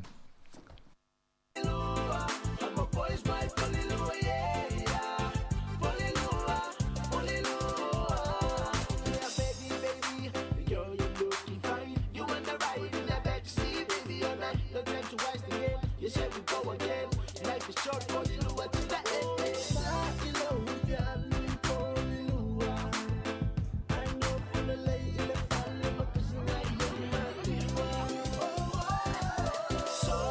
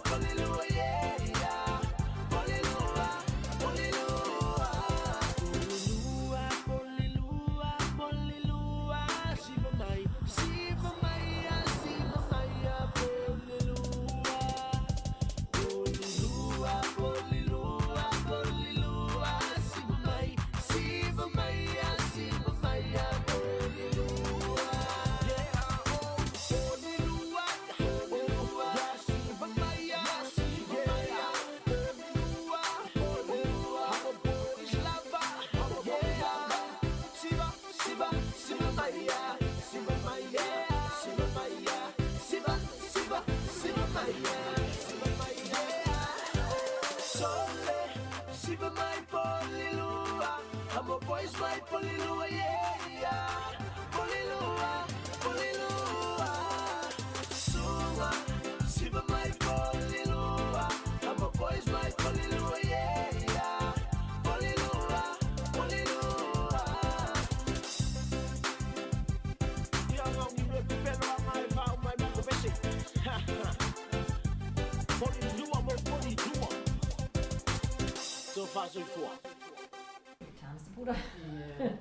Te whatalo whatu whawhanga le tino matu whatasi mal pulu no pōrua ia ni te peika ia whapea isi fō le sui pulu no pōrua ia tata nofo inisi o lato fuanga ma ili ne whaitau sui fuanga.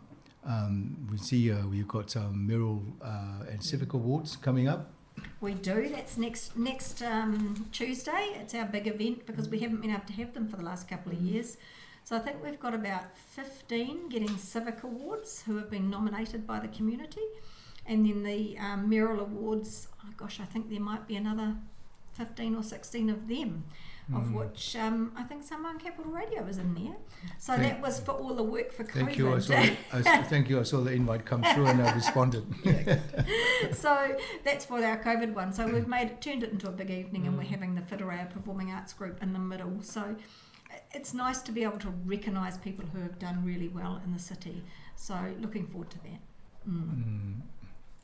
Ole vainga le peo tata no nei mo la to whailonga tau loa ia le whafofua i masina nei. Ia mo me tau Civic Awards, ia ma Mural Awards. Ia pe lua atu sfulu lima ia la to la whailonga ina ia i vainga ia lua. Ia leo whailoa e ni te peika le fo e la vea toa mansi ufongo la mua la to wha moe lea.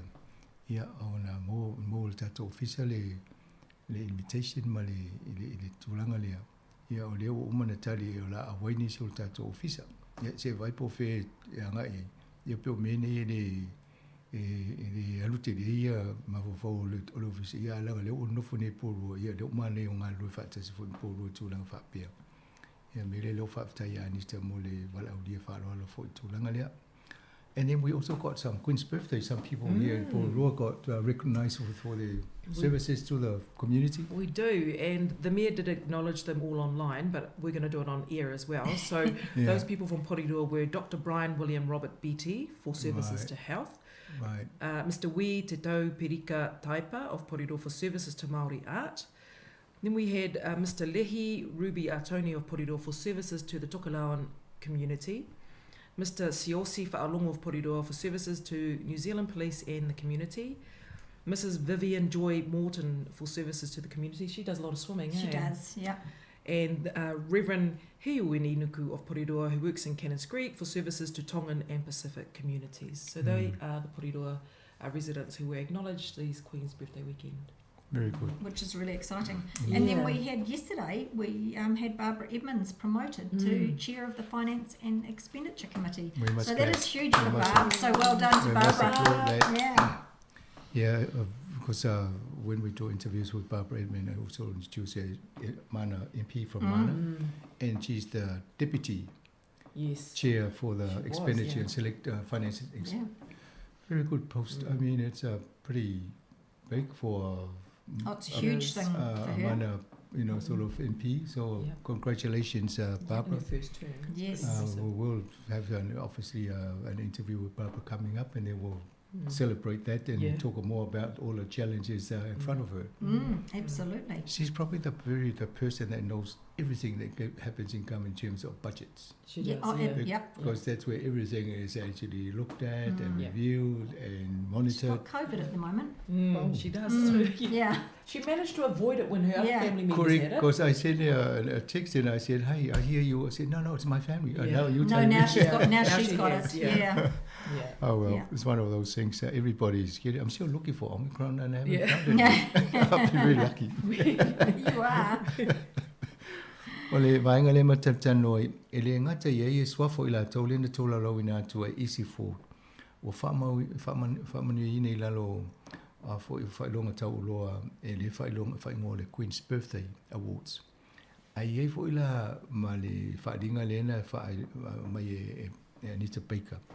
Ile lato fai pule nei mana o Barbara Edmonds. Ia leo fifilia e vea matai fono o le komiti le fa palemene e va ia mai loiloa ia paketi e ma fa nganga o tupe ale malo i New Zealand o se tūlanga maulunga e pa e va e o ai e tanoanga ma papa e mino fai talwai o le komiti le na te loiloa o ma paketi a matanga luenga se ese o le malo ia o lea o ia sa tabea ma sui tai fono ia le o tofia nei o iu tai fono ia o mit mitanga foi la na o nita peka nei ala to i purua wa o fai pule o mana ia a le o ave foi ma fa lo le al malo o stulanga maulunga teli ia mai este mi mo la mo foi la no tel no to ma papa e ia na foi le fa munjanga ta to litiu ia tel no ni so wa ia to fin. No wonder why I didn't see her in any of the shuffling. They just had this big shuffle yesterday. Yeah. And I thought, I wonder when she's going to put her hand up, and now she's got this. I announced that yesterday, yes. Yeah. So, very good. So she's really making some strides. She certainly is. And no doubt in the next... Good for potty tour. Yeah. Well, as long as you try and look and see how much money is coming towards you, yes, so help. Exactly. She always is, I think. Try and help with all these projects because you haven't got many ratepayers, you've got no assets to create so the wealth. more they can give us, the better. Yeah. Ia o tūlanga na ia le foi lau wha pe tau si e mō me manis wha muni anga a wai pēna mō mai. O i nei porua, e le teli na aseta, e le teli tangata whai la whonga, le sfulu wa whelenta ua e anita paikane la. Ia e mō mia ni whasoswani tupe e whai tino ini sio ngā ruenga la tau.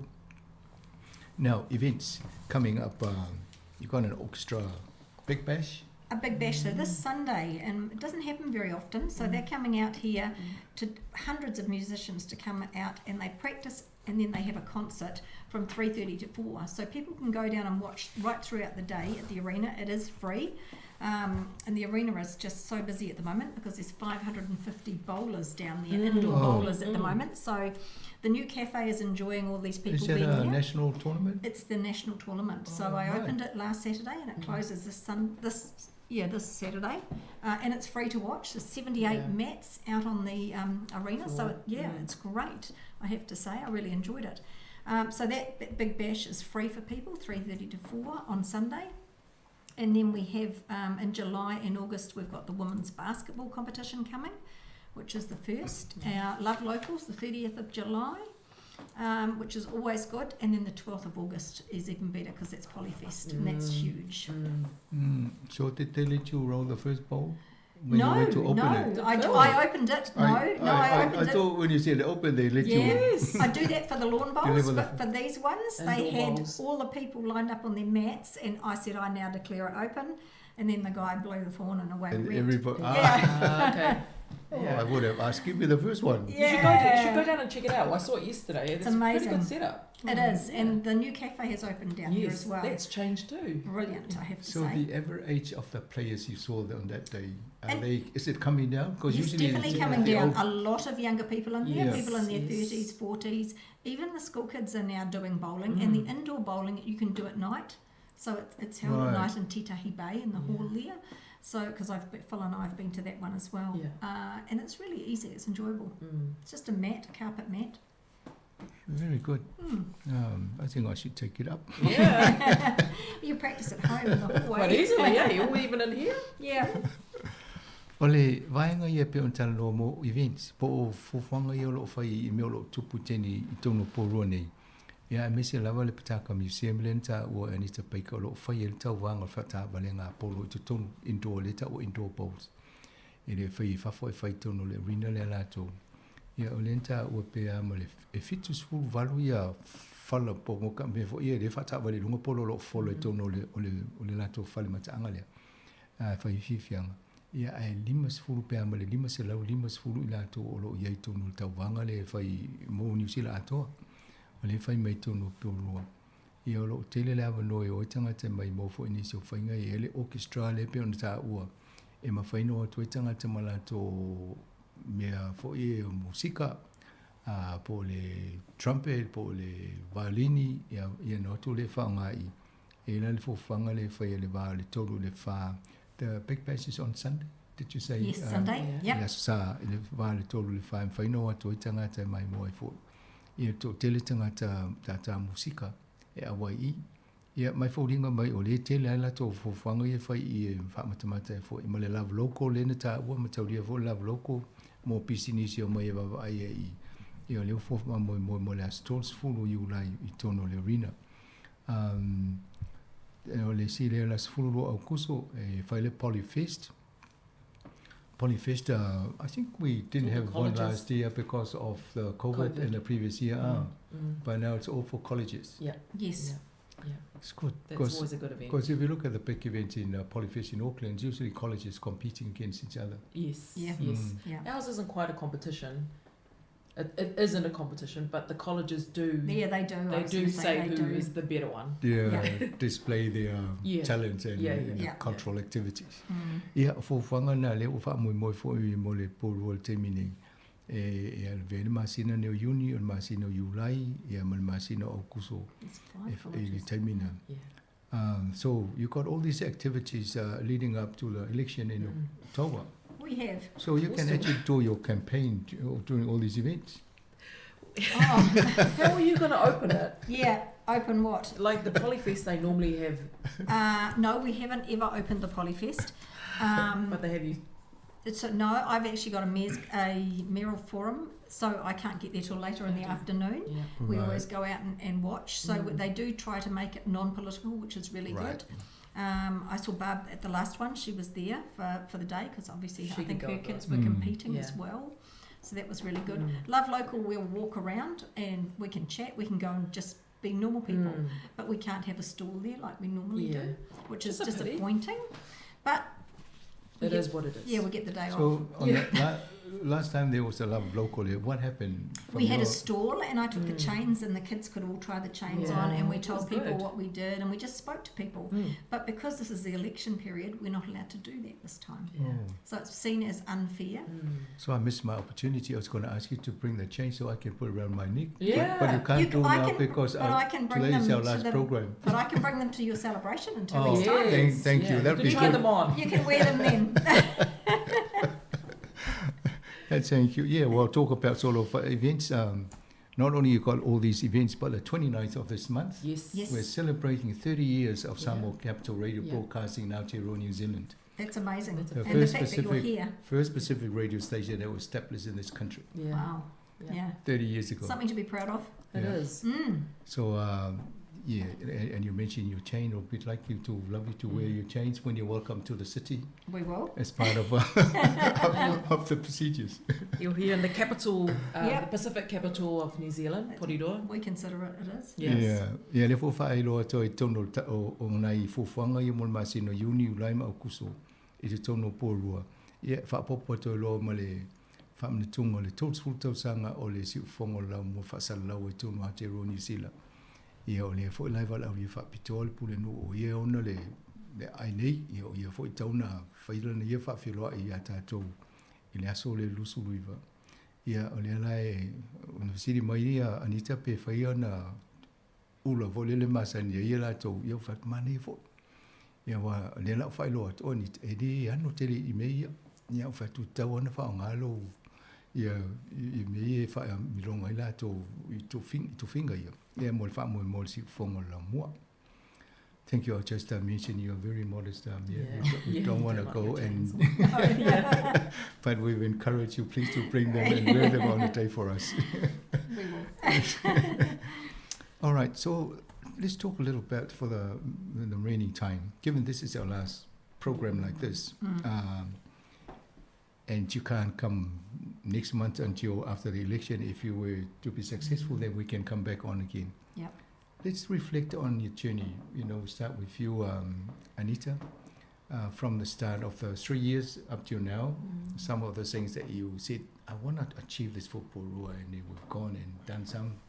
Obviously, COVID got in the way 2 years, and you couldn't do most of the things.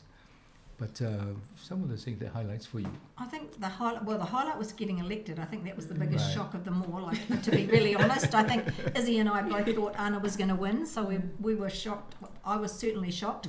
And Probably shocked like Donald Trump. Yeah. Not like Donald, don't Yeah, for those first 6 months, it was like, what have we got ourselves into? But really enjoyed it. So I had said, for me, I wanted to spend more money on our Three Waters, the infrastructure, the roading, and we have increased our budgets hugely on that. For me, the tree planting, and we have planted over 50,000 plants around the harbour, so that's another tick. The only thing I haven't managed to do is reduce rates, because we simply need to put the money into the infrastructure. And for me, the only way to reduce rates is amalgamation of some discussion, in the sense that the councils don't necessarily all need to join, but it's the number of staff and main staff and things like that. The only way we will get reductions is by doing things differently. So I think I've achieved 90% of what I said I would. Right. I've really enjoyed getting on the ground and meeting people. They asked me to do mayoral clinics. Yes. I started those, so I'm doing those every week. COVID did shut those down. But the fact that you can contact me and I will speak to you, straight away, it's not a problem. So I think I've made myself available. I've actually really enjoyed it. To start with, it was like, oh no, what have I done? But going to events, it's really enjoyable. Still struggling. I need to have some more language lessons. I still struggle with my pronunciation with both Pacific and Māori, and I get pulled up on that, but I have to work at that. So yeah, I'm going to work hard at getting re-elected, and I'd like to get re-elected, but let's just see what happens. We'd like to see you continue some of your vision. Yeah, I think we've got a really good team. The best thing for me is that I have a council that we all get on, we agree to disagree, but we don't go into the media and argue, and we are one group, and I think we all respect each other, and it's worked really well from that point of view. We can sit around, we go for lunch after our meetings, and yes, we disagree with some things, but we all agree in the end we're here for Porirua, and that's the most important thing. Maybe ole vainga le matano nei o temi le toi ina ia wa pokala mulmuli nei fain matano mata ufa pene mole pulinu nei mal sui pulinu ono tula fono ila lo fainga palota ole si palota le faine mo fainga malola te faine la so valu oktoba o nei o le pokala mulmuli nei ele fain to mai matano te me langa ringa ya fiela lo le tula fono tu so le la mo campaign tu lungo le tio ia leo ofisiri nei pe atu te pa tu tau sanga leo la fai nei inisi o fufuanga nei ai mo o lenta wale lo tau sanga lena polo kai to le covid ia ai meta ua ia le pena ta ua ni to me mo le highlight to ina bote ia ia o fifiri ia via mo pulunu ele ia mo son fa mo se manato o ia ela via ia uma ia o pulenu ia no follow le mfisiri la me la foi ia o uma tanga tele longona na ia pe tai lo fa dia o tele o si me na mana tu tau na fa tino tu se pe amali was full percent o uma fa tino si me tele ia ngalu nei pe o le Three Waters le tata no di su kalam vai ia mali si me le o le tonga le limas full wafe o la aule au tafo le haba po la to matai fale le o la to ia mai si fuanga le ina ia whaititia rates. Ia pia whaita, awa e pia na mo mai. O tupe ia o le wha tupe le tele o mea o lo mo mea tono po rua. Ia mai si hafo whinga o mayoral meetings ia le na whatu e alu e whaia na whono i wai aso e fo ma isi fo news day. I matalita no le malu o tone po rua. A tono isi hawa no le o le tua mano to le punino. Ma le fo i pia na sao no tu tai o nei. O lo mawale ama no tangata video to ia la tu telefoni na pe afita no ia sos matau. Ale na watu numero na le loto fitu lima over river. Talta no e o le la tele la temine wa le mfento sa lungo le tio am fai on ta no sto sta si fia mo le pule no. Thank you for that. I'll just relay all the things. Easy, let's come to you. So your highlights or disappointments with COVID. Did you get COVID, by the way? Yes, I did. Oh, so my family, all but our oldest son, got COVID at the beginning of May. Right. What month are we now? Yeah, May. We all got May. So that can't be a highlight. That was definitely. I can definitely confirm it was a low light. But yeah, if I go back 3 years ago, it was shock. It was definitely shock. We were happy that we knew that something needed to happen around the council table. We needed some fresh leadership. And then when it did happen, we were kind of, oops, now what do we do? Yeah. You have to manage both of you. Yeah. Well, and the thing I thought back when we ran, we had very similar views. And for me, a lot of it was around the things that Anita has mentioned, but also we needed to get smarter with our spending at council, and I feel like we've done that. We've looked at village planning, how we're funding that. We've looked at partnerships with other people providing funding. I think we've done well in that space. We haven't just said, let's just give this money here and there. We've looked at the different pockets of funding that we've got at council, and we've got smarter over the past 3 years, which is good. COVID, obviously, it restricted a lot of the things. I was just saying to Anita yesterday, actually, this past 3 years has felt like we haven't been able to really go out and engage with our people, because we'd started doing it and then all of a sudden we weren't allowed to. Yes. And then there were restricted in numbers for things that we could go to. So it was lucky Anita could go to some stuff and we couldn't. So we're kind of like cheerleaders at home. Yeah. And a lot of our stuff went online. So if I think, the last 3 years it was a lot of adjusting and being able to still carry out our role and try to be reachable, I guess, to our people in a different way, and also trying to convey messages of hope, of support by any way we could with COVID. What are some of the other things that I was thinking about for the past 3 years that we've managed to get? A living wage. I've always been a big supporter of living wage. Before I got elected, I think that was something we disagreed on maybe, but then we got it across the line. In fact, the big, Anita didn't mention about the living wage accreditation, but she was a big driver of that. Of course, we've got the Labour boys that were sitting around the table, but she made sure that that got across the line this time. I'm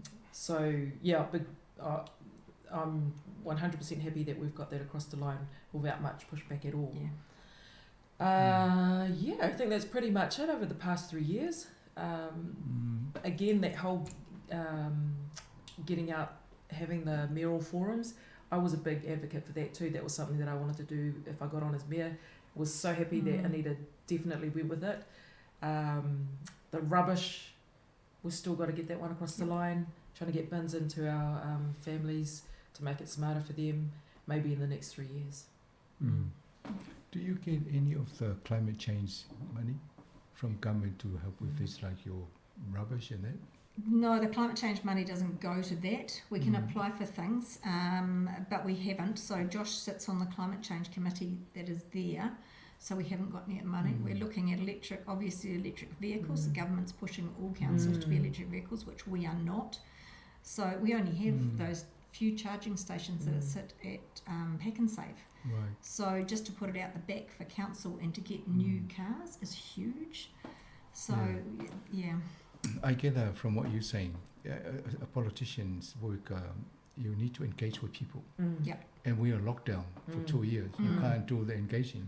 That's and right. then the people you want to engage with, some of them can't even afford internet access or a device. That's right. So you can't really communicate with them. Luckily, over sometimes we manage to talk on the radio, and then they hear some of the discussion. And I think they don't realise that they can ring us. A lot of people think that even they during can't. that time. Yeah, but they can just ring us at any time.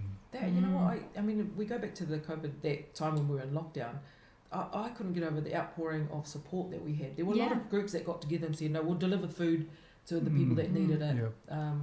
That was cool to see. I think that was definitely a highlight over the past 3 years. That united our community. Yeah, absolutely. Door knocking to see if people had been vaccinated and whether okay. People were pretty shocked that we would do it. But actually that's our community. We need to do that. So and we had the High Commissioner came out and helped too, door knock. Yes. And then we couldn't get the two of you in here. I can only get one of you. That's right. That's right. One to the room, yes. So it's been a journey. It's amazing what this virus has done to the world. Changes all. It is. Creative. Ole vainga le matata no ne inisi fo ipe unfalia isi fo leo mai ale vainga sa sa no e ani te paika. Ya mo ia fo ila to ole living wage le si mena fata wa ia le ufi le o api o le fa ni fo ta nonga tai o ni tu langa wa ia po ro le o credited.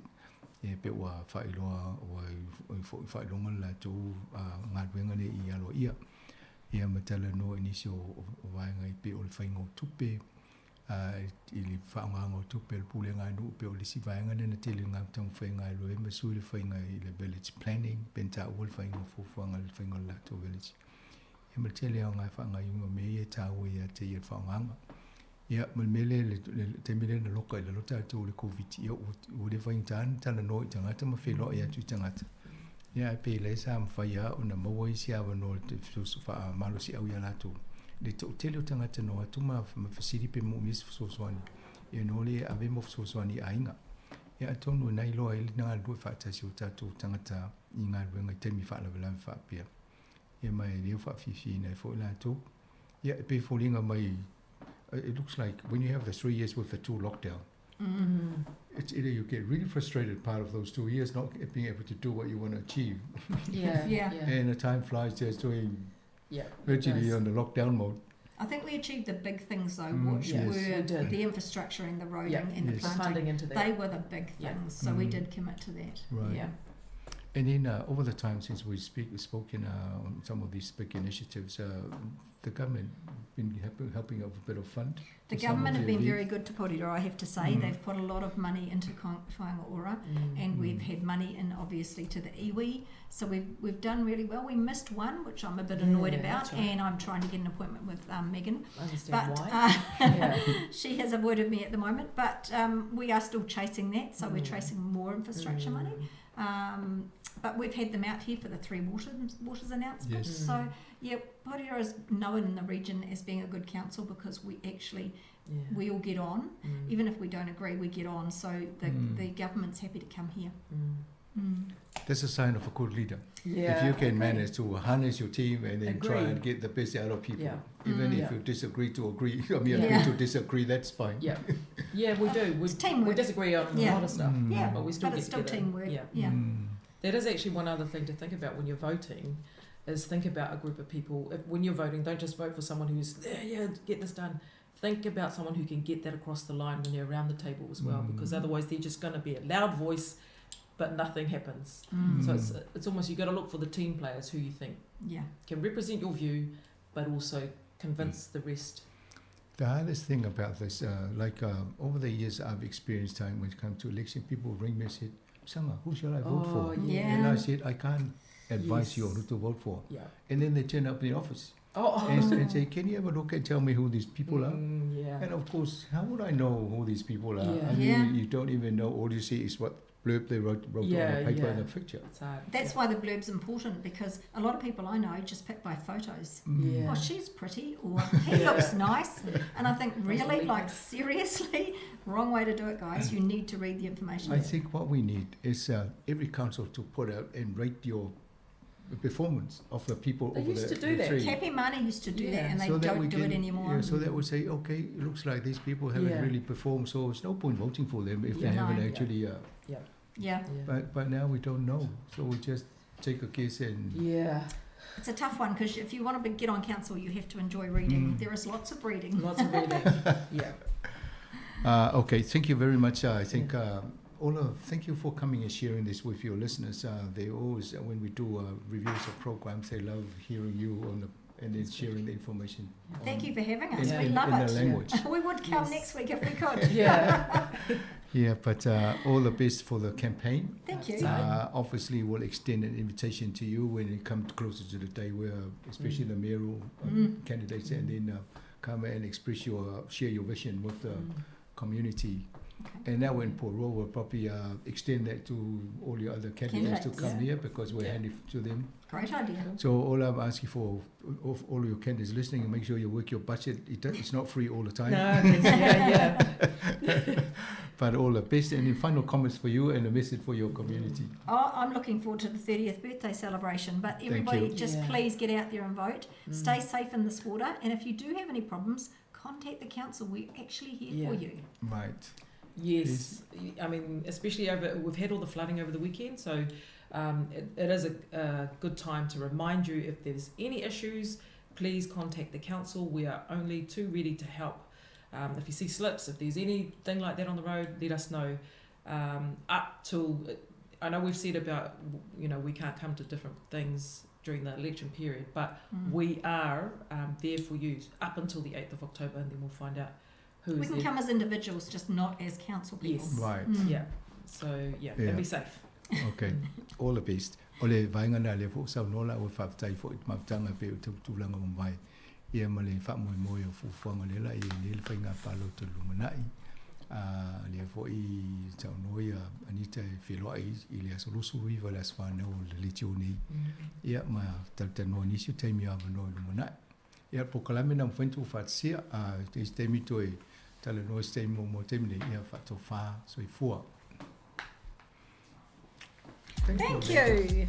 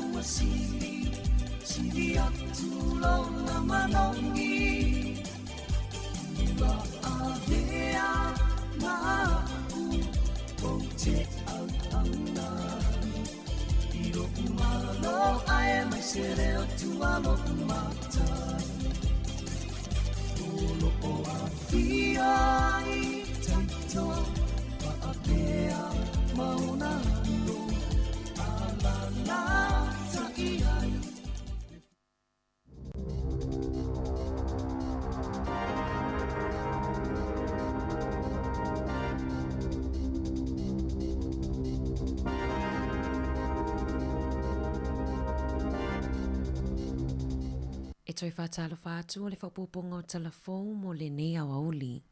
Ua lapata ia e pulea o ngai tutono le atunuu, le whaingatao na mawai o ni whaia o ngā tausa ili mai e whaatumua wanoa mō whaia o ngai tutono a onga. E toa te le whaia o ngā uatu ua la tuunga luenga, a e whaimalanga atu i atunuu i whafo taluona a mata mai le whaamai. I se pepa o whamatalanga le pulea o ngā Colicia McLeans, Steve Hargreaves, ua whaingatao na tausa ilini whaia o ngā lelei e whaawhainga luenga ia o ngā lenei vai taimi. Na tā uai Hargreaves, e toa te le whaia o ngā na mawhaiona ia au mai atunuu i whafo. Pei tai o se ripoti mai le matanga luenga wa onga, o loo tamawhai e whaato sinani awa noa whainga luenga, e tusalea ma le lua fe lima se lau, mō whaia onga i le isi se fulu lua maasina o lumanai. O se tuusau noanga o tua oin, na whaatangai na i le tolu se lau o whaia onga mai atunu i whafo, le ana a matai tutono le atunu o talu mai le maasina o au kuso o le tausanga talu wai. Ma ole a toi te tala whaasa o loto le tua oi i whaia onga mai whafo i le maasina fōu. O se iti ai le fitu te sima leono pasene le fua whatatau ono no ngā tupe, a tangata talosanga atu i le whale tupe ale ANZ mo le whaatau ngō whale. Na whaamaunia mai i le so upu ale ANZ le si iti ai lunga o le tūlanga ma ale ale, mo au nanga ale whale tupe i le asona nafi mai le fitu te sima le tolu 5% sa iai. Na tā ua e se sui or whale tupe New Zealand le PNZ i le tae au ana leila, sa la tau whaalawi loa le si tia i lungo tului ono no ngā tupe o whale. Whaatasi ai ma le tasi le tausanga ua si tia ai i le wha tesi ma le valu 5%, ma le 5 tesi ma le tasi 1% i to tonu o le lua tausanga. O le pōna ripotia mai ai leo sofa i ai fo i o se tasi o pamu penisini a le pipi au kilani. Sa wha o ngai ni tangata se taa vale e o sofa i ai tutono o le pamu penisini i le te ala i titi leo le valuanga o le pōna pō. Na maua i mea po e ata sa a matanga yo inga e ngā o iai ni tapa a manisi o loa. Pei tai na vave o na ola ma e se whaailo, ma toi sosola e sea i la tauia. I se ripotia leo, ele o misi lava se vai aso mani ripoti whaapea. Maolo o whaia se suesuenga leo e winga i lea mata upu. E te le atu nisi tangata ua tu ua le atu nuu, na ilo o tangata o lo ulu fale mai pito sili o na to o te le tangata na tu ua ni usila i le maasina o Februari, i le lua fe lua se folu, e tu sai ma le wha maunga ale Stats New Zealand. E iwasfulu fitu afe, iwasfulu tolu tangata New Zealand na tu uale atu nuu ile maasino a perila. Na taunu umai tangata tafafao mai fafo peitai. E na ole limasfulu faa afe tolu se lau male tolu ile maasino a perila. Pe tu salia male se fulu valu pasene o turisi mai fafo. A ole ia lia ele faa maa ia a perila ile luafe sfulu iwa. Peita aina pito toa tele tangata na taunu o mai fafo mai le maasino me le luafe luatasi. Le aisi itia ma le toa limas fulfitu afe o tangata tafafao mai fafo. Na ulu fale mai New Zealand ile taimina pito tele ai fewa inga. Ile vama Australia ina watatala fewa inga. Esilia ma le fase fulu luafe tangata malanga mai Australia. E lata ile ono se fulu pasene o tangata asiasi mai fafo. Na taunu ile maasino a perila luafe lua. O tangata citizeni New Zealand mai toa tele lava o Australia. Na ta ua ile faito faa mo le tamau ainga Brad Olsen. E iai popolinga ili si itia mawalunga o le numera o tangata watu ua le atu nuu. O se tūlanga lava lea sa valo iaina. E leo atu ai o tangata e iai to mai i fafo ma au mawai. E tu samalilima se fulu afe tangata New Zealand e mawhai ona tu ua le atu nuu. Ile isi tausanga o lumanai e pe ona valo ia ele malo. Peita ai e ono si itia mawalunga ile se lau luas fulu lima afe. Ua toi whaiani fesuia inga i matawhai o i tau ave a minista o le kabineta ina ua whaailoa i le fofonga fetalai Trevor Mallard ma le minista o whaamasinonga mai whemalanga inga Chris Whaafoi o le a malolo mai upufai o le malo e tu sai ma se whaasilasilanga a le tamaitai palemia Jacinda Ardern i le aso ana nafi. Sa fisiningi a pea li fofonga fetalai o na olona whaafoenga o le mata upu i le solo te tee na api le lotoa o le palemene mo aso e luas fulu tolu. Le ana ia whaatonu ina i le whaapasi o paipa ma ki whaaleo tele musika. Ai mulimuliane tu ina tuni whaalinga inisi na avea mawhaipule o palemene ua latou solivale le lotoa. Ua lipotie ia i senga luenga whaale malo o le anga luea i Europa o whaafo ina ulufale atu i le palemene i le tausanga i luafe se fulu.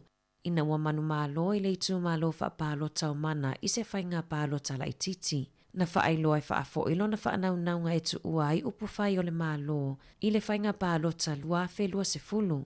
Masaya talosanga ua fia whaamawai ili se fulu valu maasina ua tuanai. Peita aina talosanga ina Ardern. Ina ia toi whaau wau mo le isi tausanga. Ua fia malolo whaafoi ina ia maua se isi taimitele e mafutai malona ainga. Sa whaafetai ai ili palemia li susunga ia whaafoi. Whaapea foi Mallard. Ona o le la tautua ili tele o tausanga mo upufai o le malo New Zealand. O le o ngā tutono au kuso e tu uai e le fofonga fetalai lono no foa, sauni ai mo se ngā luenga foui Europa i le amatanga o le luafe lua tolu. O le asi itia le malo vai ngā tupe anga va ai ai mātua e no nofo e va ai ala tau pepe fou fato a whananau, a mata atu i le aso mua Iulai. O le asi itia mai i le ono se lau lua tasi fitu ono sene i le vai aso, i le ono se lau ono sful tasi tala se fulu lua sene i le vai aso. Mai ono te si male tolu pa sene o le asi itia ai a o le i ave eseina le la fonga. Pe tu salea male afe male fas fulu tala le tupe fa upopo mo tangata e ave atoa vai aso e lua sfulu ono, ia anga va ai ai e malolo ai.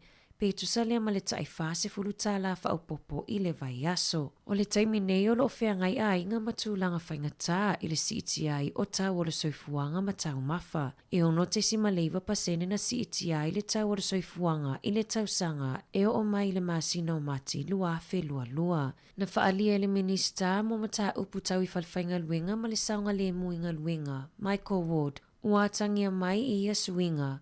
Le whainga tau le tūlanga o whea ngai ai ma le tele o ai ngai le taimi nei i le siitia o le tau o le soifuanga.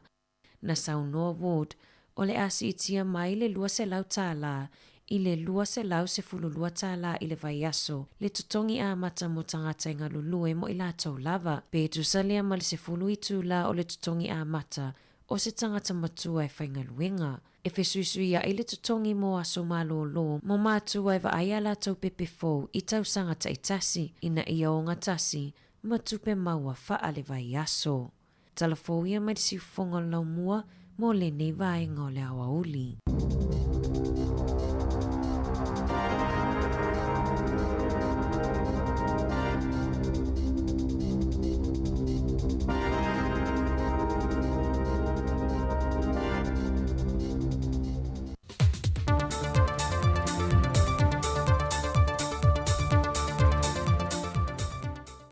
24 manuia lo tātou atunu nei fo ia sofou, ia lo mai o se whao poponga o tātou tala mai Samoa. Ua whālau I lol tamai te komisena o Australia I Samoa nei, ia Emily Luck, le isi whainga pa anga wha pisinisi wa fisoswani mai ai Australia mo Samoa. E ala le wha amalo sia o le whalapo tonga wa tau o le wi Samoa.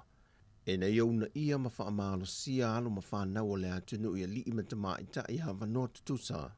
E awa noa oa oi nai leu na ia lea o tu mai wha apitoa. E vaenga tau so e tusi, tu whata si o reporti ma wha maumonga tau tupe pisinisi. O vaenga tau la fonga tutongi. Reporti tau tupe wha al tau sanga. Ma le tūwhata sielo reporti a lātou paanga masani o loo ngā lulua I tutonu o New Zealand. A o loo iel wha moe moe fia whaalau tele atu la lātou o unanga I Australia. E lalo lava o le nei whainga paanga ma le KVA Consult. O le angang o le wha moe moe nei wa tā o le wisa moa. E na ia maua o mai lima tama I ta ia vanoa tutusa. E a oa oi nei le to mai maa walunga. E moa ava noa mo ngā ruenga I le ngata I Samoa e whapena fo I tutono New Zealand ma Australia. Sau noa Emily, o manao mia tele leu na ia o le tūle I le tamau a ingo Samoa. Ona o le whaamai, wa a fiai le tele o pisinisi. Wa le ngata I Samoa ai whapea fo I isia tumotu o le Pasifika. O le vaiaso te neina whaatawe nai e lampasa o le malo Amerika I Samoa. Whaatasi ai maleo whaingaluenga lo Official Peace Corps I Samoa. Na o lātou whaamamai nai le la pisi se vaenga o muli whanua. Whapena fo I taringalu I a pia. O le aso valu e uni o tausanga te itasi. E whaatawe nai o ngā Samuel Lolangi. E pe o na toe whaatawe le nei tausanga I le autu. O le toe whaamalo sia leo le au au ina mai. O le mātango fio ngā yoinga o lo au maia e o ngā Samuel Lolangi. O le afio anga muli whanua wa veo se pa anga maasani a le Official Peace Corps I Samoa. Na osi whea ngainga mai le tausanga I lua festival maliva. Ma ofo fuai fo le lanto o onanga. E whaatino ai au onanga wha Peace Corps I Samoa I au onanga SS. E au fiei mare ngā yoinga sa whaatino le ofisa I le aso valua le nei masina. Sau noa le whaulu lunga le Official Peace Corps I Samoa I a Kenny Wilderson. E si lia ma le tau se fultanga la pisi la popo o na mawhai o no la tau wawina. Mai I le taringalu I a pia. Na ia sau no le pui pui o tātou o ngā sami ma tausia le lei. O le sao leo tangata uma, e le whaamatango fieina o le sio manga. Na tūlanga e se le mata ina o le vaengalo na lua o le talo mua le fio anga o le tongo. Na whaatino I le whaai unga le vaiaso na te nei. O li mawhai pule o le fio anga no lato tu whaatasia le isi talo mua le nei. Na o lato tā ua o se whaenga o le ato anga le onus fultu sanga o le tuto o tasi o le malo Samoa. E le aso na whaatino I nai le sisi na e o le tanga vai o le malo tuto o tasi o Samoa. A o fio atu le fionga le minista o le mtanga luenga o whaato anga mwhainga whaiva. La uli o le mani toa po la te vau Forsi Schmidt. O le malo whaalolongia po le sui foi o le malo. E moli atu le whaaftai e le wha moe moe wamanuia. Sa whaatu mulia le aso I a fio anga tua oi o le tongo. Na awhi fio ane moli mauwina le mātango fio fua wha ele leanga. Mai whaatu anga le fio anga o le tongo. Whaatase ma le wha lio to mai mawa e le fio anga e le tūlanga o whainga whaiva. Ma wha lea lea fo I ma I tonga po I le malo mai le vaengo lea waluma. Wha pia foi wha fia fianga mai lea onga tūlanga lua le tongo. Wha pia foi ma wha fia fianga mai lea waluma. Ma tau le lea o lea fio anga. Sa whaatase foi ma le swimming style whaatu anga mwhainga whaiva. Whaatase ma le whaipule o vai maunga numera mua. Sula manaia tui vasa tau ele. Whaatase ma sui o le matanga ruenga o whaatu anga mwhainga whaiva. O malo whaaloa lungia lea mo lea aso whaapitoa. Na toi whaamalo siatu lea fionga le minsta lea fio anga. E na ia toi whaia se isi talo mua. E una ia I pea le tūlanga o le maua o tau mawha I te tono lea fio anga. Wha pea fo I lea tanu. Mai a lea wha moe moe ma wha mea lofa tue le malo le ono wil paelo. O waila au whanga vau se I tulo. Ma nisi o mea whainga luenga la iti mo le au whai wha atu anga. E si lia ma le 5 se fulu sa tofu sao I le wha moe moe. O le pepalata mai o whaamaumaunga o le whaamai o le COVID-19 mai le matanga luenga o le soifua maloloina. Wa whaamauina le aso fito iuni le aso valu. Wa whaamaunia ai le o antu i le toa se laulua se funma le valu i lantou na maua e su enga wha le soifua maloloina. Wa afia e siama o le COVID-19. O lo tu mau pea tangata maliliu le toa lua se funma le valu. Ai wo atu le au wha e tangata Samoa wa afia. E le se funma le wha hafe tolu se lau se funma le lima. Ai wo wha o popo pea le au wha o i lantou na malanga mai malisiama mai altunu o i fafo. E le se lau se fulu. E wha mau le se lau lua se funma le valu wa afia i te tonu le aso fitu ma le aso valu iuni. E ono se funma le wha i lantou fonu pesia mai le malu lau tele o le altunu. Ai o leisi ono se funma le wha o i lantou ia na whai malanga mai malanga i atunu o i fafo i lo tātou atunu. O tana fawia mai Samoa manuia le nei aso le tātou atunu whasoi foia.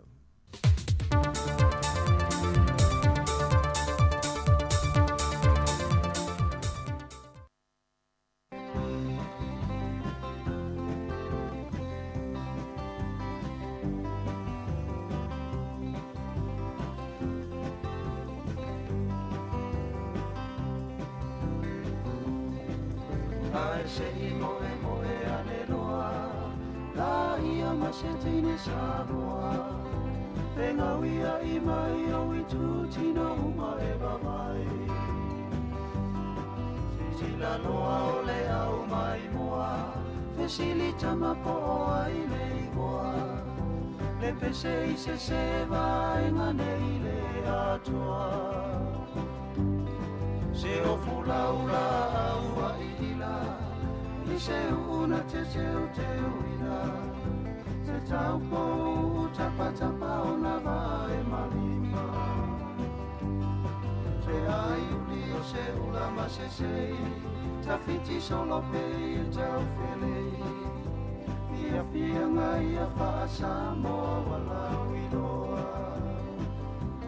Fatima pole au mai moa, me mo ole pese tu sapele ino, le au matonu lea, o fia ma fa Samoa.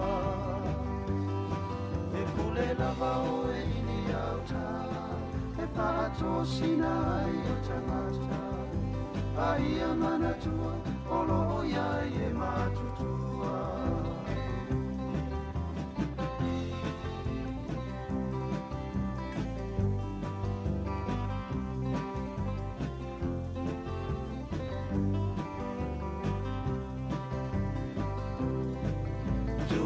Iloa se toe a ina, tanava ai ua sautua lima.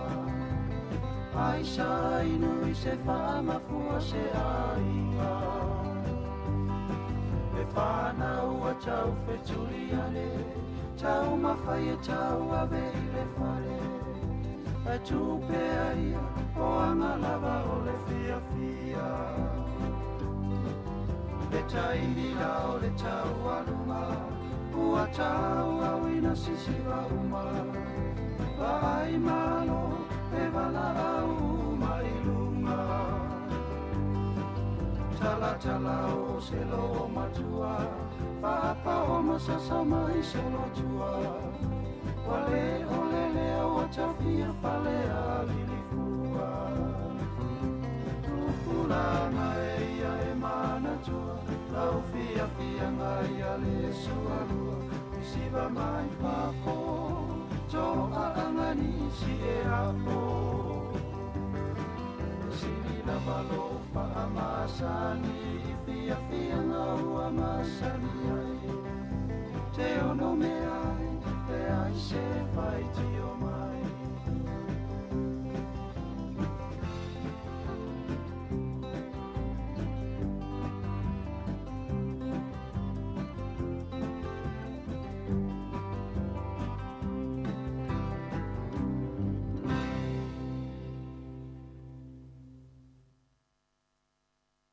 Whaasile silanga. O le ale so poloa whaalupe fili mafua se langona vai. Ai o le a se i o u se e ifo i le vai paua malo. se i mata afa tu umulinga o fausanga o le vaatele i opa ia whaalanu ngata Samoa. E a mata mai i le ite o le malama i le mata saua. Se ia suruia le whaituto o le maota o nā whanua, o ala o manu e le uia.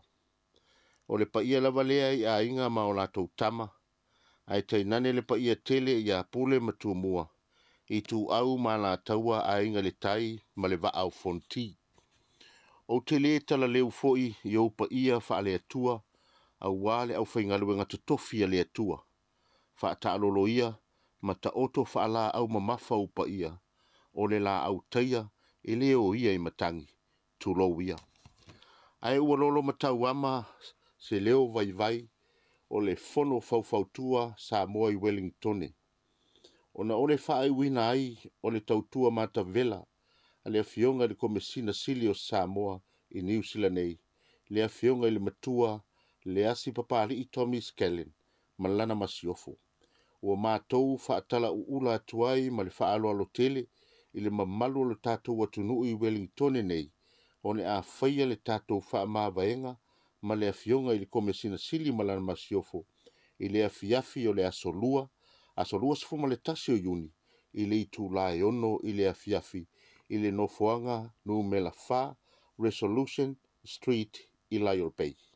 Susu maia, tala mai a au, ma tātou mafuta, ma lulu a au ma wha mawai ai, i le afionga i le komisina sili, malana masiofo, i le afiafi. Wha awhetai tele, sai nia le taitai fono, i le laulau a fono, a le fono faufautua a Samoa i Wellingtone. Paftai.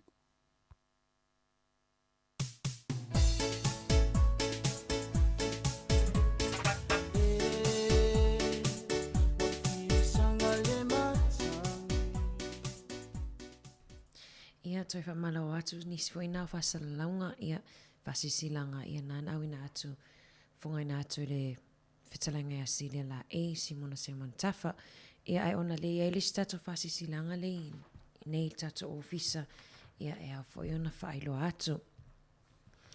O le whasisilanga tā ua o le au asina le ngalu ua sau fie le fo i le manu na iutu fiu longo fo i tino matangi le lei a wā lea ua whaitau a solo tātou wha moe moe ma lea fionga i le tamaitai pale mia o le malo sa moa i lo tātou lau mua. E whasisila atua i whaapea o le tae au le whiloa inga ma le whisila wha inga a le ulua i tamaitai pale mia o sa moa lea fionga i a fia mena o mi mata afa ma le mamalo sa moa i le lau mua i Wellingtone. Aso se fulufa o Juni i o le aso i le afiafia nā nei le itu lai wha le hawhaia lea i le Ioane Vito Center, tu atusi se furu lima Ferguson Street i Newtown i Wellingtone. La e talawhia ngai i le whisila whainga. O le nei porka la mena tu ufatasia e le whaalaputupotonga a le whaasino manga matupuanga ma le langolango a le Family Center Samoan Advisory Council o le whangasa matanga luenga katoliko Samoa i Wellingtone o le whaautanga ma le mawhatanga whaiwhi au i Wellingtone. E whaawhetai le langolango sua a le matanga luenga motor Pasifika. Sai nia taitai o komiti whaafoe, tau vao na le soni, ma le sui taitai siu ngao whao, Paula, po Paula, Masoe. RSVP mai a tawhao i malo, Loudon Parsons, o le e-maili o Parsons, parsons@fc.org.nz. Ia pe la fomaili fe autostusia pe vili numera o luatasi, lua valu, luatasi, lua ono. O luatasi, lua valu, luatasi, lua ono. Ia pe arinis whamatalanga ia e whamoe le whai la fiafia nā nei. Au foi ni ngalo le aso atae au le wha tatala loa ia i le wha moe ia porenga luenga foi i ala fionga i le komsina mo lunga Samoa ia i tai Wellington le foi le amwhai o na whaasa lautu sao mai ia i le tatou tautua ia i le aso i le awauli o le aso atae au ia ai toi toi whaamalo atu ia i le tau whaafunga mai, whaamalo atu fo ia i la tau, lo mafuta mai i so se atu nuu whawhato New Zealand, i o lo e maua mai le tau tua le siufonga lau mua, malo lava, malo le, on sa inga luenga mwhi au tiu til nei aso, whaamalo nei tatou mātua mātutua, whea ngai ma le whaiva o le tapuai, no whatatalo mai foi, ia wā lava le, whea ngai foi o le atu nuu ia, ma ngaluenga le ngata lea o whanau tono a onga. Awi nā tu pēta tō whawhiwhi angasu i whiwhi loi lea ua lua sifulu whaminu te te eil sifulu lua i le tautua al siufonga lau mua le nei awa uli. Ta ilongo i pule ma le pese o whaiva e tapua ia ea e manu.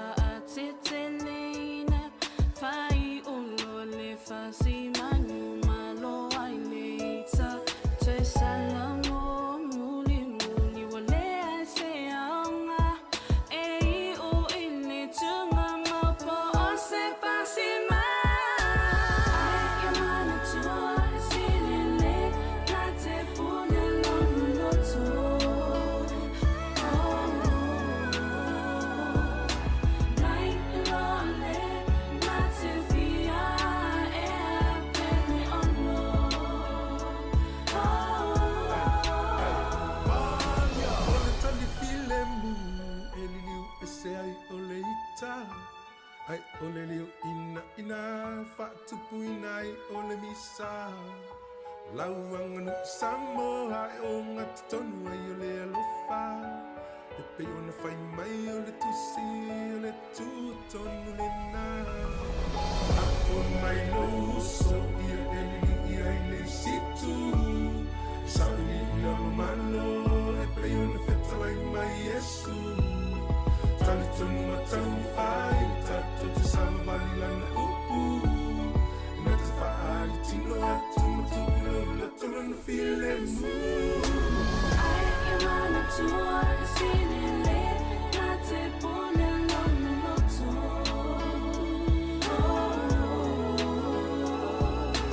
Mai e lole na te fia e pene ono. Tui lunga sa vali e se file mu. Ai e oai te fefe.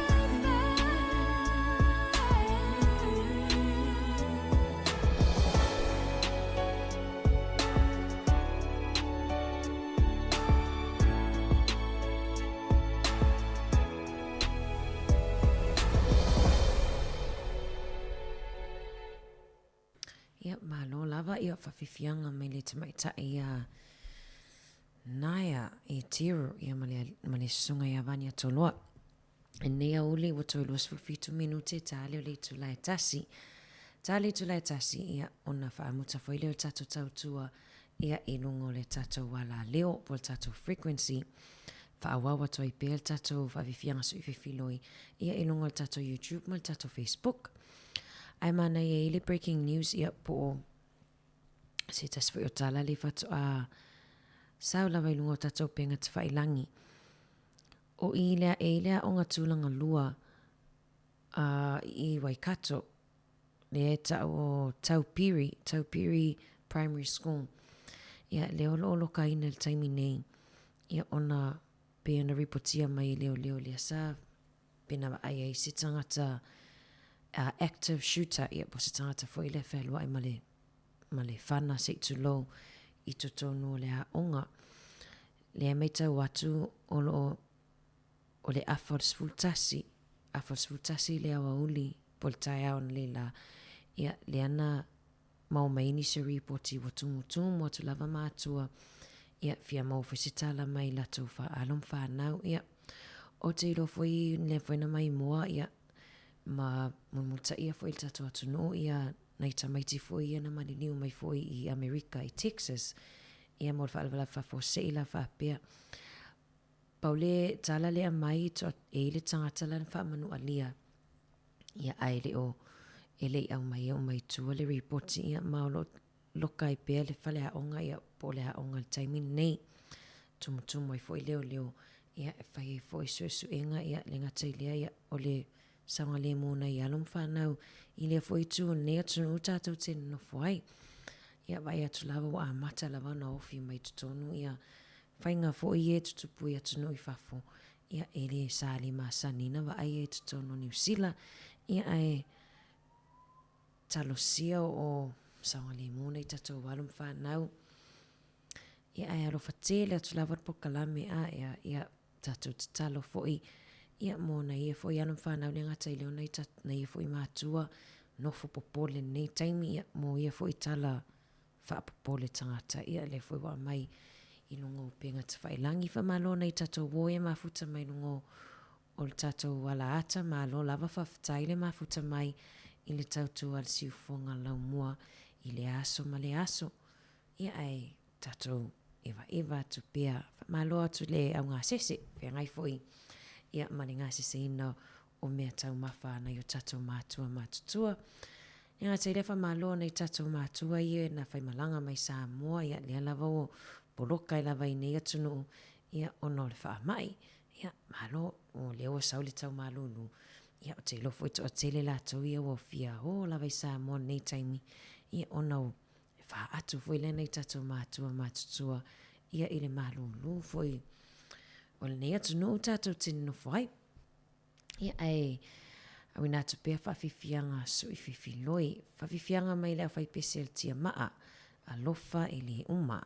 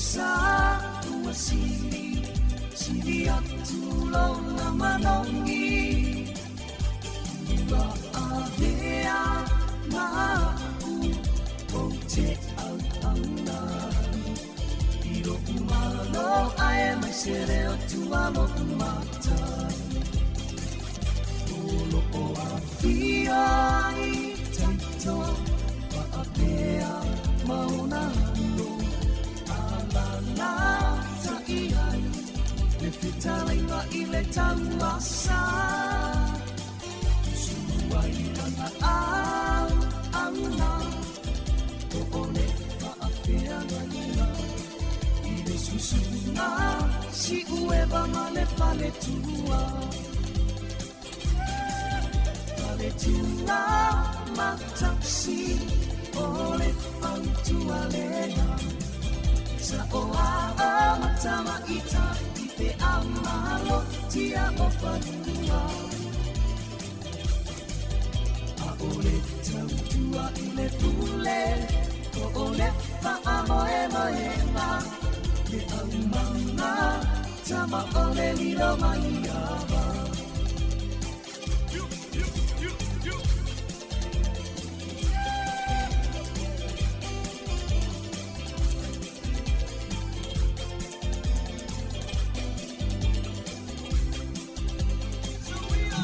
Vande ina tai vale tai te po ole fa ana.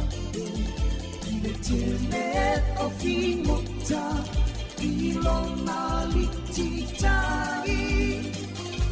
Ni alo ane aloha sinai amore tani mafutanga.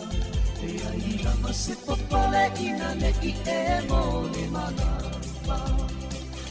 Paola ne e misini tolo moli. Ai te la usavani I leo leo tua ili ole sa. Ia e ulu fale I se mauta mota ua ina. Si ide vi ina ona ole tau singa le atua. Fale tua matausi ole pautua lena. Sa oa matama ita ipe amalo tia ofanua. Ole tautua ile kule o ole fa amae moena. Le aumanga tama ole lilo maiaba.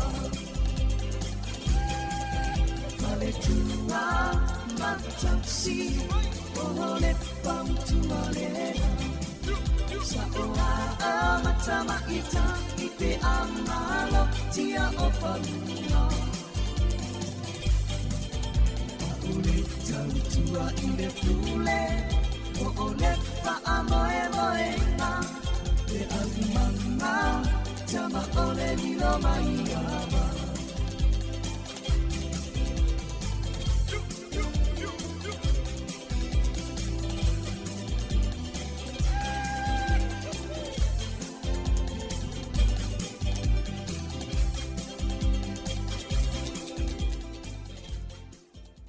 Whawhiwhianga mai le au whaipese a le la ngoto ia ma le pese manase lo nuu ia whamaloa toi le ni vaenga o le awa uli ia I whainisi o tala maa na ia fwoi ia atonu fwoi ia o ngā fwoi mo tātou uma o to tonu o le atunu o le o Peru ia ia I se tasi o pito nuu e ta o lambe shake ia po sa o wha leo ina ia ele e se tasi o ainga na whaia se maliu o talai le mai nungo penga te whailangi mai le aso luo me.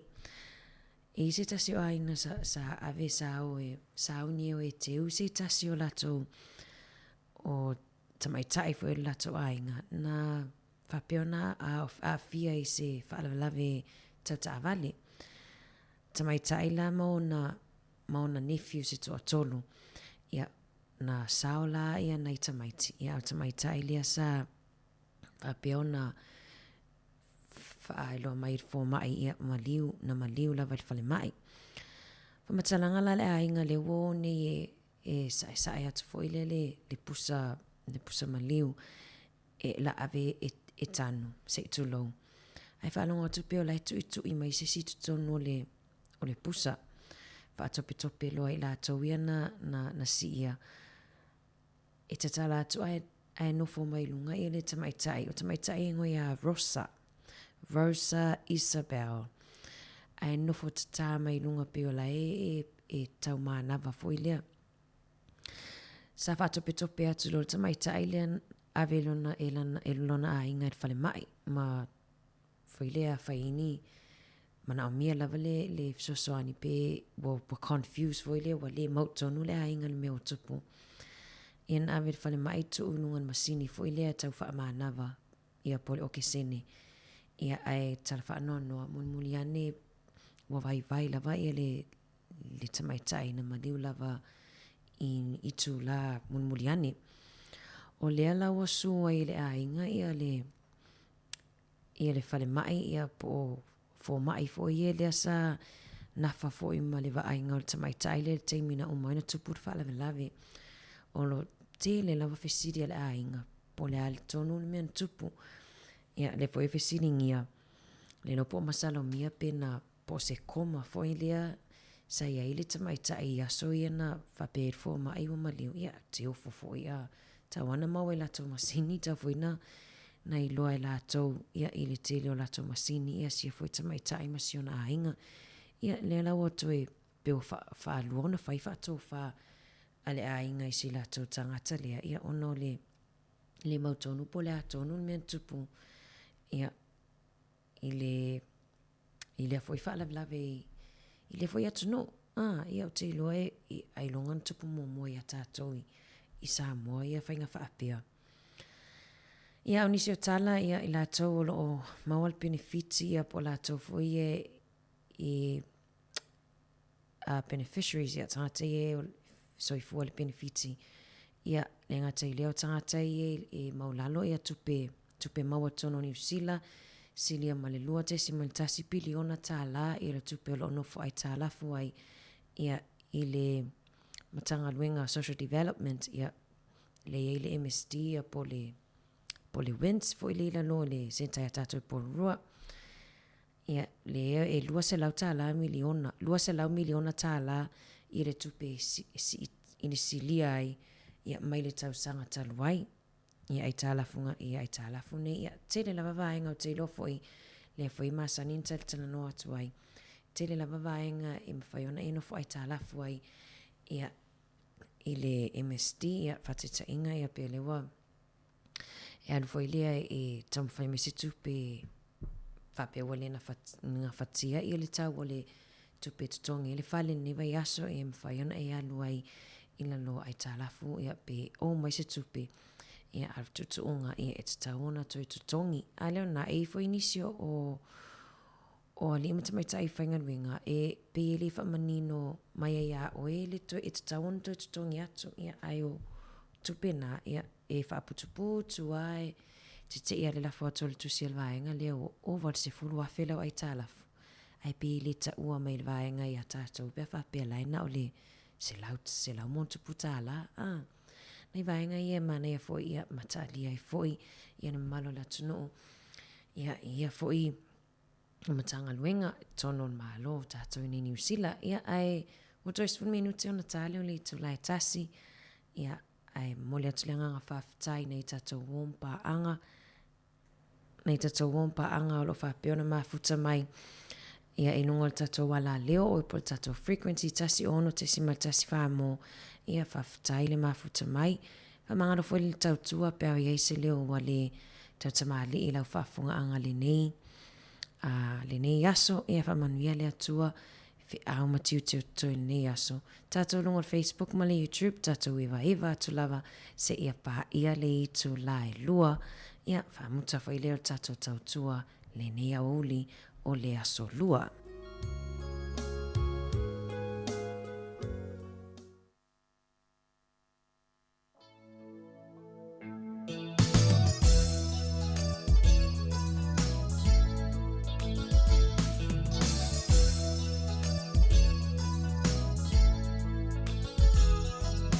Osa e olela i Samoa Sulungi ai male nei motu atu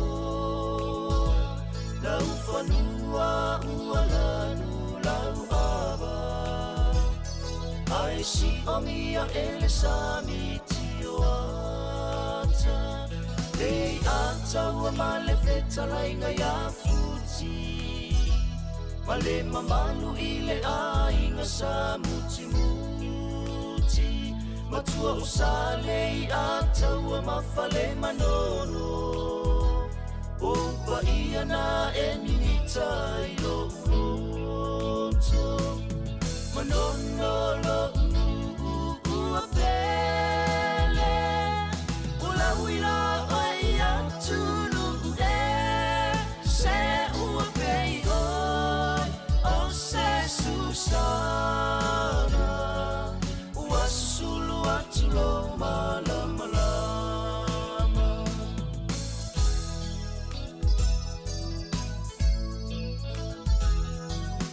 Telefoni lena o le vainu Ua sianu pini tasi oe I le atunu Ulo faiva masani o le alofoe Vitali tawa faamalua I mamoe Tali uanela ila utale ni masani Tafefe wa taule aini a ole sami Le vave a ole a huli ma le afi Se I vanga na uangi mai se matangi Manono lo ua pele Ula huila oi atunu e Se ua pei Susana Ua sulu atu lo malama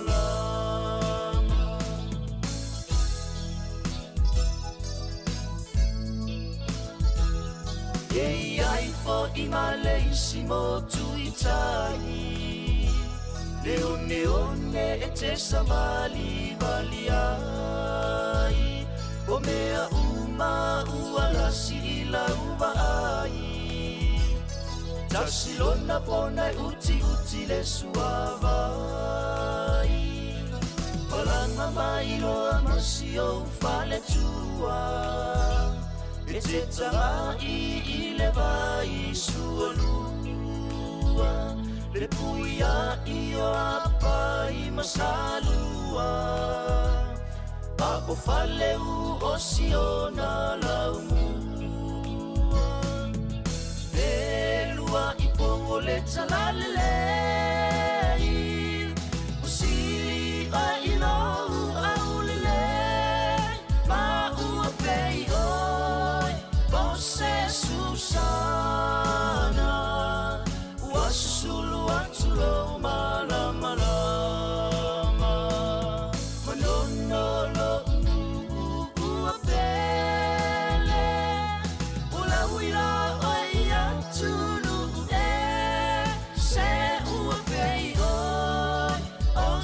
Susana Ua sulu atu lo malama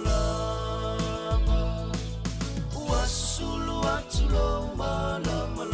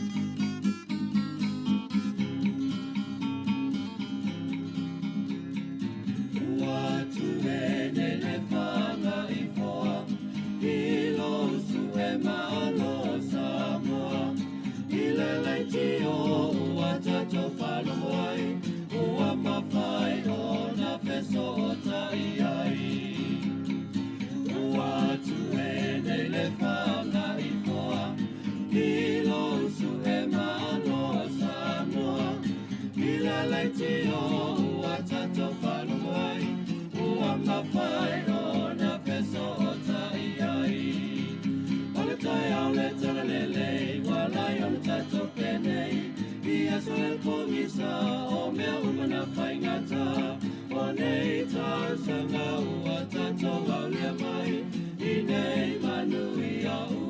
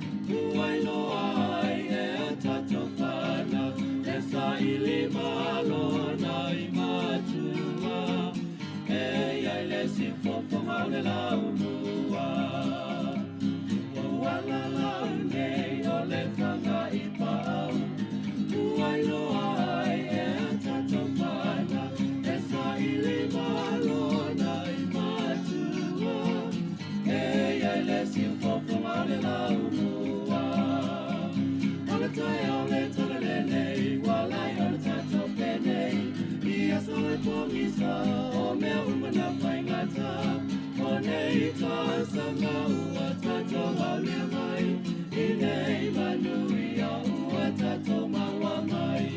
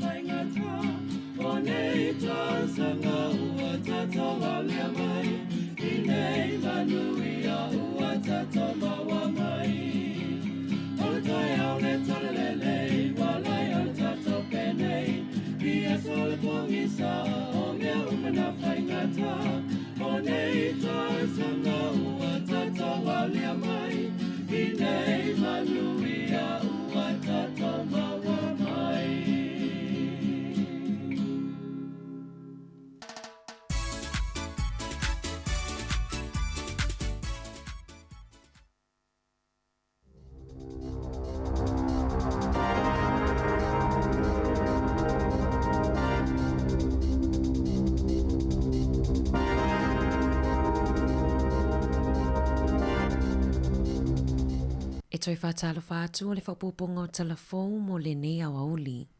Ua lapata ia e pulea o ngai tutono le atunuu, le whaingatao na mawai o ni whaia o ngā tausa ili mai e whaatumua wanoa mō whaia o ngai tutono a onga. E toa te le whaia o ngā uatu ua la tuunga luenga, a e whaimalanga atu i atunuu i whafo taluona a matamai le whaamai. I se pepa o whaamatalanga le pulea o ngā Colicia McLeans, Steve Hargreaves, ua whaingatao na tausa ili ni whaia o ngā lelei e whaawhainga luenga ia o ngā lenei vai taimi. Na tā ua e Hargreaves, e toa te le whaia o ngā na mawhaiona ia au mai atunuu i whafo. Pei tai o se reporti mai le matanga luenga wa onga, o lo o tamawhai e whaato sinani awa noa whainga luenga, e tusalea ma le lua fe 5 se lau, mō whaia onga i le isi se fulu lua maasina o lumanai. O se tuusau noanga o tua oin, na whaatangai nai le tolu se lau o whaia onga mai atunuu i whafo, le ana a matai to tono le atunuu talu mai le maasina o au kuso o le tausanga talu wai. Ma ole a toi te tala whaasa o loto le tua oi I whaia onga mai whafo I le masina fōu.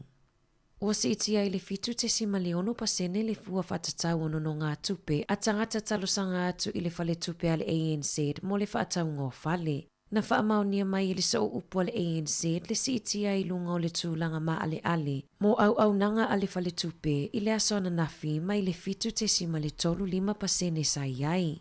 Na tā ua e se sui o le whale tupe a New Zealand le PNZ I le tae au ana leila. Sa la tau whaalawi loa le si tia I lunga o tului ono no ngā tupe o whale. Whaatasi ai ma le tasi le tausanga ua si tia ai I le wha tesi ma le valu 5%, ma le 5 tesi ma le tasi 1% I to tonu o le lua tausanga. O le pōna ripotia mai ai le o sofa ai fo I o se tasi o pamu penisini a le pipi au kilani. Sa whaonga ai ni tangata se taa vale e o sofa ai to tono o le pamu penisini I le te ala ititi le o le valuanga o le pōna pō. Na mawai mea po e ata sa a matanga I o inga e ngā o iai ni tapa a manisi o loa. Pei tai na vave o na ola ma e se whaailo ma toi sosola e se ai I la tau ia. I se ripotia leo e le o misi lava se vai aso mani ripoti whaapea. Maolo o whaia se sue ngā leo e winga I lea mata upu. E te le atu nisi tangata ua tua le atu nuu, nai lo o tangata o lo ulu whale mai pito sili o na to o te le tangata na tua New Zealand I le maasina o Februari, I le lua fe lua se folu, e tu sai ma le wha maunga a le Stats New Zealand. E ivasfulu fitu afe, ivasfulu tolu tangata New Zealand na tuua le atu nuu i le masino a Perila. Na taunu mai tangata tawhawhao mai fafo peitai. E na o le 5 afe tolu se lau ma le tolu i le masino a Perila. Pe tusalea ma le 10 o turisi mai fafo. A o le ia lia e le wha ia a Perila i le 2 Peita aina pito to a tele tangata na taunu o mai fafo mai le masino me le 2 tasi. Le aisi itia ma le to a 5 afe o tangata tawhawhao mai fafo. Na unu fale mai New Zealand i le taimina pito tele ai fewa inga. I le vama Australia ina watatala fewa inga. E silia ma le fase fululua afe tangata malanga mai Australia. E lata i le 10% o tangata asiasi mai fafo. Na taunu i le masino a Perila lua afe lua. O tangata sitiseni New Zealand mai to a tele lava o Australia. Na ta ua i le whaito wha mo le tamau a inga, Brad Olsen. E iai popolinga i le si itia mawalunga o le numera o tangata ua tu ua le atu nuu. O se tūlanga lava lea sa valo i aina. E leo atu ai o tangata e iai to mai i fafo ma au mawai. E tu sa malilima se fulu afe tangata New Zealand e mawhai ona tu ua le atu nuu. I le isi tausanga o lumanai e pe ona valo ia i le malo. Peita ai e ono si itia mawalunga i le se lau 25 afe. Ua toi whaiani fesuia inga i matawhai o i tau ave a minista o le kabineta ina ua whaailoa i le fofonga fetalai Trevor Mallard ma le minista o whaamasinonga mai whemalanga inga Chris Whaafoi o le a malolo mai upu whai o le malo e tusai ma se whaasilasilanga a le tamaitai palemia Jacinda Ardern i le aso ana nafi. Sa whisiringi a pia le fofonga fetalai o na olona whaafoenga o le mataha upu i le solo te tee na api le lotoa o le palemene mo aso e 2 le anai a whaatonu ina i le whaapasi o paipa ma ki whaaleo tele musika. Ai mulimuliane tu ina tuni whaalinga i nisi na avea mawhaipule o palemene ua lātou solivale le lotoa. Ua lipotie i aisenga luenga whaale malo o le anga luea i Europa o whaafo ina ulufale atu i le palemene i le tausanga e 2 ina ua manu malo i le itu malo whaapalo tau mana i se whainga palo tala i titi. Na whaailoa i whaafo ilo na whaanaunanga e tu ua i upu whai o le malo i le whainga palo ta 2 Masaya talosanga ua fia whaamawai ili se valu maasina ua tuanai. Peita aina talosanga ina i Ardern. Ina ia toi whaau wau mo le isi tausanga. Ua fia malolo whaafoi ina ia maua se isi taimitele e mafutai malona a inga. Sa whaafetai ai ili palimia le susunga ia whaafoi. Whaapea foi Mallard. Ona o le la tautua ili tele o tausanga mo upufai o le malo New Zealand. O le o ngā tutono au kuso e tu uai e le fofonga fetalai lono no foa, sauni ai mo se ngā luenga fau i Europa i le amatanga o le 2 O le asi itia le malo vai ngā tupe anga va ai ai mātua e no nofo e va ai ala tau pepe fau fato a whananau, amata atu i le aso mua Iulai. O le asi itia mai i le ono se lau lua tasi fitu ono sene i le vai aso, i le ono se lau ono sful tasi tala se fulu lua sene i le vai aso. Mai ono te si malitolu pa sene o le asi itia ai a o le i ave eseina le la fonga. Petu sa lea ma le afe ma le fas fulu tala le tupe fa upopo mo tangata e ave atoa vai aso e luas fulu ono, iai anga va ai e malolo ai. Petu sa lea ma le tai fase fulu tala fa upopo i le vai aso. O le taimi nei o lo fea ngai ai nga matulanga whaingata i le siiti ai o tau o le soifuanga ma tau mafa. E ono te si maleiva pasene na siiti ai le tau o le soifuanga i le tausanga e o mai le masina o mati lua fe lua. Na whaalia le minista mo mata upu tau i falwhainga luenga ma le saunga le muinga luenga, Michael Ward, uatangia mai i ia suinga. Le whainga tau le tūlanga o whea ngai ai ma le tele o ai ngai le taimi nei i le siitia o le tau o le soifuanga.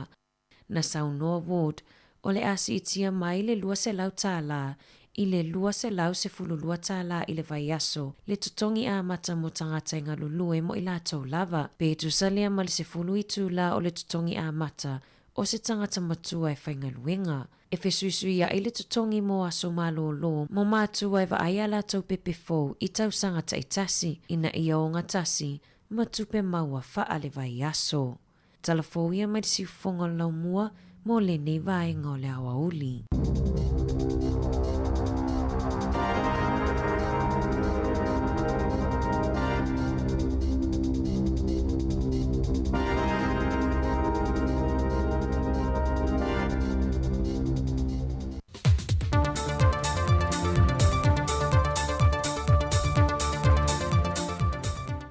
So I fua manuia lo tātou atunu nei fo ia so fau, ia lo mai o se whao poponga o tātou tala mai Samoa.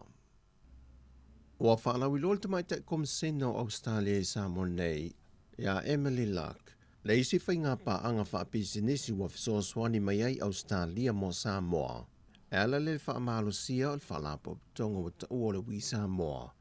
E na iona ia ma whaamalosia alo ma whanau o le atunu ia li ima tama ita I hawa no tutusa. E awa noa oa oi nai le una ia lea o to mai whaapitoa, e vaenga tau sui tusi, tu whaatasi o reporti ma whaamaumonga tau tupe pisinese, o vaenga tau la fonga tutongi, le poti tau tupe whaal tau sanga.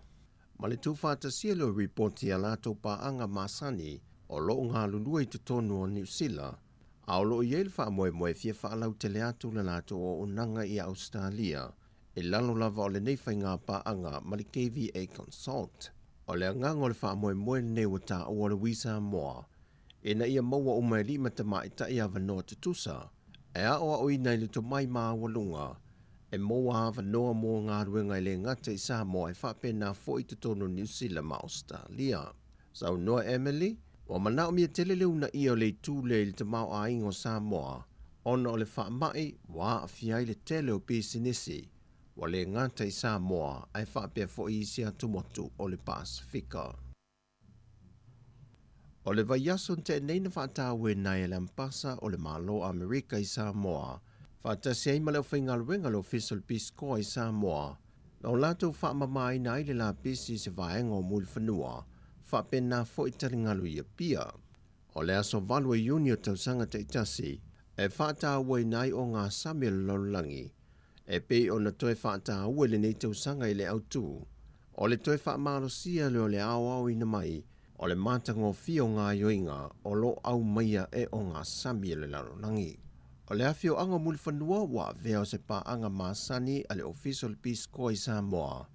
Na osi whea ngainga mai le tausanga I lua Festival Maliva, ma ofo fuai fo I le lanto o onanga, e whaatino ai au onanga wha Peace Corps I Samoa I au onanga SS, e au fiei mare ngā yoinga, sa whaatino le ofisa I le aso valua le nei masina. Sau noa le whaulu lunga le Official Peace Corps I Samoa I a Kenny Wilderson, e si lia ma le tose fultanga la pisi la popo o na mawhai o na lata wawina, mai I le taringalu I a pia, na ia sau noa le pui o tātou o ngā sami ma tausia le lei, o le sao leo tangata uma, e le whaamatango fieina o le sio manga. Na tūlanga e se le mata ina o le vaenga lona lua o le talo mua le fio anga o le tongo, na whaatino I le whaai unga le vaiaso na te nei.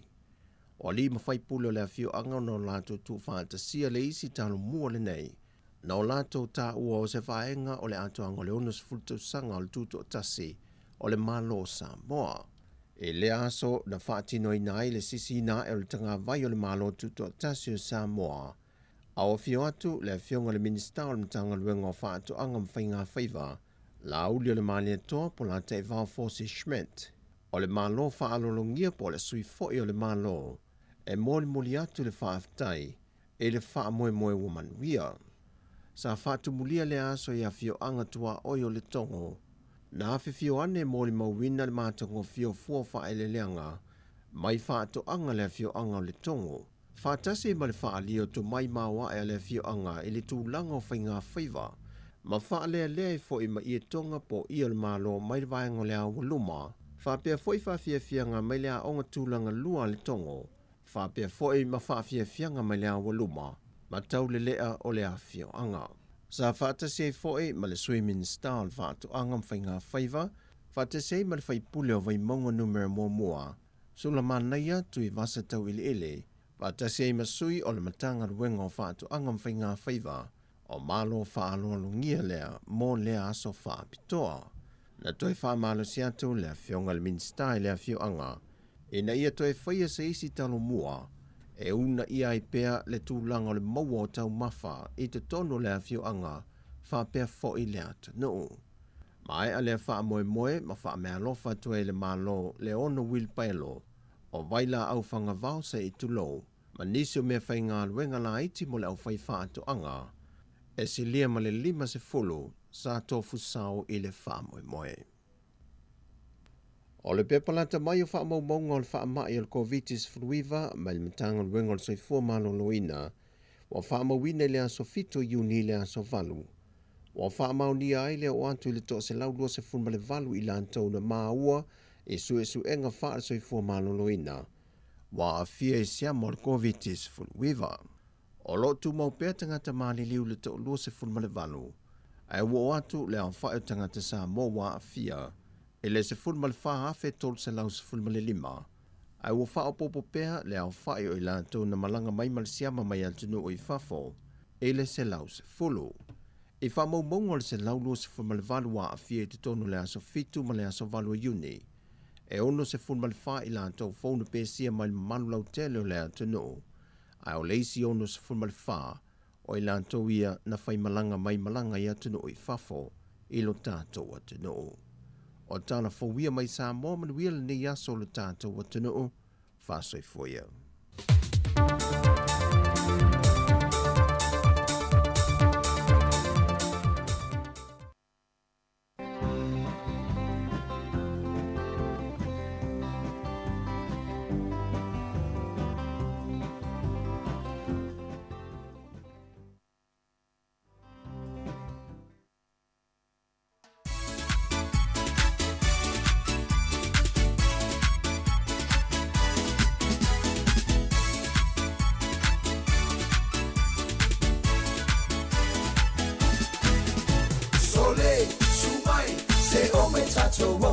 Tato te le Pacific love e fa mai on the ball le apatuna e le lolo e te le mai for yai eva mai eva yen fa ti ai lo vai vai ya ti ties tia secta visa musica te fi yai so ma mai lo panga fa manga yai la we manga e uma ole polu ko e foi e ko si o fa na fanga yeah ale ai foi yo le nga ko i sau kasi ma fanga fa se ki ai o fi ko le o ko i mai o le musica put your hands in the air yeah yeah hey, move your body side to side yeah yeah put your feet on the ground shake me on the ground move your body shake your body jump up and down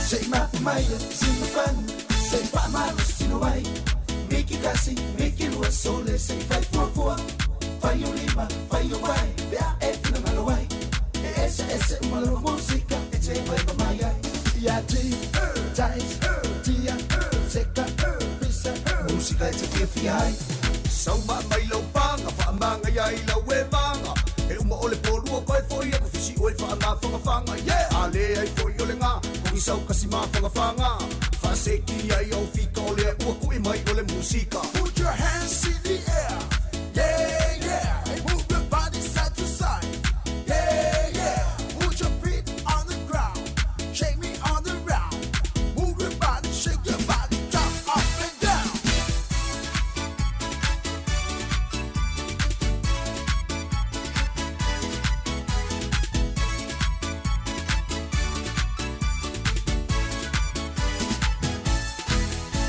so ma mai lo panga fa manga ya i la we manga e uma ole polu ko e foi e ko fisi o fa na fanga yeah ale ai foi o le nga ko i sau kasi ma fanga fa se ki ai o fi ko le o ko i mai o le musica put your hands in the air yeah yeah hey, move your body side to side yeah yeah put your feet on the ground shake me on the ground move your body shake your body jump up and down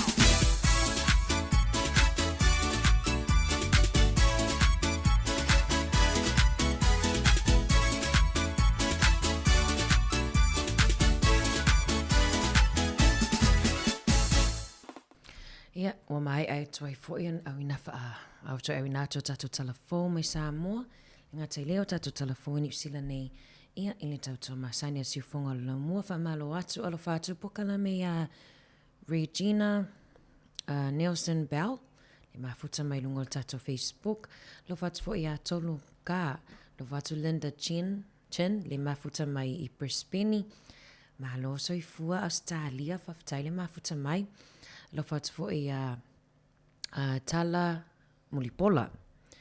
Ai o le taimi nei o lo whanga solo ia le konferenisi le whai tai o te rofo i toa te le lato le mai mua i lunga wala ata ia le conference a le tatou palemia i Samoa ia le ngatelia ia o le palemia New Zealand nei ia tala noanga foi ia ai mai se tala noanga i le swing o le tau po le climate change.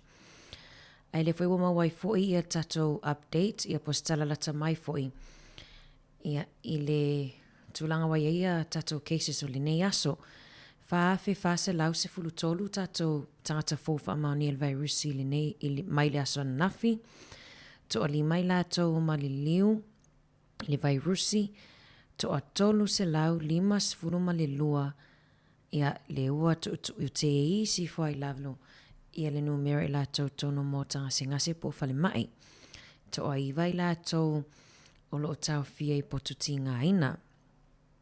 Lea ben o lo whaia le folasanga a le tatou a li fo mai ia po le Director General ia le sunga Dr. Ashley Bloomfield ia i le taimi nei ia o lo ia sau noa i foi mai se talalata mai ia ben o ha mai ia le whanga solonga i foi o le tali atu foi a New Zealand ia man whainga malo ia i le tamo Omicron ia po wha mai nei taimi.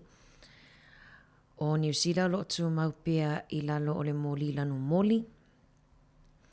Ia, a le mo i lava o lo e fesui ia i lava ia numera ia so o halu e lunga le 5, 6, 7, 8 iwa afe a ia ai e foi ia numera pela o nei. Mai ripoti leo fa afe fa se lau sful tolu. Ia ai o lo toa tele lava i la tono fale mai. Ia. Ia ai whamalo ato te lua ia la awina atu pia la tau talalata mai ia ini vaenga foi o tutupu tono o New Zealand nei ia ai mai se foi ia tunu mamau.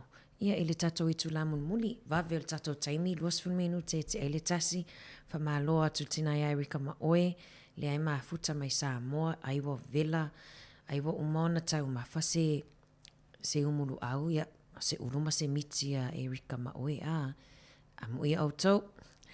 Tata atus whawhiwhianga me le sunga ia po le talainga whaia misi luki sua ma le pese malo Samoa, malo lava le on sai, malo tawata. Malo Samoa, ua o wilo, wala wilo, lo wingoa, ilano nei, mare masa atua.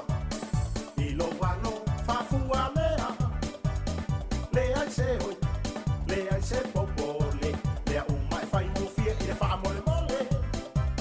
Tau fima, lo pale Samoa, ole ano fala u Samoa. Tau fima, lo pale Samoa, ole ano fala u Samoa.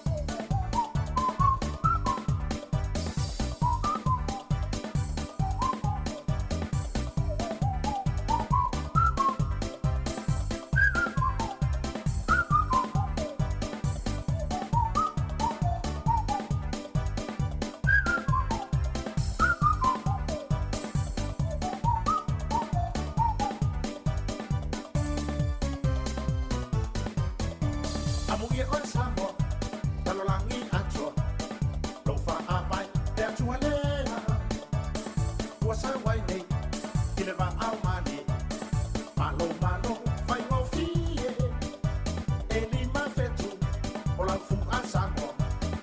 Ua ngia ngia i le ea. O tu puta ma se tu puana e file au Samoa. O le tama a inga la u Samoa lea.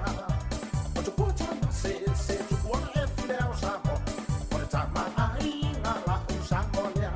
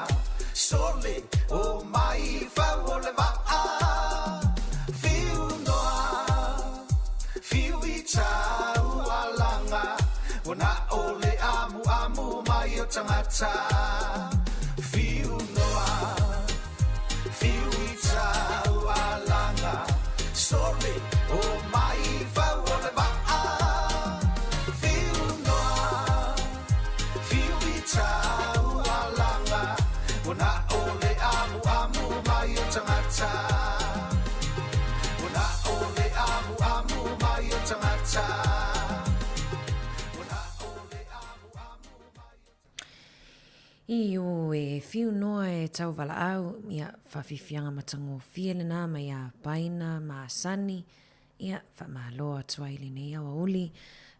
Toi 2 minute awhali tu lai tasi. Ia ai, mana ia fo i le ufa manatu mai i le mtanga luenga, ale tanga luenga soifo malolo ina. Ia tina maua le maitanga, ia le ema whaiona whatinoina, ia tui pui pui o le fulu, ia e le eise tupe tutungia, ia mana ia fo i toi whamanatu atu nei te iwa ngalo, whapea lewa, mana ia lewa tele tuunga manatua lewa mawhai fo iona maua i lato ia 5 tausanga nga ilunga, ia le tui pui pui o le fulu e le eise tupe tutungia. A misi fo i lato ngasi tu mau, ta mama tina matutua, ia malia fo i mwhaina maua e nei tato tina maitanga ia, e pui pui mai e le tina le maitanga ia ma le pepele le i whanau mai. Nei whamanatu na o le nei awa uli, ia ai, mana ia fo i a whapea fo i lea e, wa tele mau wha mai le wa pepesi ai nei tono nei atunu, e le wha mai ia o le fulu, se i tulau, e fo le wha mai pe o le manawa tata, se i tulau lea ta au o le tummy bug ia pe o lea e pepesi ia ai nei tono a onga, ia manatua ia e pepesi ia ai o le puipuinga lava, ia fufulu, ia pe tatafi mama a au, ia ai le tangofia wa o le vaenga le ona pepesi ia o siama, ia pepesi atua inisi, o le ainga ia e fufulu ma 5, ia whamanatu maasani lava, ia whaavela le mea tau mafa, ia wa peo isi le vaenga le ona maua fo ia alum whanau in manawa tata ia. Mane o nei whamanatu na maone ngā lolo tui o koviti, pia whapea la lea la vaile i whaiolo tui, ia o loo tau longolongo mai pere soifo ma lolo ina, i whaiolo tui pui pui, le ngatai leo lo tui o fulu, ia ona a whapea e po ia whaatasi oe i le koviti ma le fulu, ia tinga ina i lava lea, ia matele i fo i le pisi o le ainga, ia e meise lava nei tato ta mama tina matutua, tau tua na ia whai lava la tui pui pui mai ai le fulu, le nei fo i malulu, a mata lava ona sau le malulu, e o fo i le po, ia a mata fo i toi langa mai fo ia maa moe a lomatua, e o tina le ainga a, ia tele lava o tina tutono ainga, ia pe o lo tau mawhanawhana, ia wawala au fo i tamaiti, ia a mai umato ia afuna e manifi, e mai o ia maa moe ave tatama te ua wan malulu, ia toi alu tina toi sui uma ia whamalama, e ava ese ia ma fia fo i lea o le malulu, ai watu ia o le tau mawhanawhana. Te loa le foi lawa whanga solo nga luenga tina tono le ainga, ia le wa sui atu foi ia ma fia wale winter, ia pol tau malulu, ia sui atu foi ma ia afo le ainga, ma ia moenga, ia nga te leo toi langa mai foi fafo, ia masini wha mawhanawhana, ia po heaters, tama foi le alua i lava ilunga pili o tato ele tise, ia awala mani atunu, ele peitato Samoa a tasi lava le tau e tate le wha atu fo i lea i se usu il vawe au pol tai au. Tasi ale tau nan mawhanwhana a whapea fo i e timu. I e timu a e mo i lava i mawhanwhana lava. Lo whatu po kalame whalitua i a whengaw i a isila, whawhatai le mafuta mai.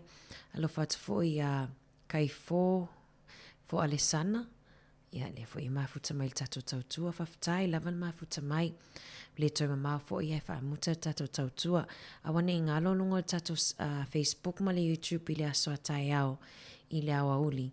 Le wale amwhai ona whaasala lautu sao atuai i le tato tautua. Whaasala lautu sao atuai i mai ai tai Wellingtone. I le tatalaina i a pol wha moe moe a le fionga i le komsina mo lungo Samoa. Tatalaina le maota i a pol le whaleo Samoa i tai i Wellingtone, le fo i lea whapeona mau i lewa noa i e whaatasi atua i fo i mala fionga i le palemia Samoa.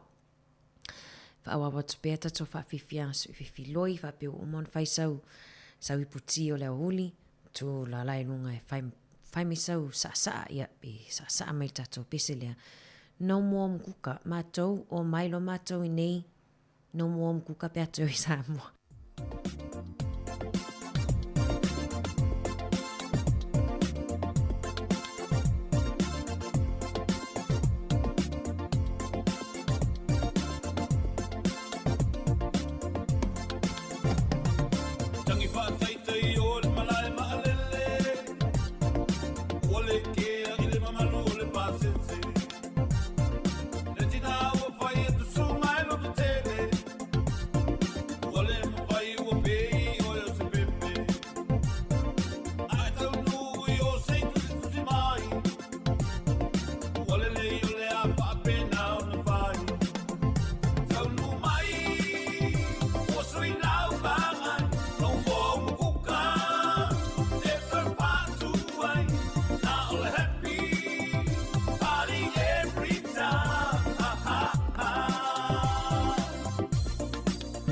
Ole ke mai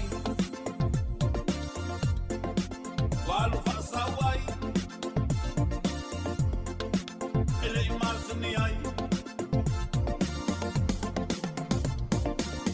Ole vai pe au le vai ngalo tu Ia e tu mausu mai le ami o tonu Tau mamau masiva mapale apa Ina de ia pau atu ai I le angasala Na olo masusu mai whami whangi isu Ai leilo ole masusu ole aitu Tau nu mai Osui lau bangai Nau mo mukuka E karpatu ai Na ole happy Party every time Ha ha ha Ole ke mai Walu whasawai Ele I marsani ai Upo silo matua masito e aina Sunga I e rupa mai le ainga Sa ili le sau whai moi ponga Se tamana whamau le ai le se opa Na ulo masusu mai tari tari iyo A ole pusi ai moa si awa mio Tau nu mai Osui lau bangai Nau mo mukuka E karpatu ai Na ole happy Party every time Ha ha ha Ole ke mai Walu whasawai Ele I marsani ai Ona I upu tau mamae si toe aina Sunga toanga e whalongolongo musika Papela ko mai ni am siti Tau mai mani DVD O tu peonga e alui le whatau pese Toanga e alui vai I a Mikaele Tau nu mai Tau lo se I vai Nau mo mukuka Sa e whatu ai Alua siva Siva every time Ha ha ha Ole ke mai Walu pese sawai Whamasani ai Tau nu mai Tau lo se I vai Nau mo mukuka Sa e whatu ai Alua siva Siva every time Ha ha ha Ole ke mai Walu pese sawai Whamasani ai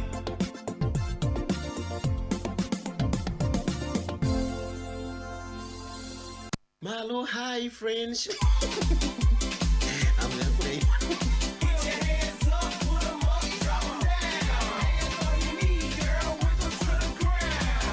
And now, ladies and gentlemen, DJ 4K3.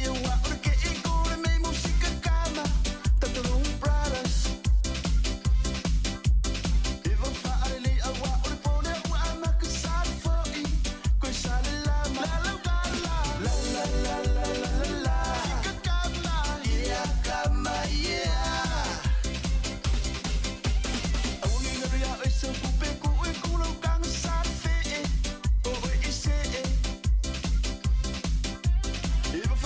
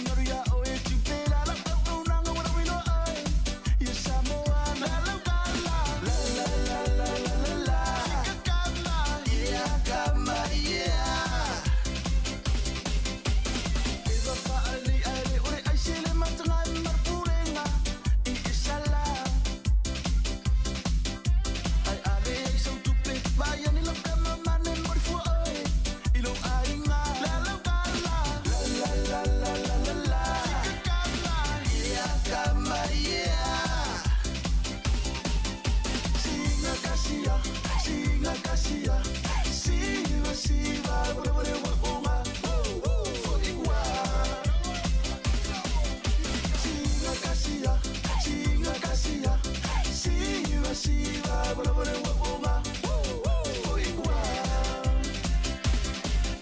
se siva se luma se lalo se siva se luma se lalo se siva siva siva siva yo yo yo yo yo yeah oh yo yo yo yo yo yeah oh yeah oh yeah oh yeah oh yeah oh yeah oh yeah oh yeah kasia singa kasia siva siva bore wa uma foi igual singa kasia siva siva bore wa uma foi igual DK48 remix.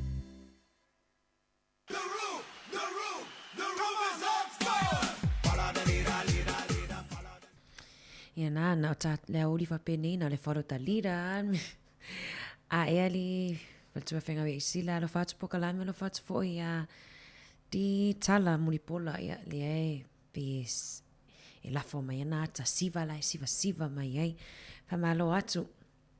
Ia ai mana ia whamalulu atu. O numera ina avatu tangata whamao nirvai rusi o numera nao lea soana nafi. Ai mana ia fo i lewa mai ia numero lea so. Ono afe se lau tolu svul tolu tato cases o nei. Tolu se lau fitu svul fitu tangata whale mai. Ia male toa fitu ili ICU. Ia mana ia o tato numero nao lea so. O anafi le sa whaafi whaase lau se furu tolu. Ia, o te lo foi o manatua le sa whai le whamawaienga le na o le whai ungon masina fau lea e mai ai a le i le sunga foi a pol tato fo mai a Bloomfield i ai le ua ma whai ona sui tūlanga atua isi i le tamaitai a Diana Sarfati ia o ia lea la avia ma fo mai lang po director polisili ia o le matanga wengo soi fo malolo ina ia mo se taimi le tu mau acting director general of health ia ile peafa ma a o atu le taimi mai ai ia le tautua fo ia Bloomfield ia statu fo mai foi le sa ta mata mai lava le fa mai o fea ngai foi po nafa fo ia male mai ngau tatu tala updates tala la tamai le aso ia tele fo ina fai e fo tala nisi foi ia ile fai ngo fie foi lana yanga luenga ia ai mana ia foi atono fai se malolonga ia mau foi le taimi mafutai foi a inga ai fa malo atu o toi sfuru fitu minuti ona talo le tu lai lua tale lua ia fa mai el tato tautua awani ngalo el tato Samoa Capital Radio app e mawhaiona e download pe install lau telefoni e mai a tato tautua le tu lai lua ia staitasi ai fa awau a toi tato fa fifianga sui fifiloi so stoi ngā pese te morunga le app e se tonga Tuvalu Niue Samoa Ingilisi ia alununga le tato app lena ia e te whawhongwhonga i foi la fia na nei a fa pena emisia ia se pokalame nei aso e mfaiana e toi fa fonga ai inungol tato app la fia na nei ai fa wa tsats fa fia nga su fifiloi fa mai longo ipule ta e tau anai o le pese de sapasui si tato atu pe fa pe I me le faingo de sapasui a sunga ya mo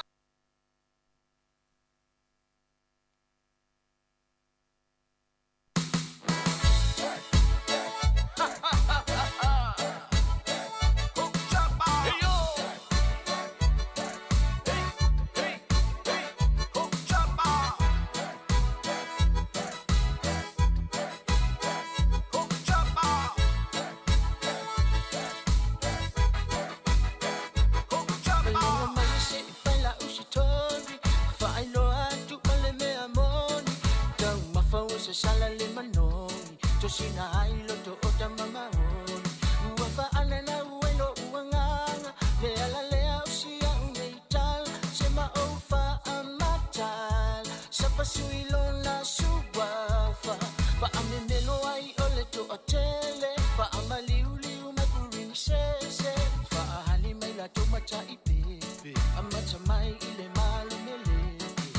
pasui si o ainga ua ma e ulo na faatino ina o mea ua la tofaya ua la tofaya le au peperu pina mutora pati eni faatetai lo o toumana tumale fai ainga lelei o le sapa sui ua numera tasi i le lalolani aua e singa uma i la tue a matamai le taitai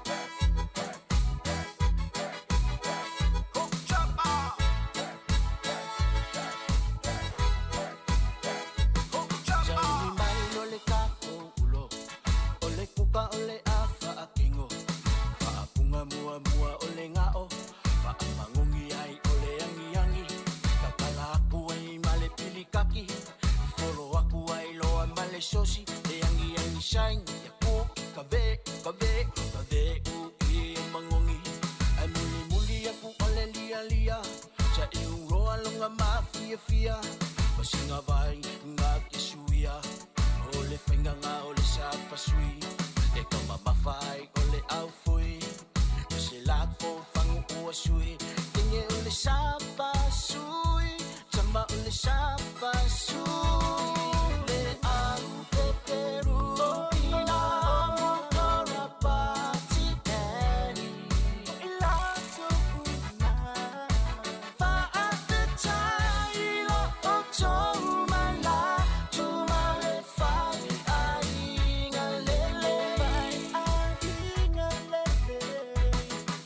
Sapa sui ua numera tasi i le lalolani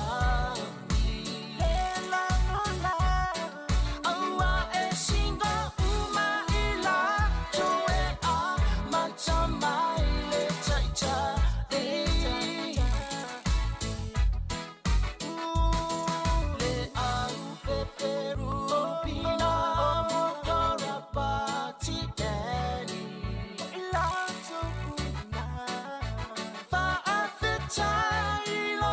Tomala, tomale fai ainga lele, ainga lele. Ole sapa sui ua numera tasi i le lalolani, aua e singa uma i la tue a matamai le taitai.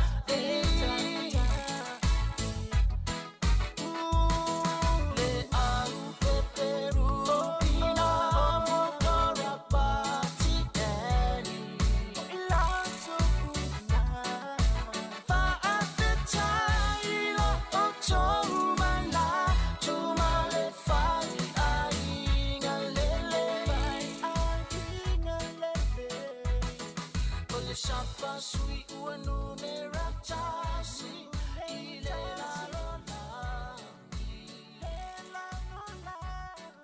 aua e singa uma i la tue a matamai le taitai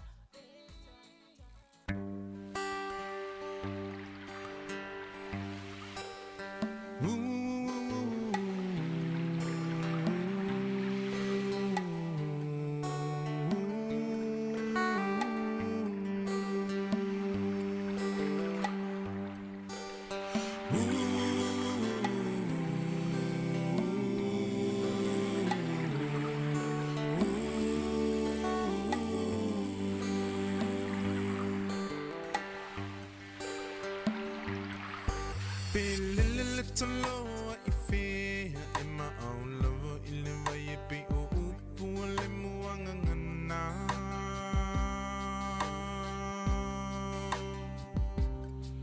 Se ilunga e te mo ilo whala Pe malulu te mo e mawhana whana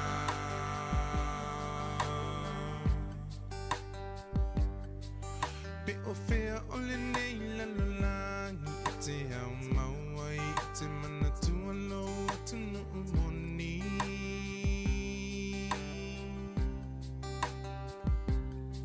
Se ilunga e te toe fo I mai I le lau ele na fo I mai e le atu e whai mo tofi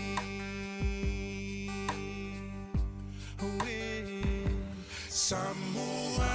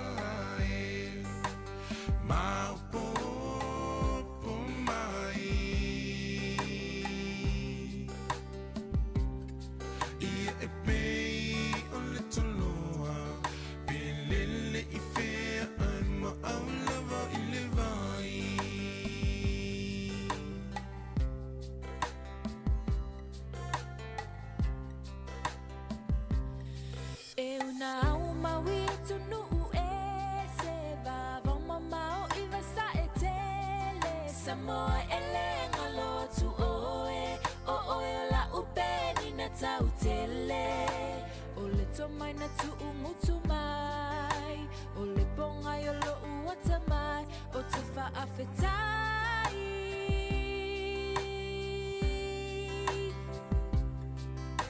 o au tu manai au anga whaalo alo so o se tangata lea lo umita Peni na oil le Pacifica Lo whaavai ia tuma Lauanga nuu ia uumau Ia whaavavau Samoa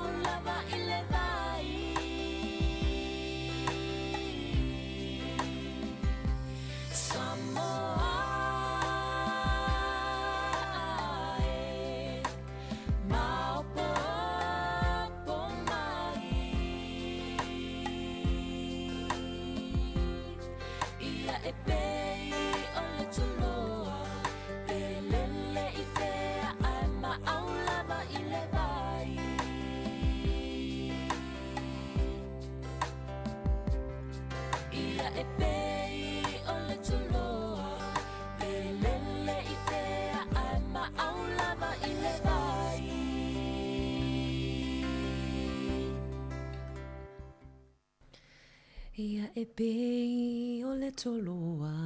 Malo lava. Watoi ono minuti on talo le lua ia whawhiwhianga mai a Vania.